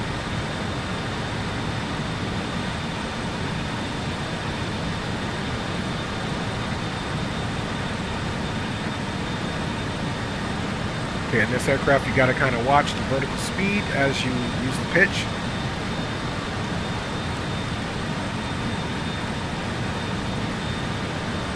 Okay, now we're down about 1,000 feet per minute. Vancouver and surrounding traffic. Summit 318 is the British Aerospace 146-300 vacated flight level 289er, now descending via the Whistler 7, expected full stop runway 8 left. We are 5 miles from air on the Whistler 7, Vancouver and surrounding traffic.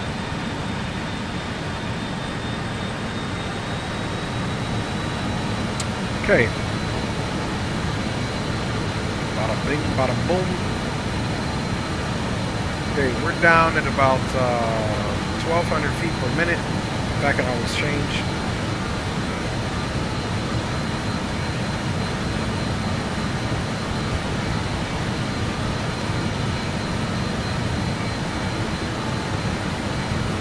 There we go. So to hold that, we selected vertical speed. So to hold our vertical speed down and of course power back. Gotta watch that speed. Okay, now we're down at about 1,500 feet per minute. And now we are direct climb. And obviously once we get to climb, we'll be roughly 17 miles from Umvup, which we need to be at 10,000. We've got about 55 of those miles to go, so we're going to monitor this descent.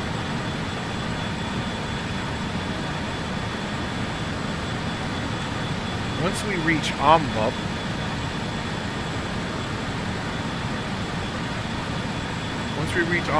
we can make sure we start descending to make Gowan at 54. So I'm going to do the slowest descent to make us get Gowan at 54, because then that brings us over the water. We no longer have any problems with terrain. We don't have a terrain radar, so we're not able to use the terrain radar for any type of avoidance.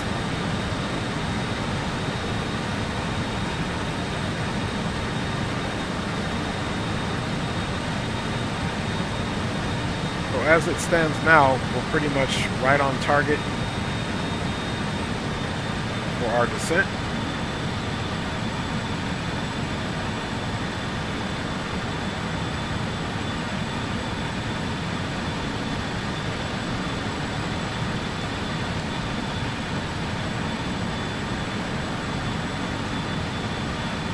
Now, every time you mess with the pitch, you got to go back and rearm the altitude alerter, as well as put your vertical speed profile in there.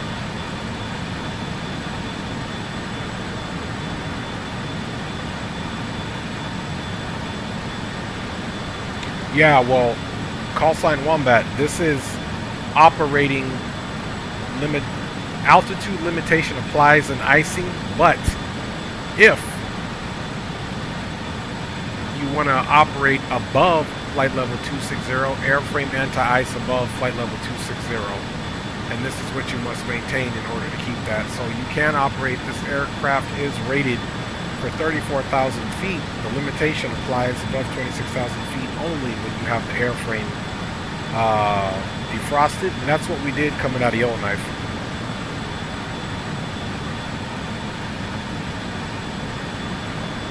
Okay, you cooked. No, getting cooked. I'm just saying, yeah, this is the thing on this aircraft. However, it can operate above 26,000 feet in icing conditions if there are certain parameters that are met. Oh, we get a little turbulence there over these mountains. Okay, fuel stores are looking good. 22,000 feet with 38 miles to go. So that's a disparity of 12,000.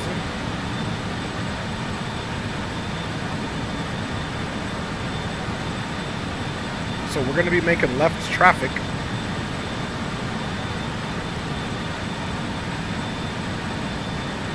Don't forget, after the last point, before we get there, between Goxon and Venlo, we need to put the aircraft on the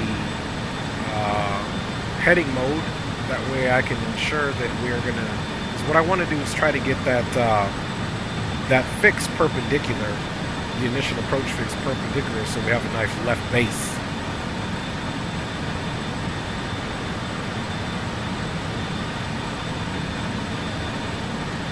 Okay, 10,000 to go with 33 miles. That is right on point. We're at the right speed for this descent, the right vertical speed profile.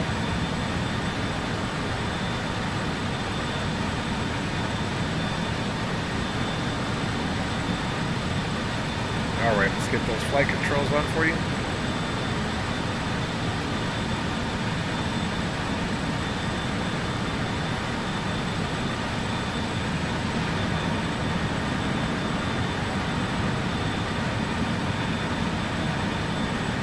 Now let's update the METAR.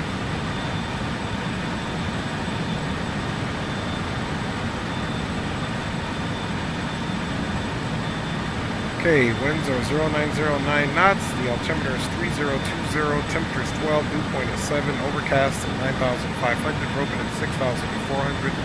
20 static miles of visibility, so visibility is really good. So let's get that altimeter in there of 3020.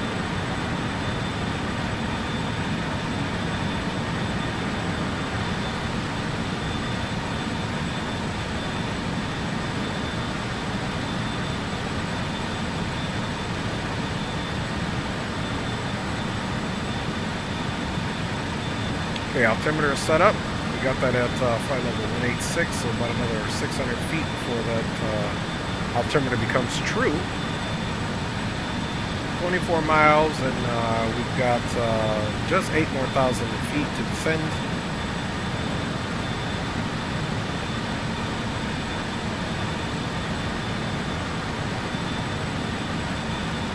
So, between Omvup and Tavmo, it's going to be very short, 9,100 feet. But now we're going to start for Goxon. So from 10 to 5, that's a disparity of 4,600 feet. So the descent will not be as aggressive, of course. And don't forget, Omvup, we need to be max at 230.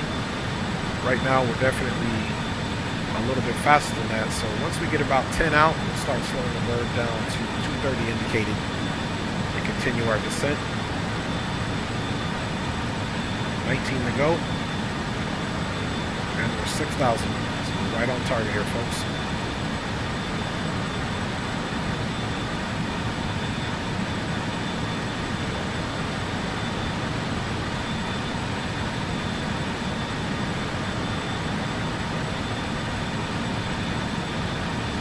And we can also look. Yeah, see the difference between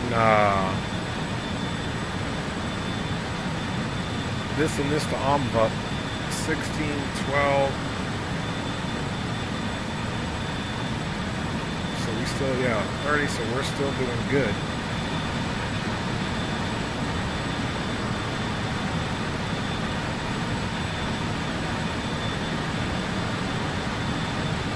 We can actually pitch up a little now.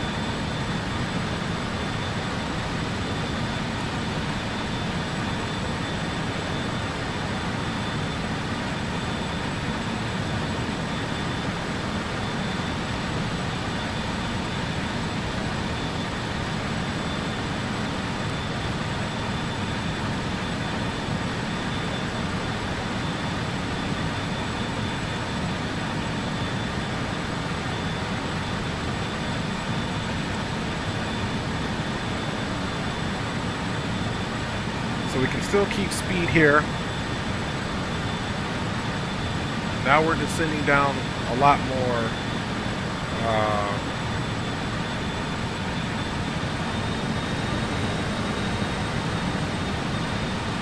conservatively.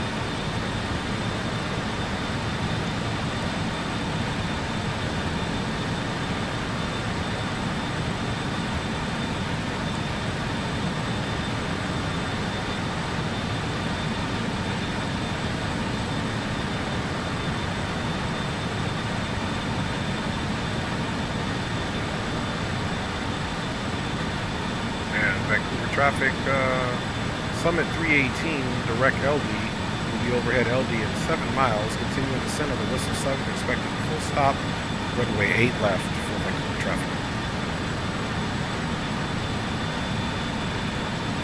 Okay, we got 6, and that's going to mark us about 12 miles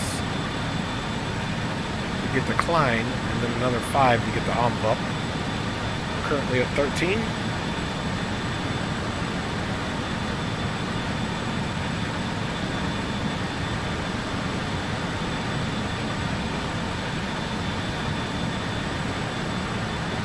ILS, we got 110.55. Final approach course 83.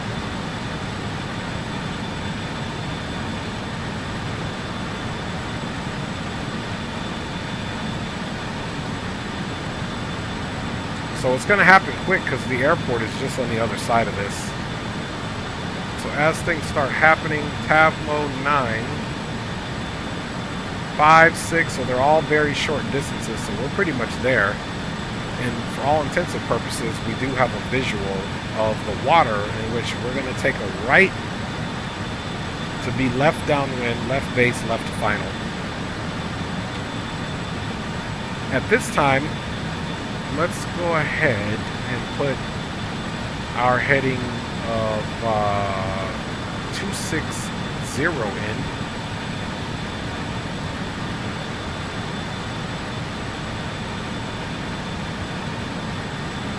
Okay, there's 270 and here's 260. I'm moving it with my Xbox controller because I do have it mapped to the heading bug. Now let's reaffirm what we have to do. We're 10 here. All of this is remain above this, so we're going to very slowly descend ourselves down to 54 after passing this. Okay. We're within Ladies and gentlemen, the flight crew has turned on the fasten seatbelt sign. Please return to your seats and fasten your miles seatbelt. of envelope, so let's make sure we start bringing that power back slowly so that we can bleed speed naturally, not be so drastic.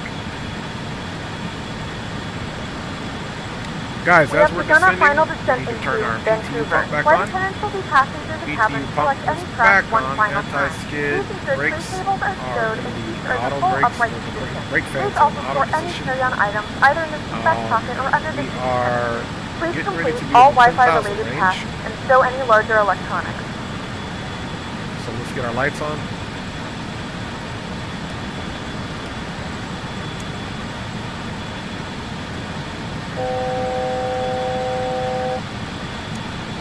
Wing light on.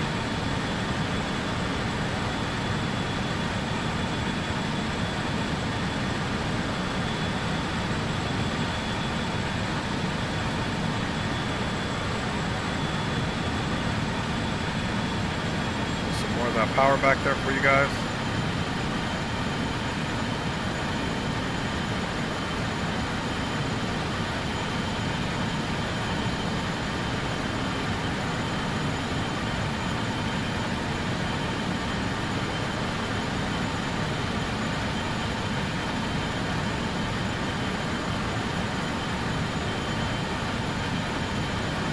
Bleeding.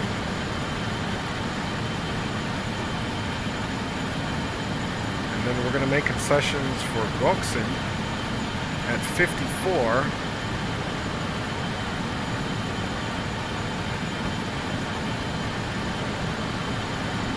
So that'll be another 5,000 feet that we'll be descending.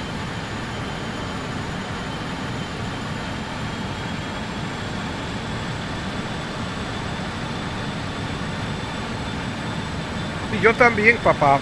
En realidad este avión tiene vidrio en el cockpit, pero este no. So what James is saying, he prefers a glass cockpit over analog, and I do too. These Avrojets, which this is technically not an Avrojet, but close enough, they do for sure have a glass cockpit. This is just a version that does not.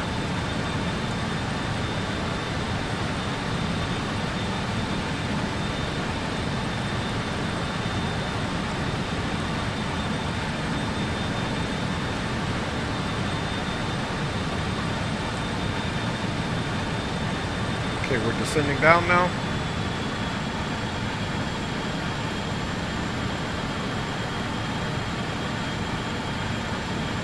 Nice and easy.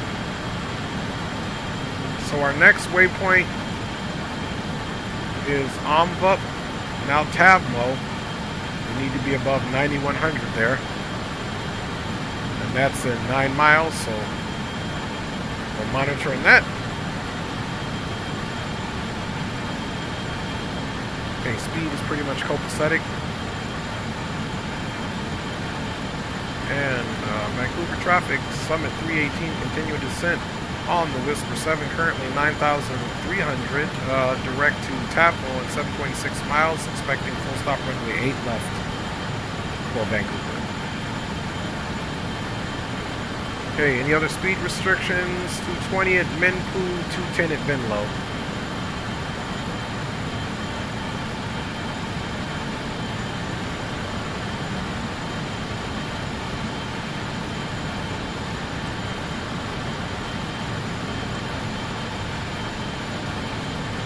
Alright, we need to nullify that altitude for now.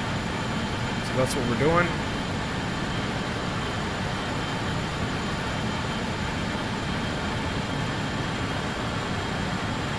Alright, next waypoint, we need to be above 7,100.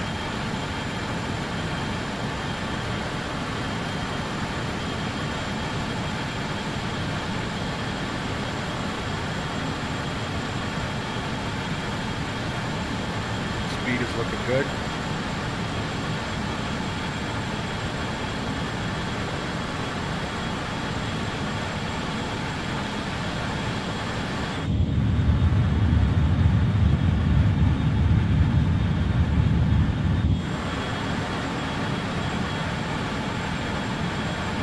Landing light on.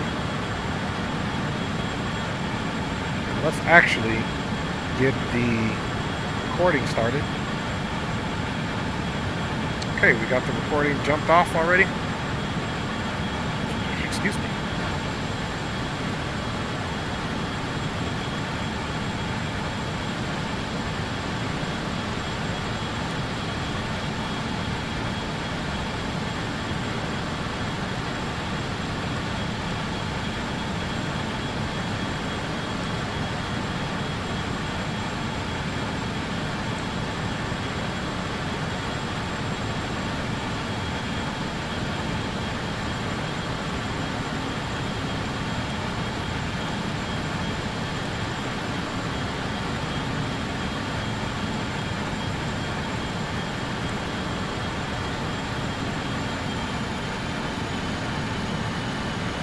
Okay, gotta be above 7,100, which we are. And the next one, we're down to 5,400.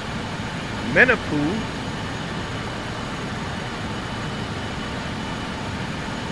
We can continue descending 5,400, so we're okay.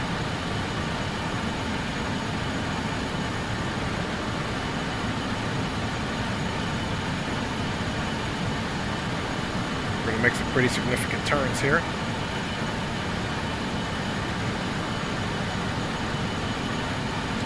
Don't forget, after Menipoo, when we get direct, well, Menipoo to Gokin, but it'll be Gokin direct to Venlo is when we go into the heading mode.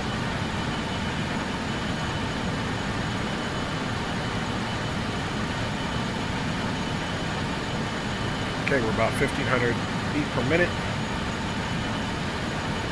And like I said, 54 and 36.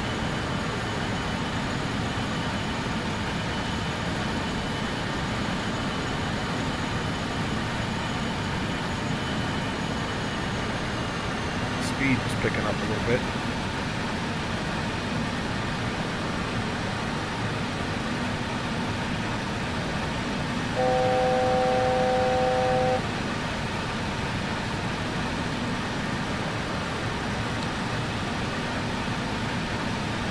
Okay, so here we are, 8 left.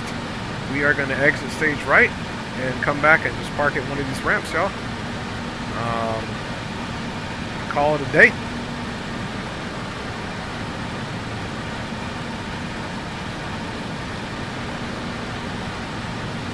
So we're direct Menlo, we're about to be direct Gokin, and then after Gokin, when we're direct Venlo, that's when we'll come on board there.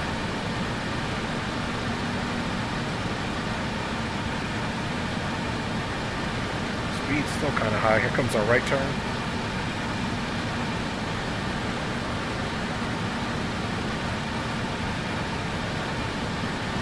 Okay, now we're direct Gokin, which is at 54, and then for Venlo, we need to be 36 and then 3 at Eco.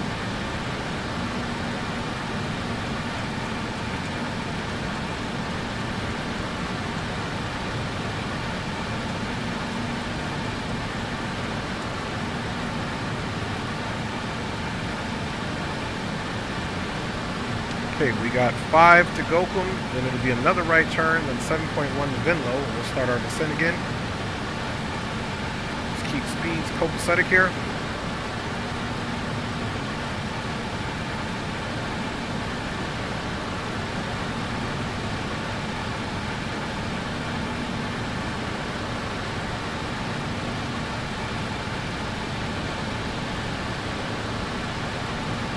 right, perfect.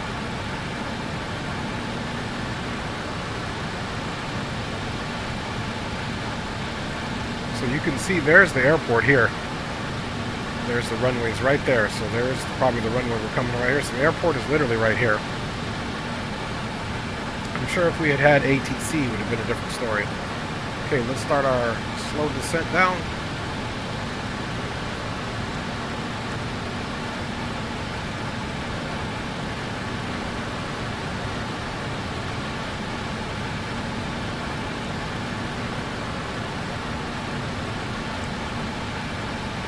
Okay, we're at about 500 feet per minute.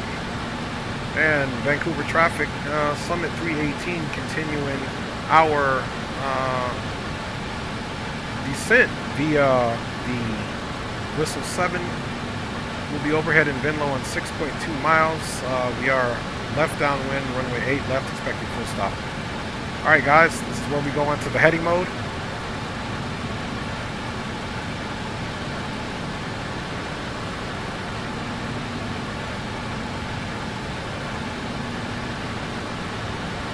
We're 100% on the heading mode now. Still kind of run an intercept on this so that we're ensuring that we're direct. So I still have the GPS providing the navigation here, so I'm still going to be following that. I'm just controlling the autopilot using the manual heading mode here and also looking at speeds. We are at the 210 that they want. You can see that course bearing director coming in, so now we'll straighten it up.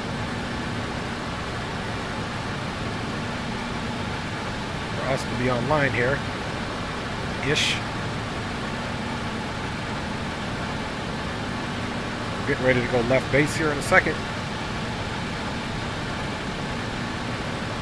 Intentar para la mantequilla. Ojalamos, no? Okay, there's our turn. Now you can tell that we're not directly by it. We're going to wait for this course bearing director to give us what we need. As you can see there, there's the ecom. That's where we need 3,000. And once this coin bearing director passes over, that's us passing where we need to be perfectly. See that? All manually done here. So we're going to go a little bit past. Okay guys, now we can make our left turn here.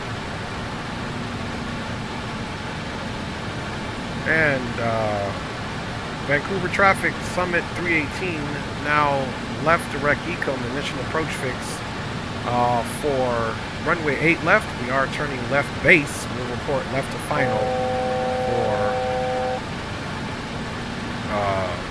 Vancouver traffic. Okay, after that, we are going to need 2,000.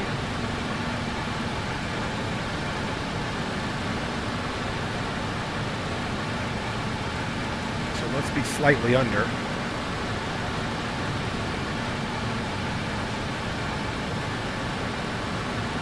So now we got a good intercept course.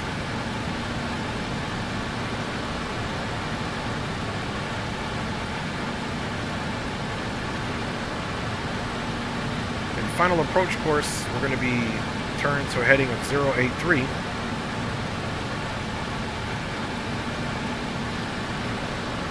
So once again, we're going to allow the aircraft to pull that power back slightly.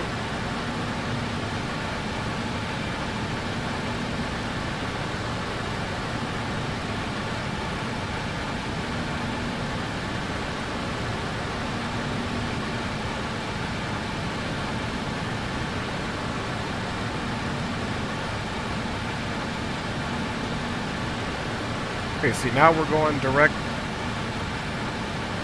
Pull that power back because we got to get on the ILS, and let's see where our altitude is at. Let's get aggressive here.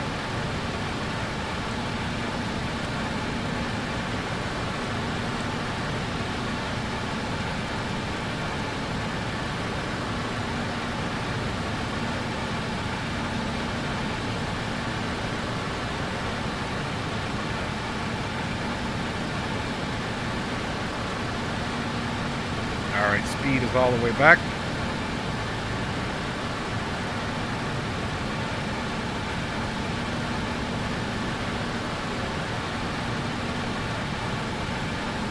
Alright, there we go. Turning direct on course now.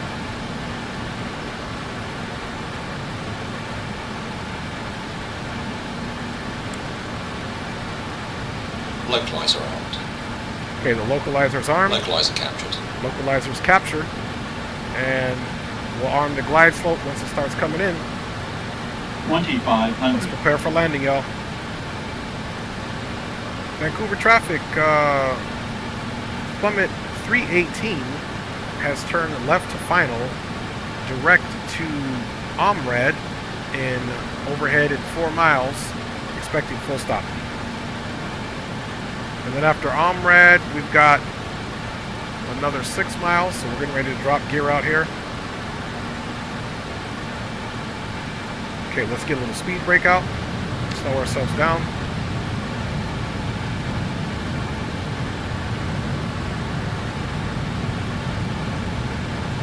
Speed check, flaps 1.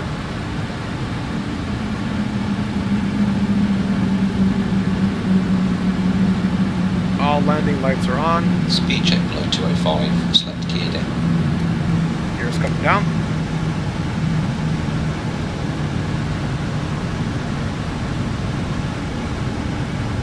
Okay, the glide slope's coming in. Don't forget, we're not landing full flaps, so our VREF is going to be 180. Flaps 24. Flaps 24. Glide slope armed. Okay, glide slope is armed.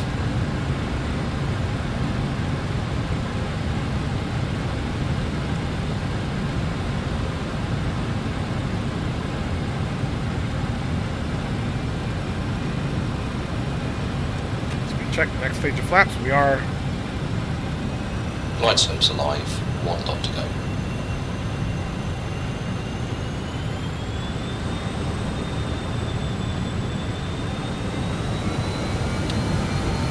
Glide slope captured. Okay, glide slope is captured. Established on the ILS. Okay, we are established there at the flaps that we want, because we're not going flaps 33. Gear is down, 3 green. Autopilot disconnected.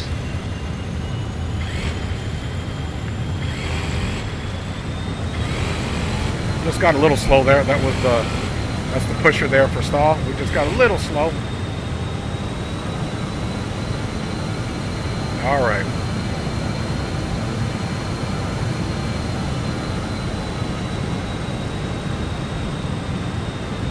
Pick up a little speed there. There we go.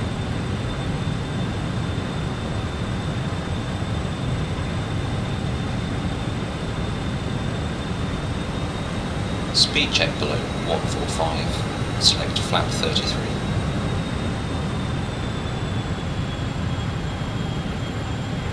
Kind of windy here, so we're not going to do the whole thing there. Let's go down. Vancouver traffic, Summit 318, short final, runway 8 left, full stop.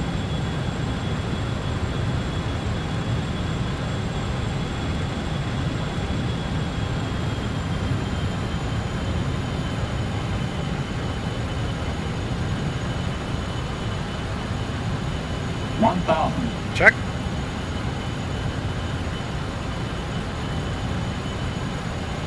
Okay, 2 white, 2 red, that's what we want.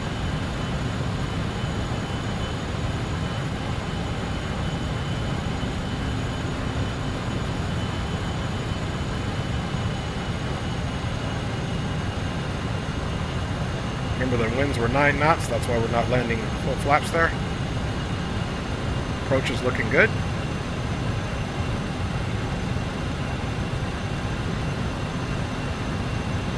Approach is stable. 2 white, 2 red. 500. Cross check.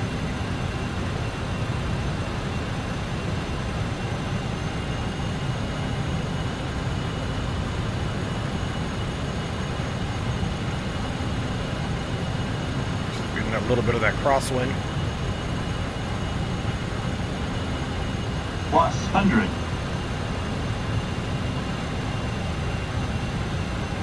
Minimums Continue, landing.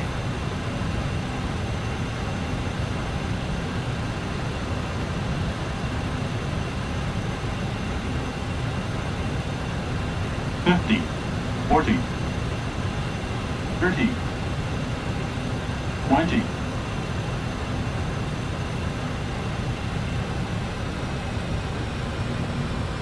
$10. Ground idle.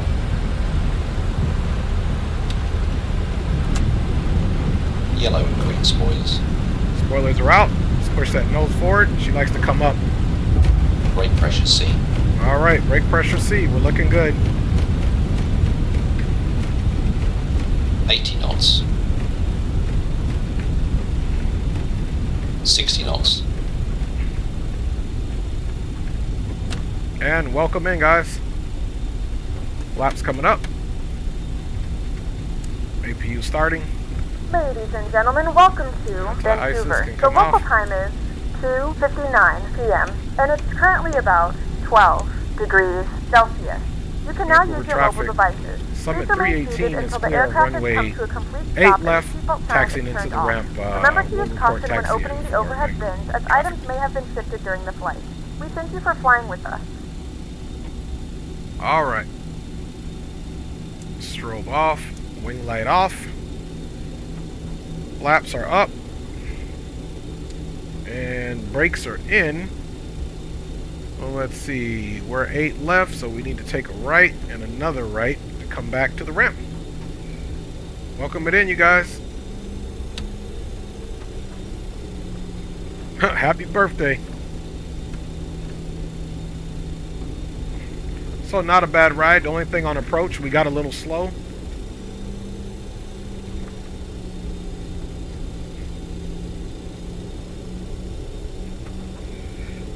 And we made it in, fam bammers.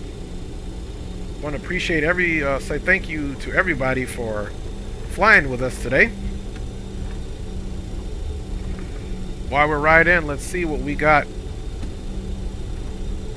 on the old.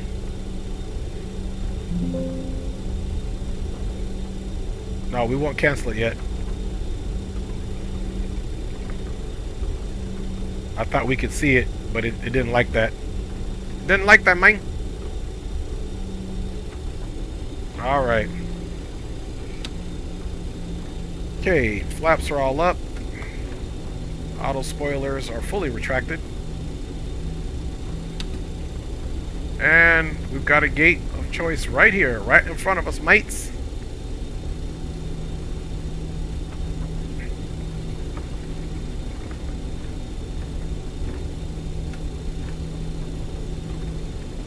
Okay, taxi lights coming off. Runway turnouts off.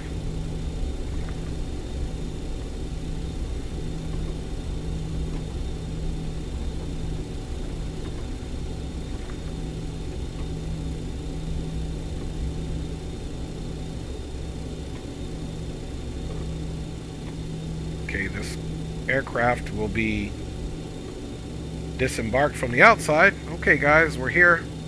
Parking brake is up. And remember, we're not going to turn it off. I'm going to stop the replay.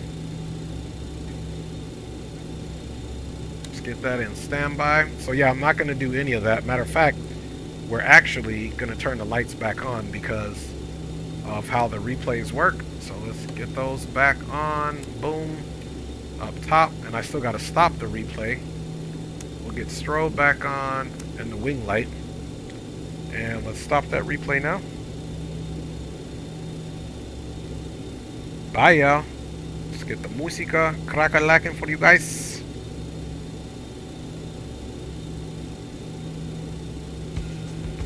And let me get off the network here. Bye, y'all. And we made it, y'all. Let's do one thing so that we can 100% be set up for landing. Replay.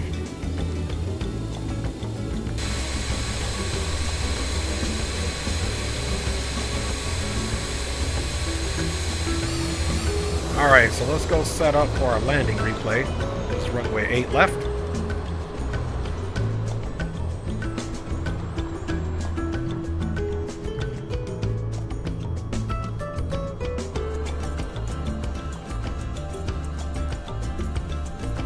Yeah, I'm going to say probably about right here is going to be a good place to observe.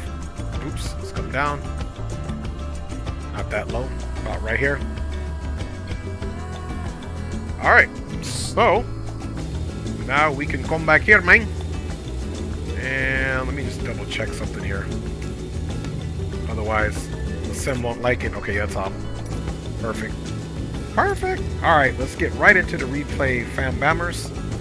But before we do that, let me clean up the screen for you guys here. Let's get rid of this. Let's get rid of me.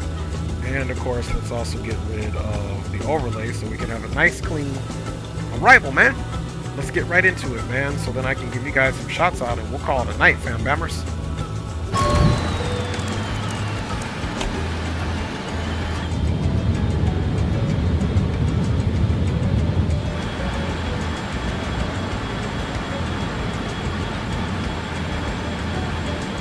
I do appreciate everyone riding along today. Microsoft Flight 24A, can I have a shout out? It's my birthday. Happy birthday, Microsoft Flight Simulator. I was able to read it now. Hopper said happy birthday. Big up, Hopper.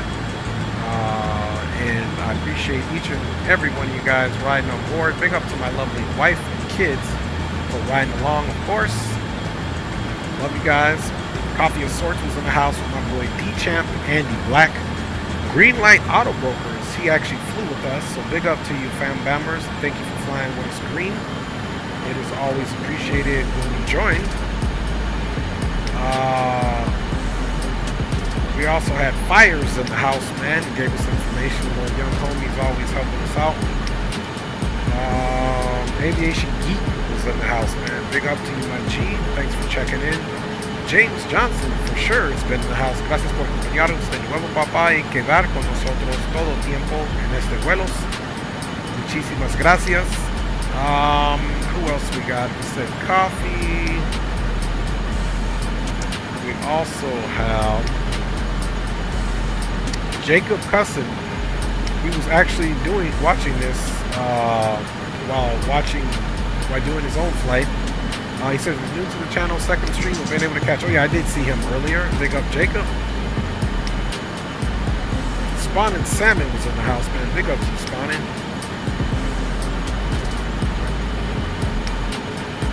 Call sign Wombat, definitely in the house. Appreciate you for checking in, my G, and your commentary. Definitely look forward to seeing you back in chat next. Microsoft Flight Simulator 2024. Happy birthday once again. Good to see you in chat. Along with Hopper again, man, and that is it. He's saying, am I going to fly the Antonov next? No, I'm cool. Guys, that's going to be it for me. The commentary, you know my replays. We'll be doing replays for a little bit, but other than that, I'm gone, y'all. Enjoy the rest of your morning, and we'll see you guys on the next ride. God bless. Take care. I'm gone.